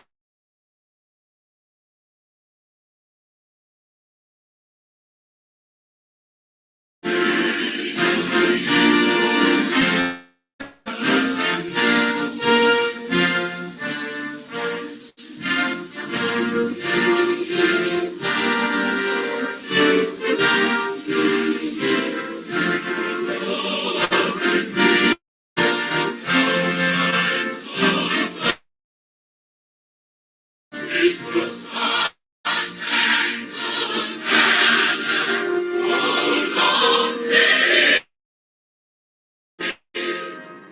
for the land of the brave and the home of the brave. Oh, sing it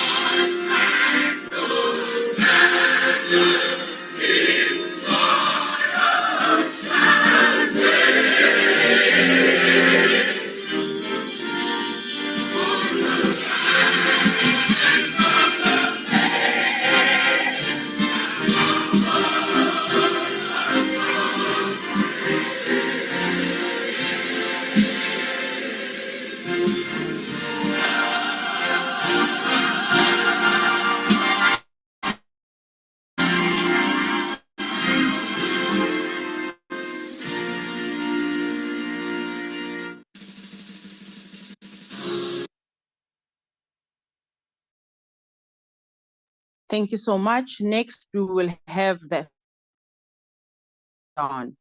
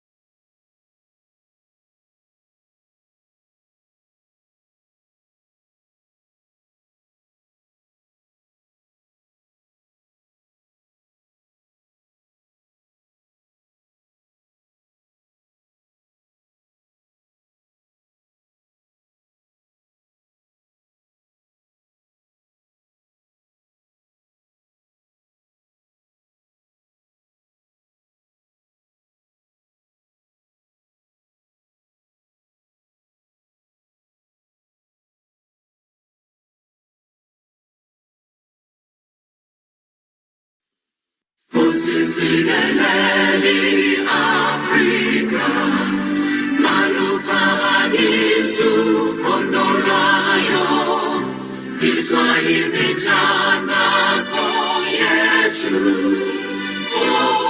Usisingeleni achieve.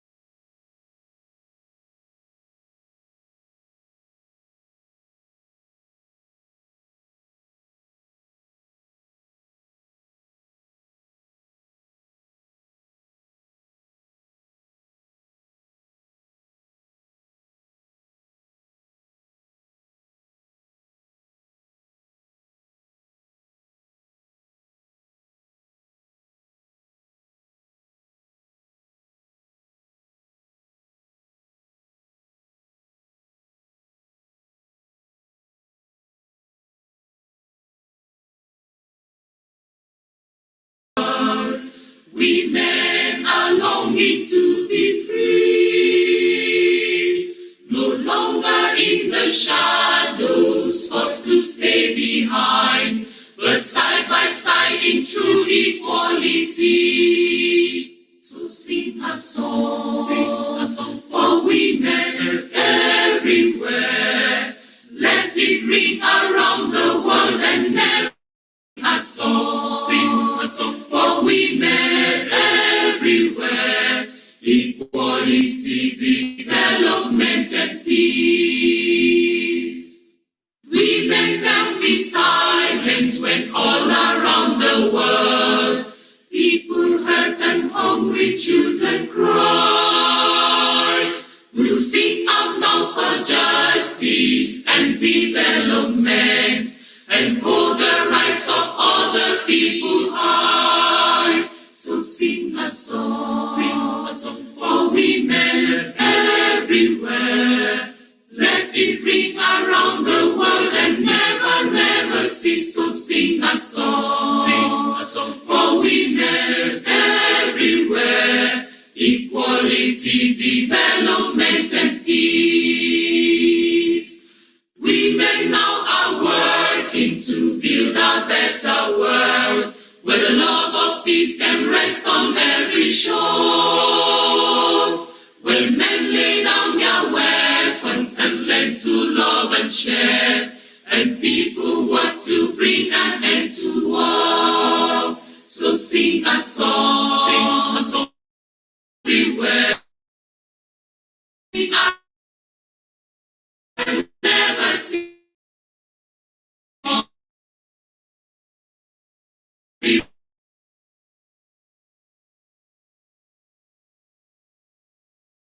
Sing a song. Amen.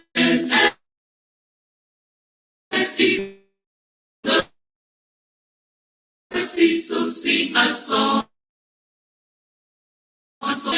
everywhere.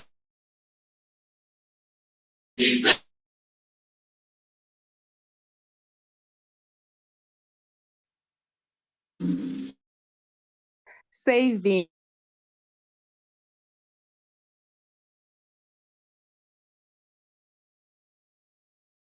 Thank you so much. The anthems, Pakistan, South Africa, and now we welcome Dr. Tamara, our chairperson, our president, into the stage for her final closing speech. Dr. Tamara, over to you. Yes, thank you, and thanks for everyone. It was kind of 5 days, really, really very valuable and informative conference with all the participants together, esteemed guests, and importantly, powerful women of the world, for all our team, for our speakers, our audience, our partners, everyone. As we reach the close of this inspiring conference, a wave of emotions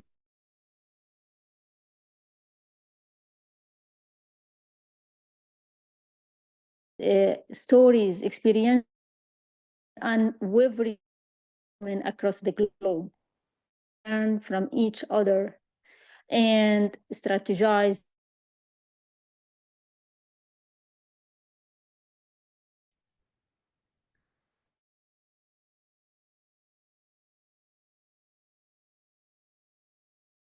Talks. It was a spark that will all of us will guide us and not lead the challenges we face. Access, equal opportunity, qualities in the work, need for initiatives with solution.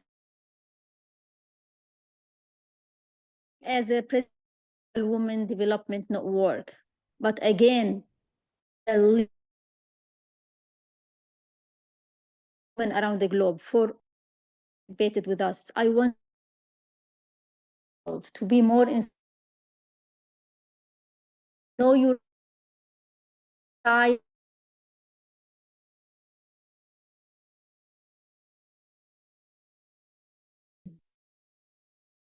Day conference to conclusion and to come find out everything in this conference. Our guests and still with us and will be with us. It is an honor to have, and our work will be continued. More gonna be different level, different stage of a Global Women Development Network, where we're gonna have a lot of projects in real life. I want everyone to be ready, and I want all of you to be as motivated, as committed, as dedicated as you can, because it is the time. We've been preparing for this stage around 4 years now. This conference is the the fourth version. Since the first version, we've been working hard and hard. Everybody here are hard workers. We need a dedicated team. Everybody who's loyal, who knows the value of adding, the value of giving, the value of progress, the value of success. So this chapter is totally different. I want everybody to realize that.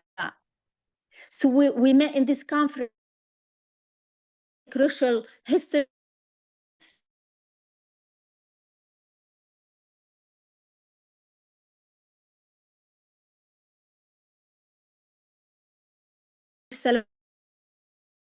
But yet we have a lot to add. We celebrate the immense power, resilience, and achievements of women everywhere. But we also acknowledge the challenges that persist, the injustice that holds women back from reaching their full potential. The theme of this year, remember it, we want the future, saving the future, creating the future of women. I know a lot of men with us, and many men around the globe are pushing, supporting, but still we need more and more. So we need to accelerate the progress. Our target here is to call for an action. It's a reminder that investing in women is not just the right thing to do. It is the smart thing to do. Remember this always and always and always. In a Global Women Development Network, with collaboration, of course, with Community Development Foundation and the American International Education Federation, we work globally as a social and economic development platform for women empowerment. And we believe Global Women Development Network is a diverse, effective, and inclusive network. Our empower community and equipped to fulfill her unique purpose. Our goal is to empower women around the globe and to study carefully the ways and plans for women development in all fields. Let's make it clear here.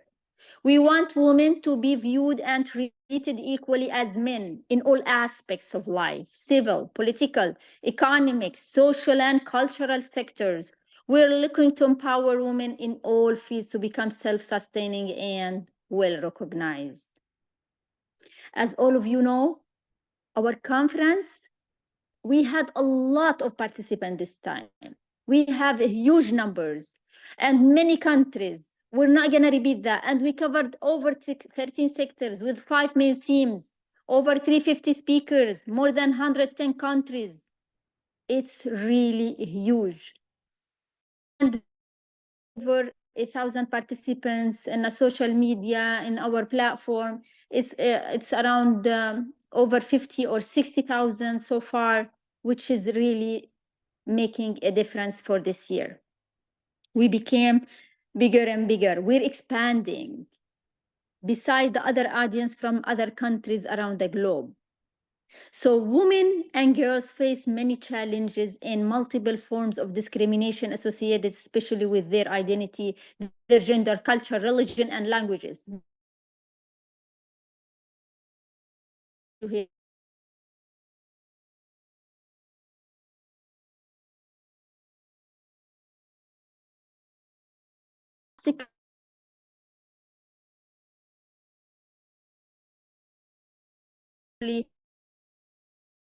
We want to give equal and barrier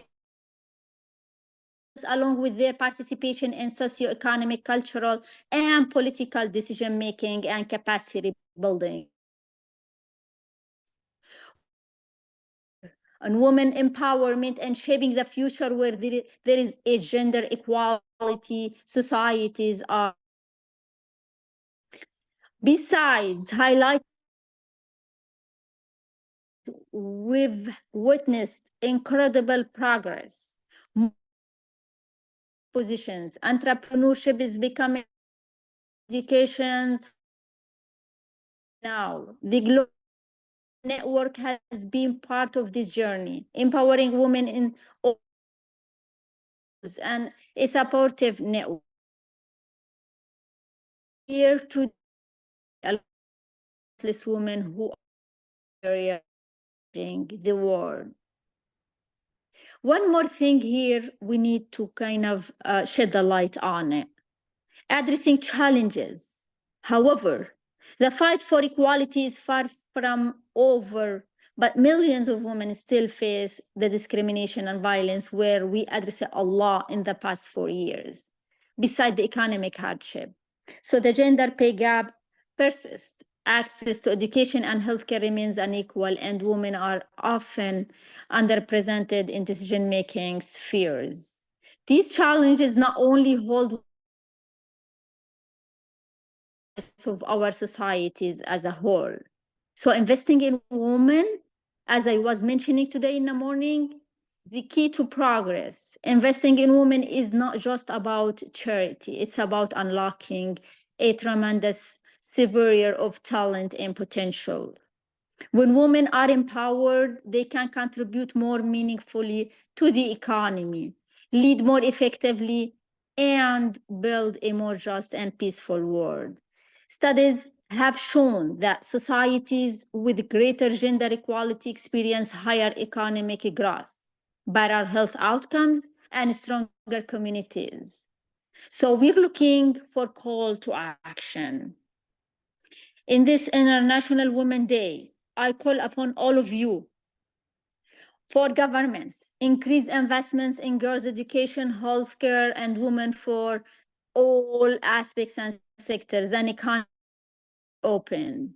To businesses, embrace diversity and inclusion, ensure equally pay for equal work, and promote women into leadership positions. To men, be allies in the fight for equality, change state, and advocate for their voices to be heard. To all women, believe in yourselves. Believe in yourselves.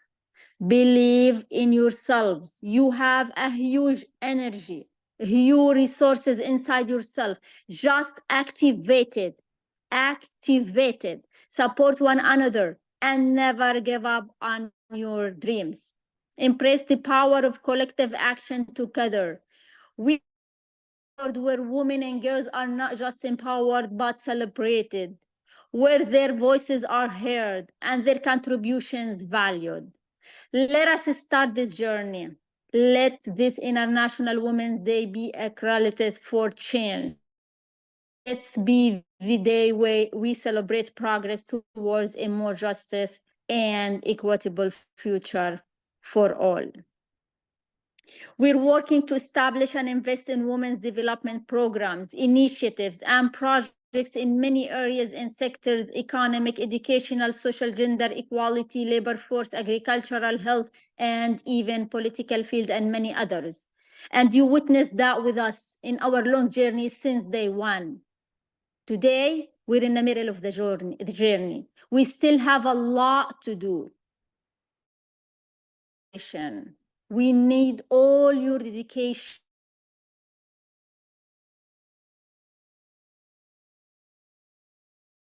Including you, the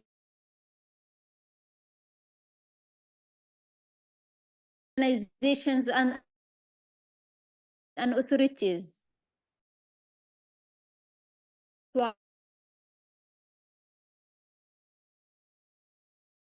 Anything need with whoever around the globe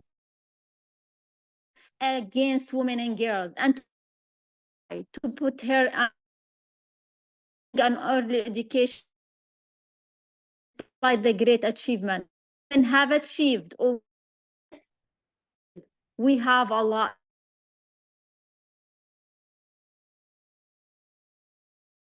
As still face all these challenges, we need our hands together. We need unity. We difficulties in to make sure that we will never give up. We will continue to work tirelessly to achieve all these goals. We will continue to fight for a world where women are treated with dignity and respect. We will continue to work for a world where women have every opportunity to reach their full potential. This conference is an opportunity for all of us to join hands and unify our efforts in order to achieve these goals. This conference is an opportunity for all of us to exchange experiences and successful experiences, to put it on a table, to learn and to start. This conference is an opportunity for all of us to develop effective action plans to advance the status of women.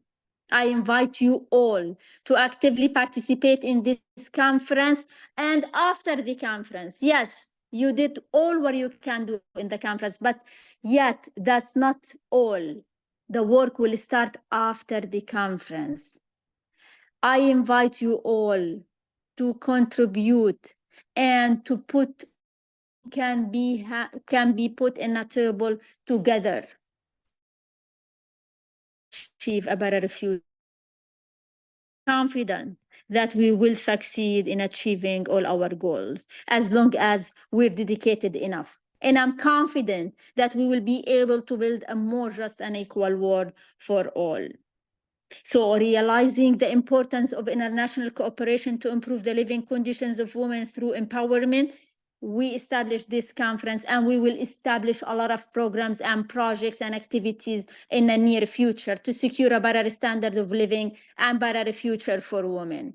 In order to achieve the desired goals through the International Women Deliver and all the conferences and all the activities, we are looking to bring together the concerned authorities and scholars, expert decision makers, international organizations to present the vision and objectives, then to discuss all of that in paper, researches, program, whatever it is, even if it's studies, and come up with the solutions. We need to bring the experts with us.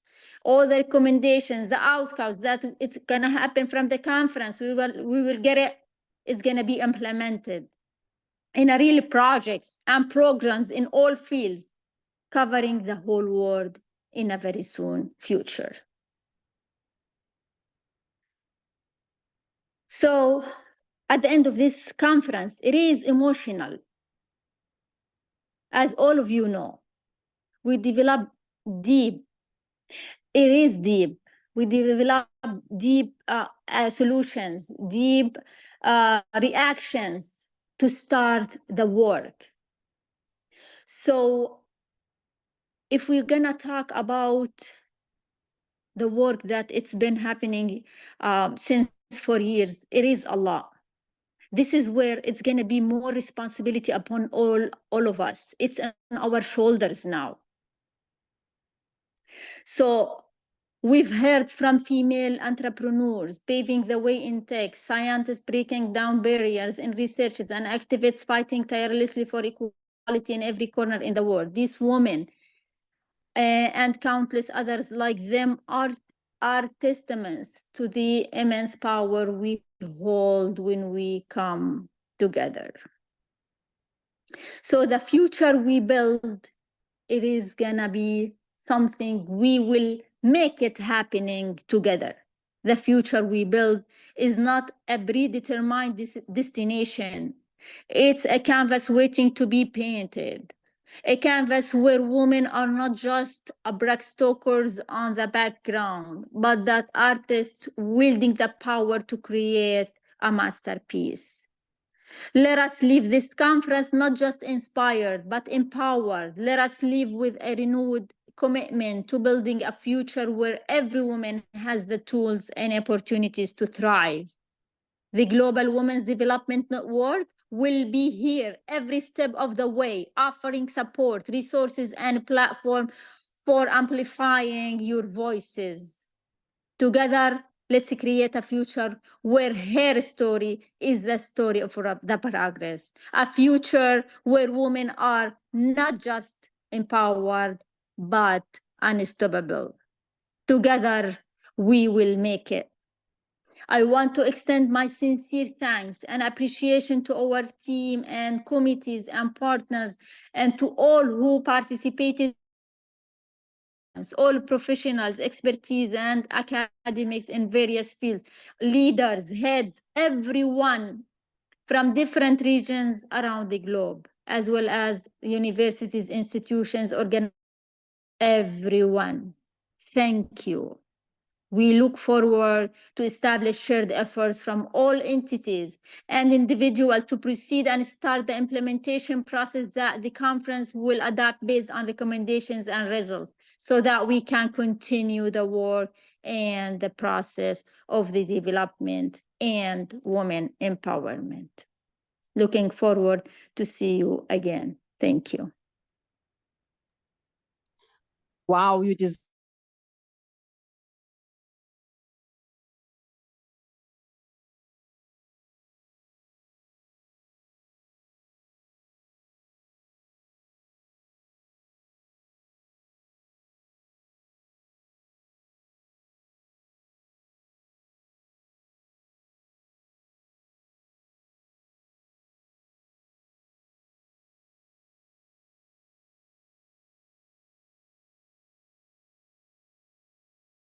the comment that you've made this evening. I would like to call on Madam Miriam Khan in welcoming our next chief guest speaker, Dr. Kames bin Abizd Al-Jimi. He is the chairperson of Tamkin Investment Group and is coming all the way from the Sultanate of Oman. Dr. Khan, if I can turn to you. Yeah, dear Noisy, he's not in the room, he's not feeling well. So we can take the next guest, please. Okay, well noted. Thank you so much for that. Our next guest speaker will be Susan Ntembo Mtembu, representing the informal economy development sector and is one of the core partners of the organization of IWDC. Ms. Mtembu, coming all the way from South Africa. Thank you, Nozi. Susan will be coming on quite soon. I'm Chantal Maxim, and I'm the Global Business Development Director of the Informal Economy Development Forum, a key partner to IWDC, a proud and thrilled and impactful partnership that will be coming on stronger and stronger as the years continue, and 2025 is yet but a remarkable journey that we absolutely look forward to. I would like to welcome our Women League of the Informal Economy representing South Africa. She has been remarkable through this conference. It's been an absolutely new platform for her, representing South Africa and stepping on the stage and being welcomed with open arms through this journey. Susan, you may enter.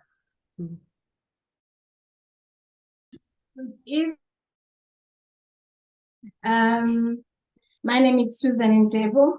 I'm Tembo. I'm the chairperson for the IGF Women's League. So happening, and so women coming together. And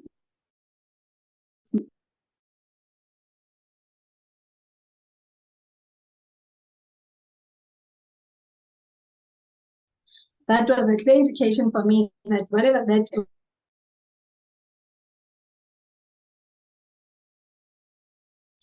and also have that power to be or to come up with solutions. That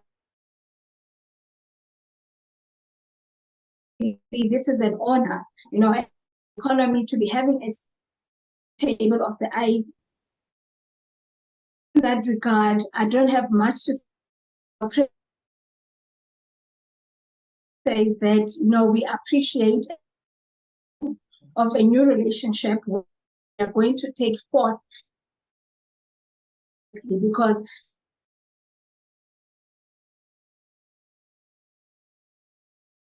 the work that economy, the women that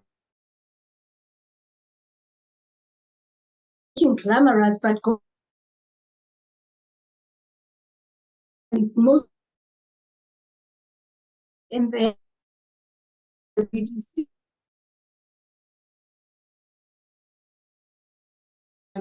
And as we all, every business, before it starts, before it gets to be formal, it is informal, because it starts an idea, it's a concept, and whereby you start even operating before you can formalize the register. And as we know that the informal economy, you know, it affects all sectors. Tourism is also affected by the informal and supported by the informal economy. Education, that's where we come in as well, whereby we need to teach our women and teach them that being informal does not mean they're any less, but we need to teach them the informal. So, and forming these partnerships and start having these dialogues, this shows that we have a great future ahead, because the informal economy has been contributing positively, but it hasn't been recognized. But this is a platform with this and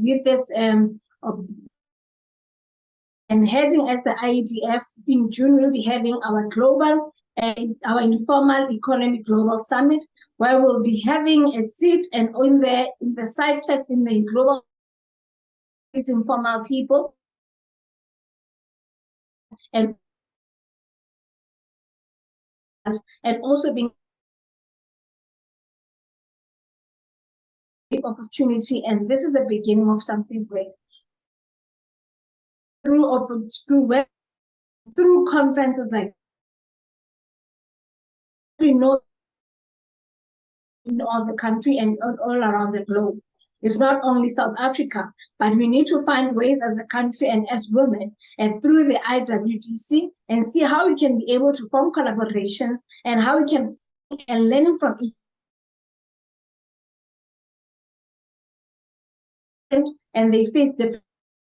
I believe that if we come, we can be able to grow and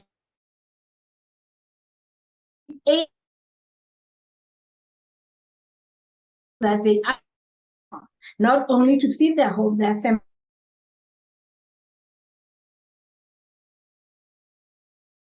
always say that the world is, but be trading, or doing business with someone in Russia or in China or in the US. So that's the space that we are at, because we do things differently and we can learn from each other.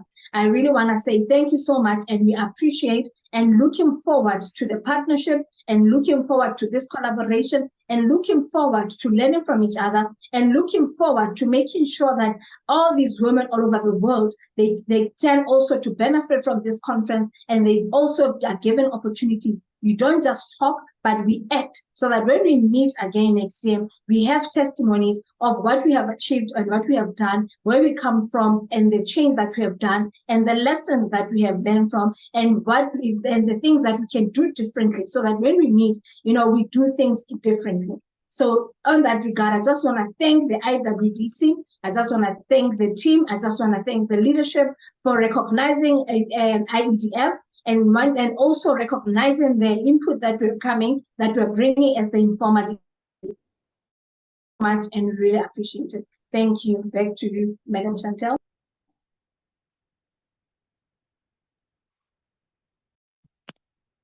Thank you so much, Susan Mtembo. Thank you so much to Chantel as well. You guys will not believe how you've come in at the right time, at the right year for this partnership between the IWDC and the informal economy as well. We really appreciate you guys have brought in through the partnership that you have. I would like now to call our senior press media representatives and the IWDC 24 media partner. Is Nami Buchab here, Dr. Mariam? Nami Buchab, are you in the room? She's our senior press and media partner from Morocco. No, I think so. We don't have in the room. Okay. Another senior media partner, next one is in the room. Okay. Dr. Mohammed Hadib, I would like to just introduce who you are as well is that Mohammed Al Said Hudib, the Chief Director of the Egyptian TV. Just hold 1 second for me. I just want to get your bio quickly. He's the TV and movie director on the PhD in Media and Communication Sciences. He's a media expert and international lecturer. He's a novelist, journalist, and screenwriter.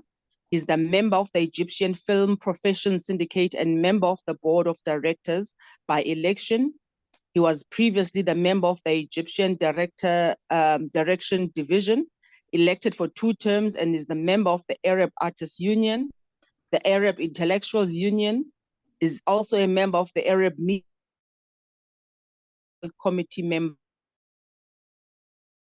He's also the member of the International Media Council, the member of the board of directors and chairman of the technical committee. He's the member of the Egyptian Media Syndicate. He's the member of the Arab Afro-Asian Media Council, the general manager of Elite International Magazine. He's the member of the board of directors of Al-Anbar International Newspaper and director of the technical committee there. He's also an ambassador of International Peace and Humanity, an ambassador for sustainable development. He's also a member of many Arab and international universities, academies, and international and Arab federations interested in peace, sustainable development, and culture among peoples. He was also chosen from the best prominent and distinguished personalities in the Arab world and internationally over the past 3 years. Now we would like to welcome you, Dr. Mohammed Hadib, into the room.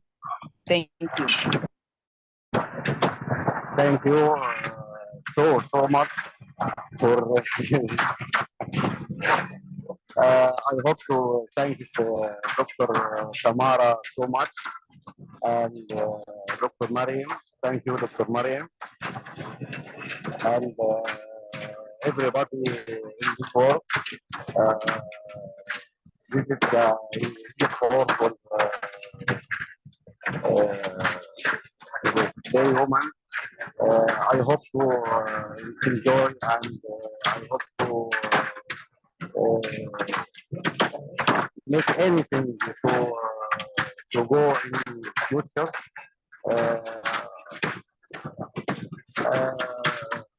In the first, I want to speak in Arabic for a million women in Middle East and Africa and all the world. We can to learn or listen or know any language. But I'm sorry for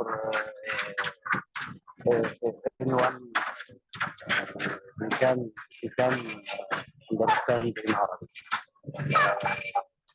Dr. Mariam, can you speak in Arabic now? Okay. بكل العربية والمرأة الأفريقية كثيرا من المتحدثين قد تحدثوا عن هذه المشاكل وهذه الصعوبات ولكن في الحقيقة أن ما يحدث الآن وتواجهه المرأة في الشرق الأوسط وأفريقيا عموما من نزاعات مسلحة هو أكثر بكثير من أي شيء نتحدث عنه. إن الصراعات الحربية والصراعات القبلية التي تحدث في الشرق الأوسط وفي أفريقيا تؤثر تأثيرا سلبيا كبيرا على المرأة وعلى الأطفال.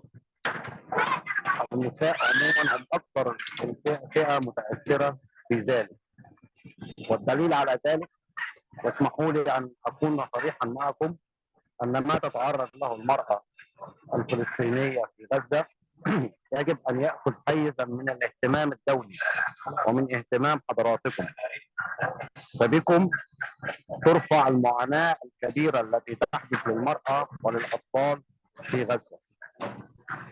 إن المرأة في غزة تتعرض إلى الموت وإلى الجوع وإلى التهجير، فيجب أن نكون مساندين للمرأة الفلسطينية في هذه المعاناة الكبيرة التي تعيشها، والتي من حقها أن تعيش حياة كريمة وأن تكون في أمان وأن تجد فرص العمل وأن تجد فرص الحياة الكريمة. إن النزاعات في الوطن العربي وفي الشرق الأوسط عموما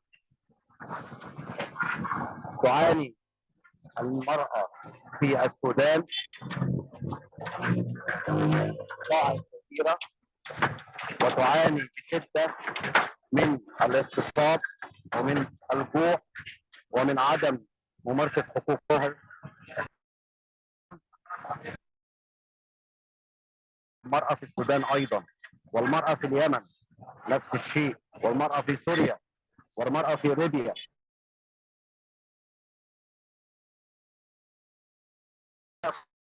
كثيرا جدا.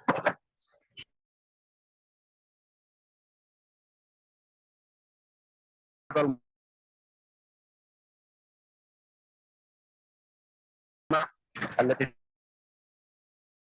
المرأة واستثمار الجمعيات الأهلية والجمعيات المجتمع المرأة في هذه الدول في العيش. المرأة الأفريقية ما زالت إلى الآن مهمشة ولا تحقق أي حقوق. إن المرأة الأفريقية ما زال التعليم في أفريقيا لا يرتقي إلى المستوى الآدمي. إن المعيشة التعليم هو من أهم الأسباب التي تضعف أو تضعف حقوق المرأة في الدول الأفريقية ودول الشرق الأوسط. فيجب أولا أن نهتم بالتعليم كمصدر أساسي ليكون هو الباب الذي ندخل منه إلى الاستثمار ومساعدة المرأة على حياة كريمة. إن التعليم والاستثمار في المشاريع الأهلية والصناعات الصغيرة هو أهم شيء يجب أن يحدث لمساعدة المرأة في الشرق الأوسط وأفريقيا، وقد أتطرق إلى العالم الثالث وكثيرا من الدول في شرق آسيا وفي أمريكا الجنوبية. إن العالم الثالث فقط الاستواء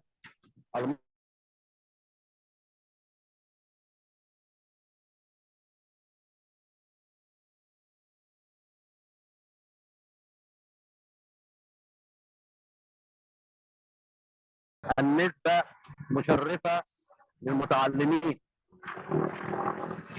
إن الإعلام في العالم الثالث يهتم أساسا بالنواحي السياسية أكثر مما يهتم بالنواحي الاجتماعية. يجب أن نعترف بذلك، ونحن مقصرين في تهيئة الحالة الاجتماعية في دول العالم الثالث. الإعلام ينصب اهتمامه في العالم الثالث فقط بالنواحي السياسية، ويغفل تماما الحياة الاجتماعية عموما والنساء خصوصا. إن الحياة في الشرق الأوسط بالنسبة للنساء تتمحور في البحث الدؤوب عن أي عمل تتحصل منه على أي مال، أي نسبة من الأموال لتحقيق حياة ليس رفاهية، ولكنها حياة تسد بها الجوع، الأكل والشرب، وهذا غير آدمي. إن قوانين العمل في العالم الثالث والشرق الأوسط وأفريقيا يجب أن نطالب بإعادة النظر فيها بالنسبة للنساء.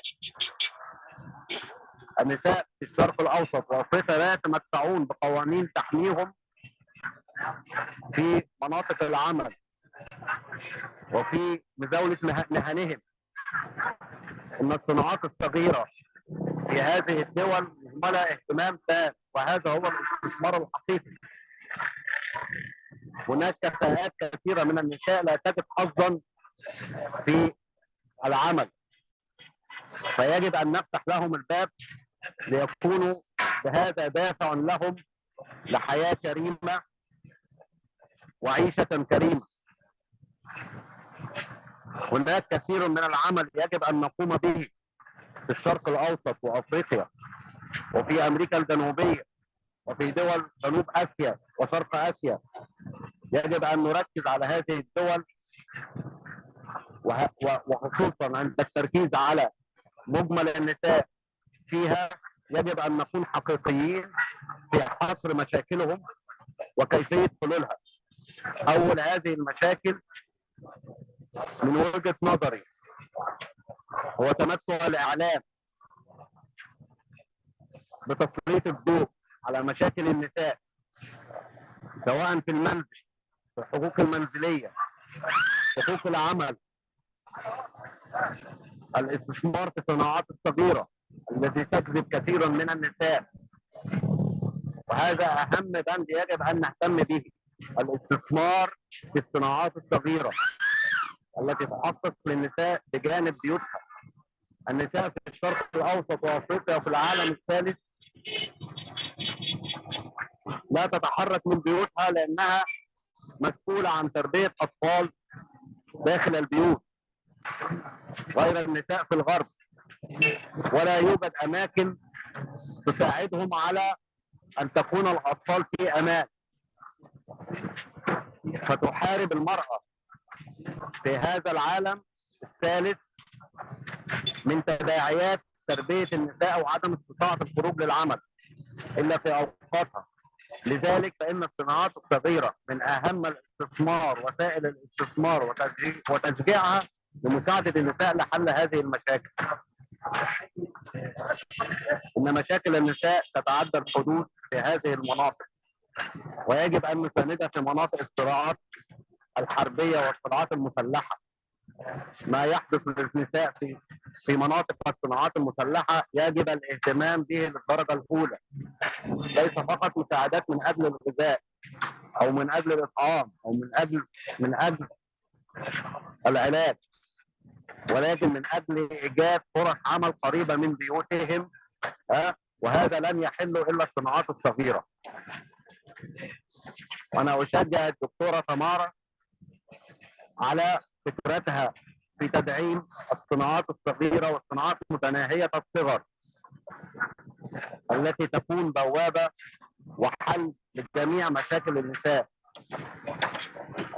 إذا أكفينا وإذا وجدنا للنساء دخل محترم يقيها ويجعلها لا تسعى ولا تتنازل عن حقوقها، فهذا هو الحلم الذي يجب أن نتضافر من أجله، هي أن تكون للنساء في العالم الثالث وفي الشرق الأوسط وأفريقيا دخل محترم ثابت. ويجب بهذا الدخل المحترم الثابت أن نراعي الظروف المحيطة بها في تربية أطفالها وعدم البعد عن بيتها، وهذا هي مشكلة المشاكل للنساء في العالم الثالث. فيجب أن نفكر سويا في إيجاد وسائل من الصناعات والمشاريع متناهية الصغر لتكون هي البوابة التي ندخل منها لحل المشاكل النساء في إيجاد دخل محترم يقيها من التنازل عن حقوقها والتنازل عن كرامتها بكل الوسائل. إن رسالة الإعلام التي سوف نتبنيها إن شاء الله في مشاريع الدكتورة تمارا إن شاء الله، وخصوصا في دعم النساء، ستكون هي تسليط الضوء إعلاميا على الحياة الاجتماعية ومشاكل النساء وتسخير البرامج من أجل حصر المشكلات وتمكين المرأة من مزاولة حقوقها الاجتماعية والسياسية والاستثمارية من خلال البحث الدؤوب على أن تكون لها دخل محترم ثابت بكرامة وعزة، وأن تكون لا متنازلة عن حقوقها الاجتماعية وحقوقها كمرأة في أن تكون Sorry, Dr. Hadir, we only معيشة have one more كريمة minute to go. I'm so sorry to أشكركم وأتمنى أن أكون قد قدمت ما هو مفيد. Thank you so much. Thank you so much. Thank Sorry you. to Thank you.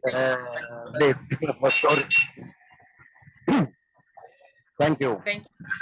Thank you so much for your partnership in terms of our global media, our press. Thank you so much for your partnership, Director Mohammed Hadir.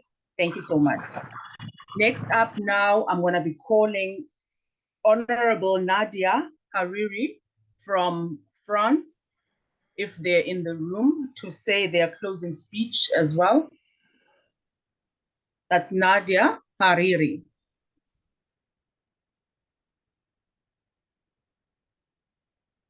Noisy, Queen Nadia is also not in the room. Okay, well noted. Now we move over to Tessa Taylor, who's our head of social media, for her closing speech as well. Thank you so much, Tessa. Hi, I hope you can hear me better this time around. Can you hear me clearer? Yes, we can. Yes, we can. Oh, awesome. Okay. Miriam, have you got my social media presentation there? Ma'am, again, you want to present the same presentation? I've sent the social media one separately. I sent that lastly. If you could just have a quick look. I just struggle to share. Otherwise, I can just talk about. Can you just, if you look on our WhatsApp? Okay. Have you got it?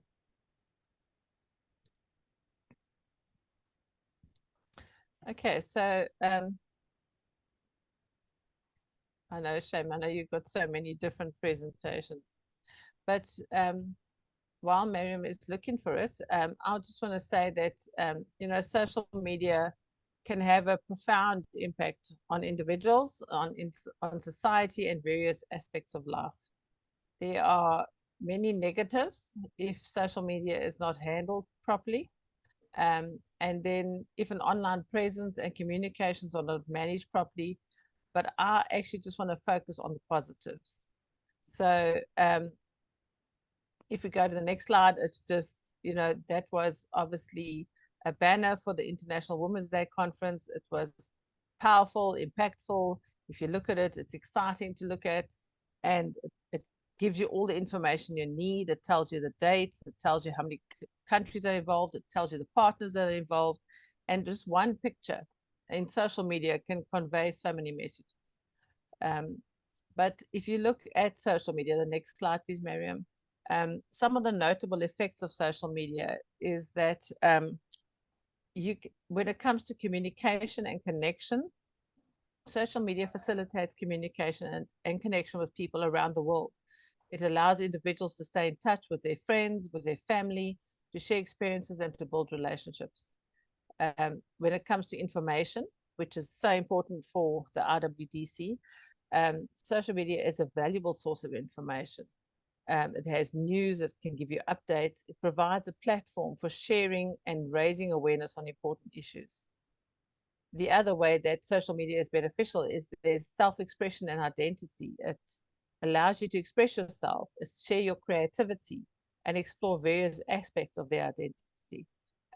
Throughout this conference, we've had so many cultural performances, so many beautiful songs, and we've been able to do that. We can share it with everybody around the world on one platform. It has an impact on our mental health. Social media can provide support and resources for our mental health issues, fostering online communities where people can connect and we can share experiences. And it does help today. I mean, since post-COVID, you know, we were all isolated, and now we can just share everything with everybody. I mean, I'm in contact with Joan, who's in Canada, with Mariam, who's in Pakistan. We can all talk on one conference, you know, so it's amazing. With productivity and distraction, social media can be a useful tool for networking, for professional development, and for collaboration. And on that specific point, we want to achieve so much with the IWDC. And then from a political and social movement, social media can be a powerful tool for organizing and mobilizing people for social and political causes. If we look at the next slide, with regards to our social media journey on IWDC, our Vice President, Mariam Khan, has been networking for many years, and the number of people involved with the IWDC has grown from 5+ countries being involved to currently having over 100 countries that are now part of the IWDC. When we started sending out the registration link to the IWDC, we had 80 people registering. And through networking and social media postings, it grew to around 300 people being registered. And currently on our registration database, we have over 600 registrations. So this being through the power of social media and networking. The next slide, if you look at our social media pages, Mariam created her personal Facebook page in 2009. And from her social media postings, her page currently has 7,700 followers. It's through this platform that people are liking, sharing with others, and through this, reaching so many. It is through these links and follows and from other relevant platforms that the IWDC has grown to such numbers. We have other social media pages which I'd like to share with you, and we are asking for our members to share these links to get as many followers as we can, so that the important work of the Community Development Foundation and the Global Women's Development Network can be shared with the entire world. So we have our newly developed CDF and GWDN Facebook page, which will keep followers updated way beyond IWDC, which currently has 121 followers, but we would like this page to grow. The IWDC has an Instagram page where we have 152 followers currently. The IWDC has a LinkedIn page, and which also has 152 followers. It's Australia's both exactly the same amounts. But with the IWDC, we have also had a live stream link, which has been created by Hamid Saeed, who is the man behind the scenes and the head of the tech team, and who ensures that all our presentations are shown smoothly, and he assists with all technical issues. This live stream link has had over 450 views each day over the past days. So if you just go to the last slide, in closing, to sum it up, as the head of social media for the IWDC conference, with the theme Saving Women's Future in 2024, we're excited to use social media to connect, to inspire, and make a positive impact on the lives of women globally. Through our online community, we can share stories, ideas, and solutions that help create a better and more equal future. Let's use the power of social media to start important conversations, to work together and build a world where every woman's potential is recognized and celebrated. I just want to thank each and every single one of you for being part of this journey, sorry, to save women's future. I just want to have a special thanks to Kai Tidiane and to Patricia Kabibi. Every night that I've been on, you are always watching and always supporting us on social media platforms and in the WhatsApp groups. And then lastly, just to, sorry, to thank Nozi Sogoni, my fellow South African and an amazing moderator, as well as to Joan Kerr, who is forever watching, but not just watching, she's listening intently and giving her input. You chicks rock. Us as chicks, we rock. So thank you. Thank you so much to everybody. And I hope you enjoyed the social media postings. And yeah, and just, yeah, I just think we have a long way to go, a far way to go, and we've achieved so much. Thank you. Thank you, ma'am. Thank you so much. Even for our virtual backgrounds, they really added so much flavor this year. Thank you so much for all that you do for the social media platforms, Tessa. Great work every single year. Thank you so much. We really will applaud you. Behind the technical scenes, we have Mohammed Hamid Sayed, who's behind the technical, and we're always hearing his voice. We'd like for him to even show his camera if possible, and if he could come through to have a talk now for his final speech for the conference of 2024. Yeah, hello, good day, everyone. Hamid Said here. I'm CEO of Shahruh Technologies, that is a technology partner of CDF and GWDN, and especially for this particular conference of IWDC 24. So first of all, I would really like to appreciate all the hard work that you guys have done so far. I feel really humbled to share this stage with so many talented guys like you, so many esteemed guests around us. So you have done a fabulous job. I don't know, you guys are feeling emotional, but I'm feeling emotional, I guess, more than you, because I guess these are the first 5 sleepless nights in my entire life that I have just spent. So yeah, so feeling really emotional, and I guess you can feel these emotions in my voice as well. This is not my normal voice. So yeah, so having a little bit of flu. But yeah, keeping it short. So I would like to appreciate few key moments out of this conference. So first of all, I would like to appreciate the diversity. Right, so I really saw people from all the backgrounds, from different languages. I heard Arabic speakers, English speakers, people speaking in their native languages. So that was really beautiful, a very awesome experience. And even though I couldn't really understand Arabic directly, but with the captions, so yeah, then I can understand that what is going on. So I used to turn on captions, not only for myself, but for all the audience. And secondly, I would like to appreciate the starting of the conference where we had a 1 minute of silence for Palestine. So that was really important and very kind and nice of all the organizing team, and especially the top management like Dr. Khan and Dr. Tamara, that they have taken this initiative, and they are also remembering the women in Palestine because they are suffering a lot and going through a really hard time. So we should be together with them in their hard time. And also we should be together with the people of Ukraine in this hard time. We had a speaker from Ukraine, and when he presented the schools and the conditions over there, that was really heart-wrenching. And I hope and I wish that the situation will be good soon. So after that, another thing I liked about this conference, that all the speakers they talked about cooperation and coexistence. So normally when we attend any Women Day conference, so they talk about some sort of competition between men and women, but here it wasn't like that. It was really positive, and people talked about coexistence and cooperation. So even if you think that I have played a minor role in this conference, so again, the credit goes to a lady who raised a man right. Right. So all the amazing ladies who can raise some men really right.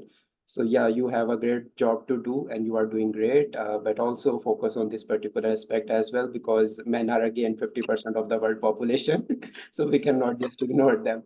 Right. Okay. So yeah. So one thing, most of us have met virtually, and on this last day, it feels like family. So the most heard name in last 5 days was of Miss Nosy. So yeah, I just remembered this name now. I'm not gonna forget it. And secondly, Ma'am Chantal, Ma'am Tiza. So these are names I have heard so many times in these 5 days, and it feels like a family now. But yeah, this family, some of you might feel a bit jealous with me. I have met your vice president in person quite a times. So that's an opportunity only I had so far, right? And looking forward to meet Dr. Khan again and again and collaborate on multiple initiatives with CDF, with GWDN, and all the initiatives that we saw during this conference. Right. So yeah, now I would like to conclude by appreciating my own team members in tech team. All right. So I was having a very talented guy, Sheikh Taz, with me in this technical team. He has also done a great job. Taz, kudos to you. You have done a really good job. And also I had Arfa Rashid Arbi from Shahruh Technologies and Mohammad Ishtiaq with me. These guys really assisted me really well in all these technical things. So yeah, so a big shout out and applaud to all the participants, all the organizers, all the teams, all the sectorial heads, and last but definitely not the least, to the women behind all this, Dr. Mariam Khan and Dr. Tamara. Salute to you guys. Thank you very much. Have a good day ahead. Thank you so much, Mohammed. It was so great to be with you. Thank you for your patience as well. And I think Chantel there in the chat has summed it up so well. You were amazing. Thank you for being with us through this. Welcome to the women's world. That's to you and your team, Tez there. Thank you so much. In this year of 2024, in this conference, we had Jill Africa join us as well. She headed up the fellows and volunteers. If she can come through to say her last closing speech. Jill?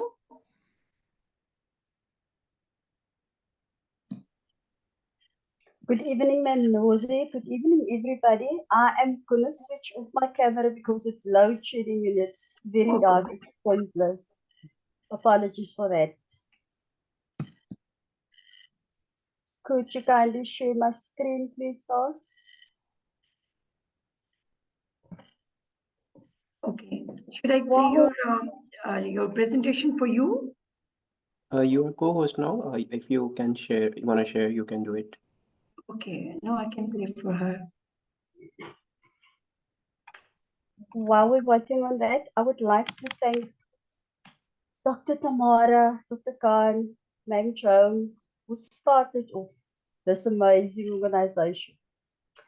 But let me head straight into my presentation. This is in representing all the fellows and volunteers because it's a teamwork and we stood the test. It was teething problems, but thank you for allowing us to be part of this. My next slide, please. This was just a summary of what we did over the past few days, the weeks, the months. It was an amazing journey and I have so much emotions I'm sharing with Mohammed. It's almost like it shouldn't come to an end, but unfortunately it does.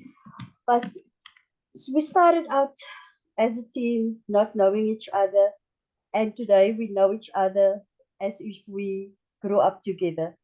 All the speakers, all the organizers, everybody that just dive in and help and save the day and make this conference so successful. Thank you so, so much. Can I get my next slide, please? Thank you to this amazing group.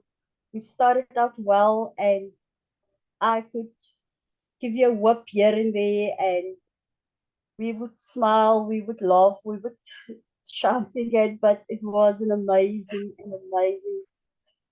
a journey that we went through, and we grew so close together. We can chat just about over everything. And we had two very icons in our group, Queen Usipho and Ambassador Carmen. Thank you so, so much for what you have done and what you've shared with us. It was really, all of us took something home from your advice and your guidance. The next slide, please. This was as the week went, the speakers that we had for each sectorial. And we do realize that in some instances, there were people that encountered network errors, internet connectivities, or load shedding, but through it all, we made it through that. Thank you so much. Next one. Next slide, please. I said I want to salute three ladies at the bottom. Dr. Tamara, Dr. Khan, and Mem Joan.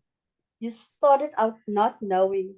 Within a few years' time, we're heading to the 150 countries mark, which are achievable. And if we can get volunteers that's dedicated, it's going to be a walk in the park. And so many countries, now that they are aware of what is going on, they are so, pardon me, so eager to know what's going to happen in 2025, of whom the volunteers will start working on that now already.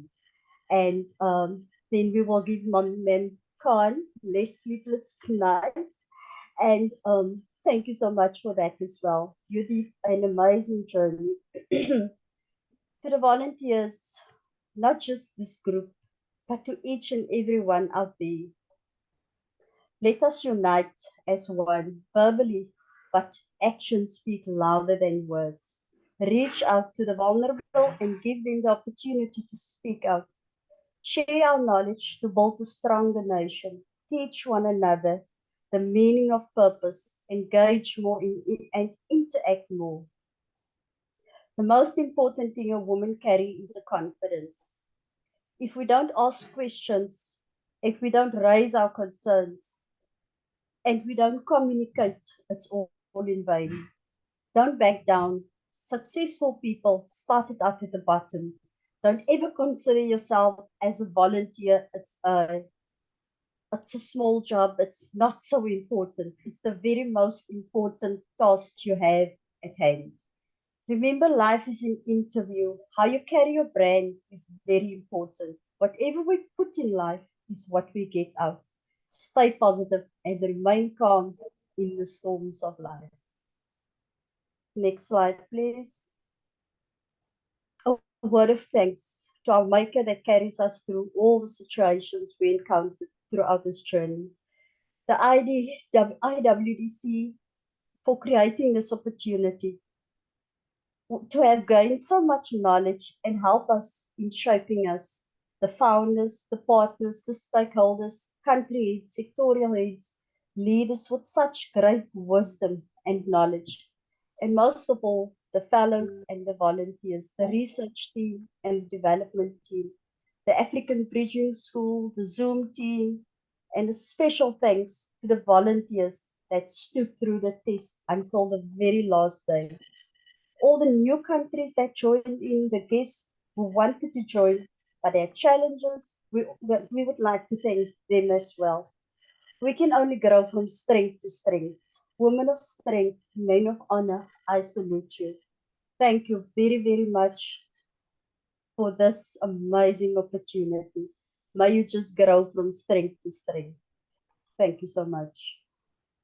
Thank you. Thank you so much, Jill. We honor you. We salute you with your very humbling and very calming demeanor. We really, really appreciate the person that you are. Thank you so much for even assisting with the moderators in terms of assessing them and getting them on board. Thank you so much. Now we give our last speaker of the day, our Vice President, Miriam Khan, who's the founder and Vice President of IWDC 24. We salute you, Madam, and the floor is yours.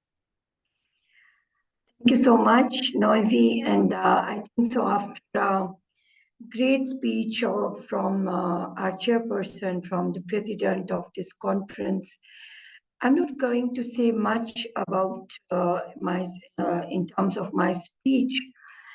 But I must say that the selection of the organizers and the committees which we form step by step, all of they are amazing people.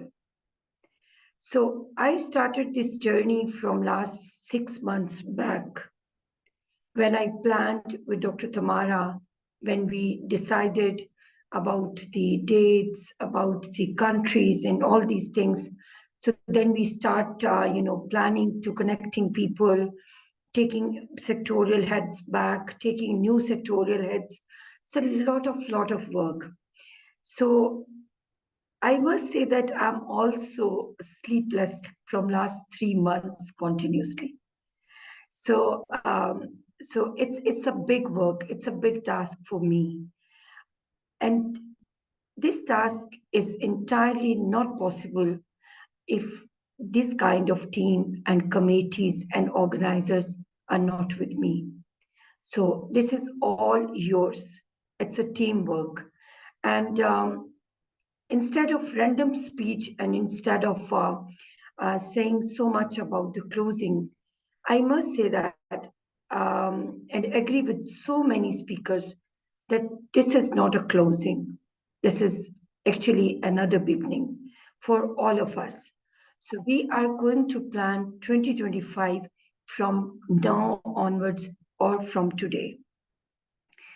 And I must say that the selection of the committee members, this is only a trust which I built on you, and you make this trust on us, and you keep this trust with you in last 3 months. And I know you people are having their own tasks, you have their own organizations, own families, own jobs, everything you have, but you always be over there whenever you call, we called you, whenever we called for the meetings, for the tasks, everything. So I must say, Ma'am Tisa, Jael, my all sectorial heads, Noisy, Ma'am John, of course, Maria, I always admire her work very much. So this is all that every one of you, this is our success today. So I must say that if we can, of course, in the coming years, this is going to be possible also. And we all are going to request our chairperson today collectively that we need this kind of physical conference also to meet each other and to greet each other, to hug each other, and to share our achievement and share our, transformation journey. So instead of saving women's future, out of us, first we can save our future also, because we are ultimately also women and we are also having the same journey which other women having with us. So thank you so much. We have lot of to do in the coming months, and I must announce the post-conference date. This is going to be the 24th April, which is going to be the award ceremony and the post-conference. This is the one-day event which we are going to start in the afternoon, not in the evening. So because in the evening we are going too late, and we are going to start this award ceremony, and the post-conference is from after, we are going to set the time, of course, from the afternoon, and we will plan with the organizers, we will plan committees and team, but you can all note down this date. This is going to be the 24th of April. So thank you so much. from this global stage today. IWDC 24 is a transformative journey for everyone. And on behalf of all of you, on behalf of all organizers, committees, sectorial heads, we must say that, yes, we are on the journey of saving women's future. Thank you so much, all of you. Thank you so much. Thank you. Thank you so much, Mariam Khan. I don't have any more to say beyond your words and what you've said. It's been an interesting journey. Thank you for everyone for being part and parcel of this International Women's Day conference for the past 5 days. And happy International Women's Day to all. Thank you so much. Happy Women's Day. Fantastic conference. Thank you for all the hard work everybody did. To the tech team, kindly can we play the, let me do this. So we are going to play the last promo, which is going to be the conference promo, and we can close on this promo, the today's conference. Sorry, Ma'am Joan, you were saying something before? No, I just wanted to reiterate that it was such an amazing organized event. And I just, the work that must have gone in it, as Miriam says, it shows. It was excellent.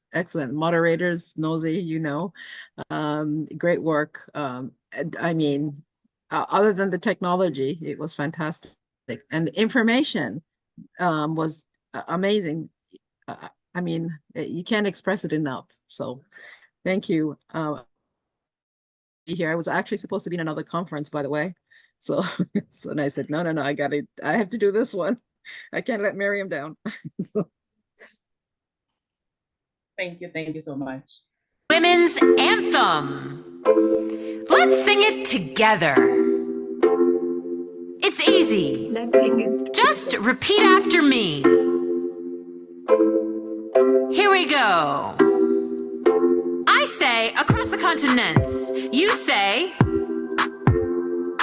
women are unique. Within our cycle, our color is one. Women are the circle that shapes our world. We rise from the grassroots. I am because we are.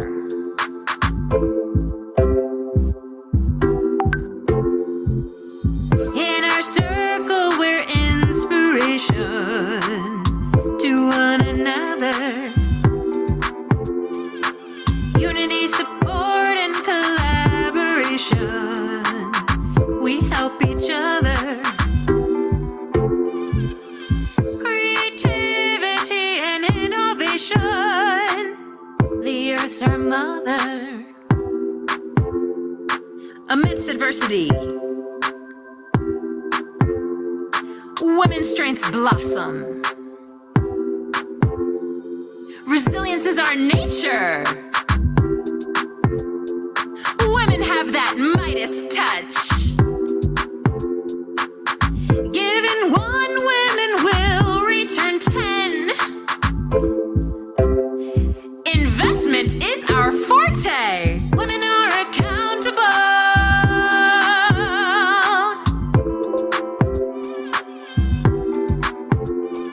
We network to balance the world, not to dominate, not to dominate.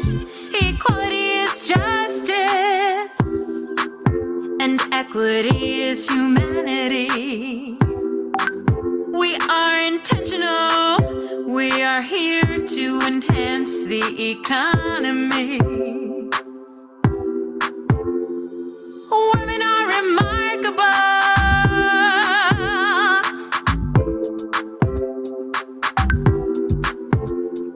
In leadership, we thrive.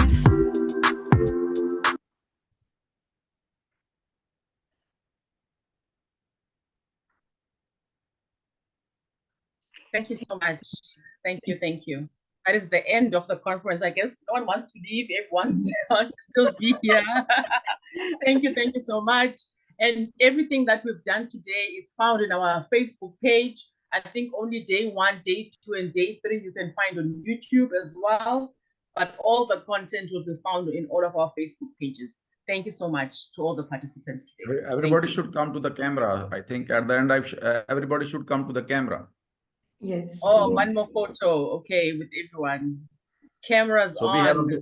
we have a final group photo, I think. Everybody. Ma'am Chantal, please put on your camera. John, Kerr, Dr. Basima, all members kindly put on your cameras. I think they are taking their farewell tea. So everybody's on? Yes. Come to the camera, please. So I am taking the picture, final picture, and everybody should raise your hands like this. It's a victory. It's a victory sign. 1, 2, 3. That's 1 click, 2nd click, 3rd click. Yeah, 1 click again. John Kerr, please. Victory. Yeah. Yeah. And now for me, because I can't raise like this and I have to camera, So I can do this for take you, the sir. pictures, okay? Okay. So you can do so I can take Okay, picture thank now. you. Yeah. Thank you. Thank you. Thank you so much. So And take good care. night to you. And we. Unfortunately, I can't take off my camera. I'm in the dark. How am I? Okay. Thank Then you. you can put your the ID picture. Thank you so much. Hold on, Thank you. because it was V for victory, that means every one of you have to have a victory garden now. Yeah, that is the reason. So we have introduced You are a pure businesswoman. Yeah. Yeah. We have Recognizing the opportunity. Yeah. We have introduced the victory brand of Madam John Kerr for her last 5-year services to IWDC 24. Yes, sir. Thank you. Thank you so much. Jael is going to be emotional. Jael, we are going to be in contact with each other. And of course, we are going to prepare our post-conference also, because these volunteers are very much, connected with us all the time, doing, different tasks. So we have, the emotional and sentimental relations also with each other. So yes, this is going to be a global team. And we are, of course, working together and be in touch with each other. Ma'am Ivy, we really missed your conference, your parallel event. We saw your the event in the beginning, but later you didn't connect this with the conference. But we will be happy if you can share your videos, and we can Yes. take these videos on the social media also. Yes. So thank you so much, all of you. The light went off, so as usual, Yes, ma'am. Africa. Yes, of course. We are going to, take this, and Tisa and me is going to post on the social media as well. So thank you so much, Noisy, for your wonderful work, for your wonderful support all the time. Thank you so much, and good night to everyone. Good night. Good night. Good night. Good night. Bye. Bye. Good night. Rest Hi, well, Maria. please. I never got to say hi. Hi. Good night, ma'am. Bye. Bye. Bye-bye.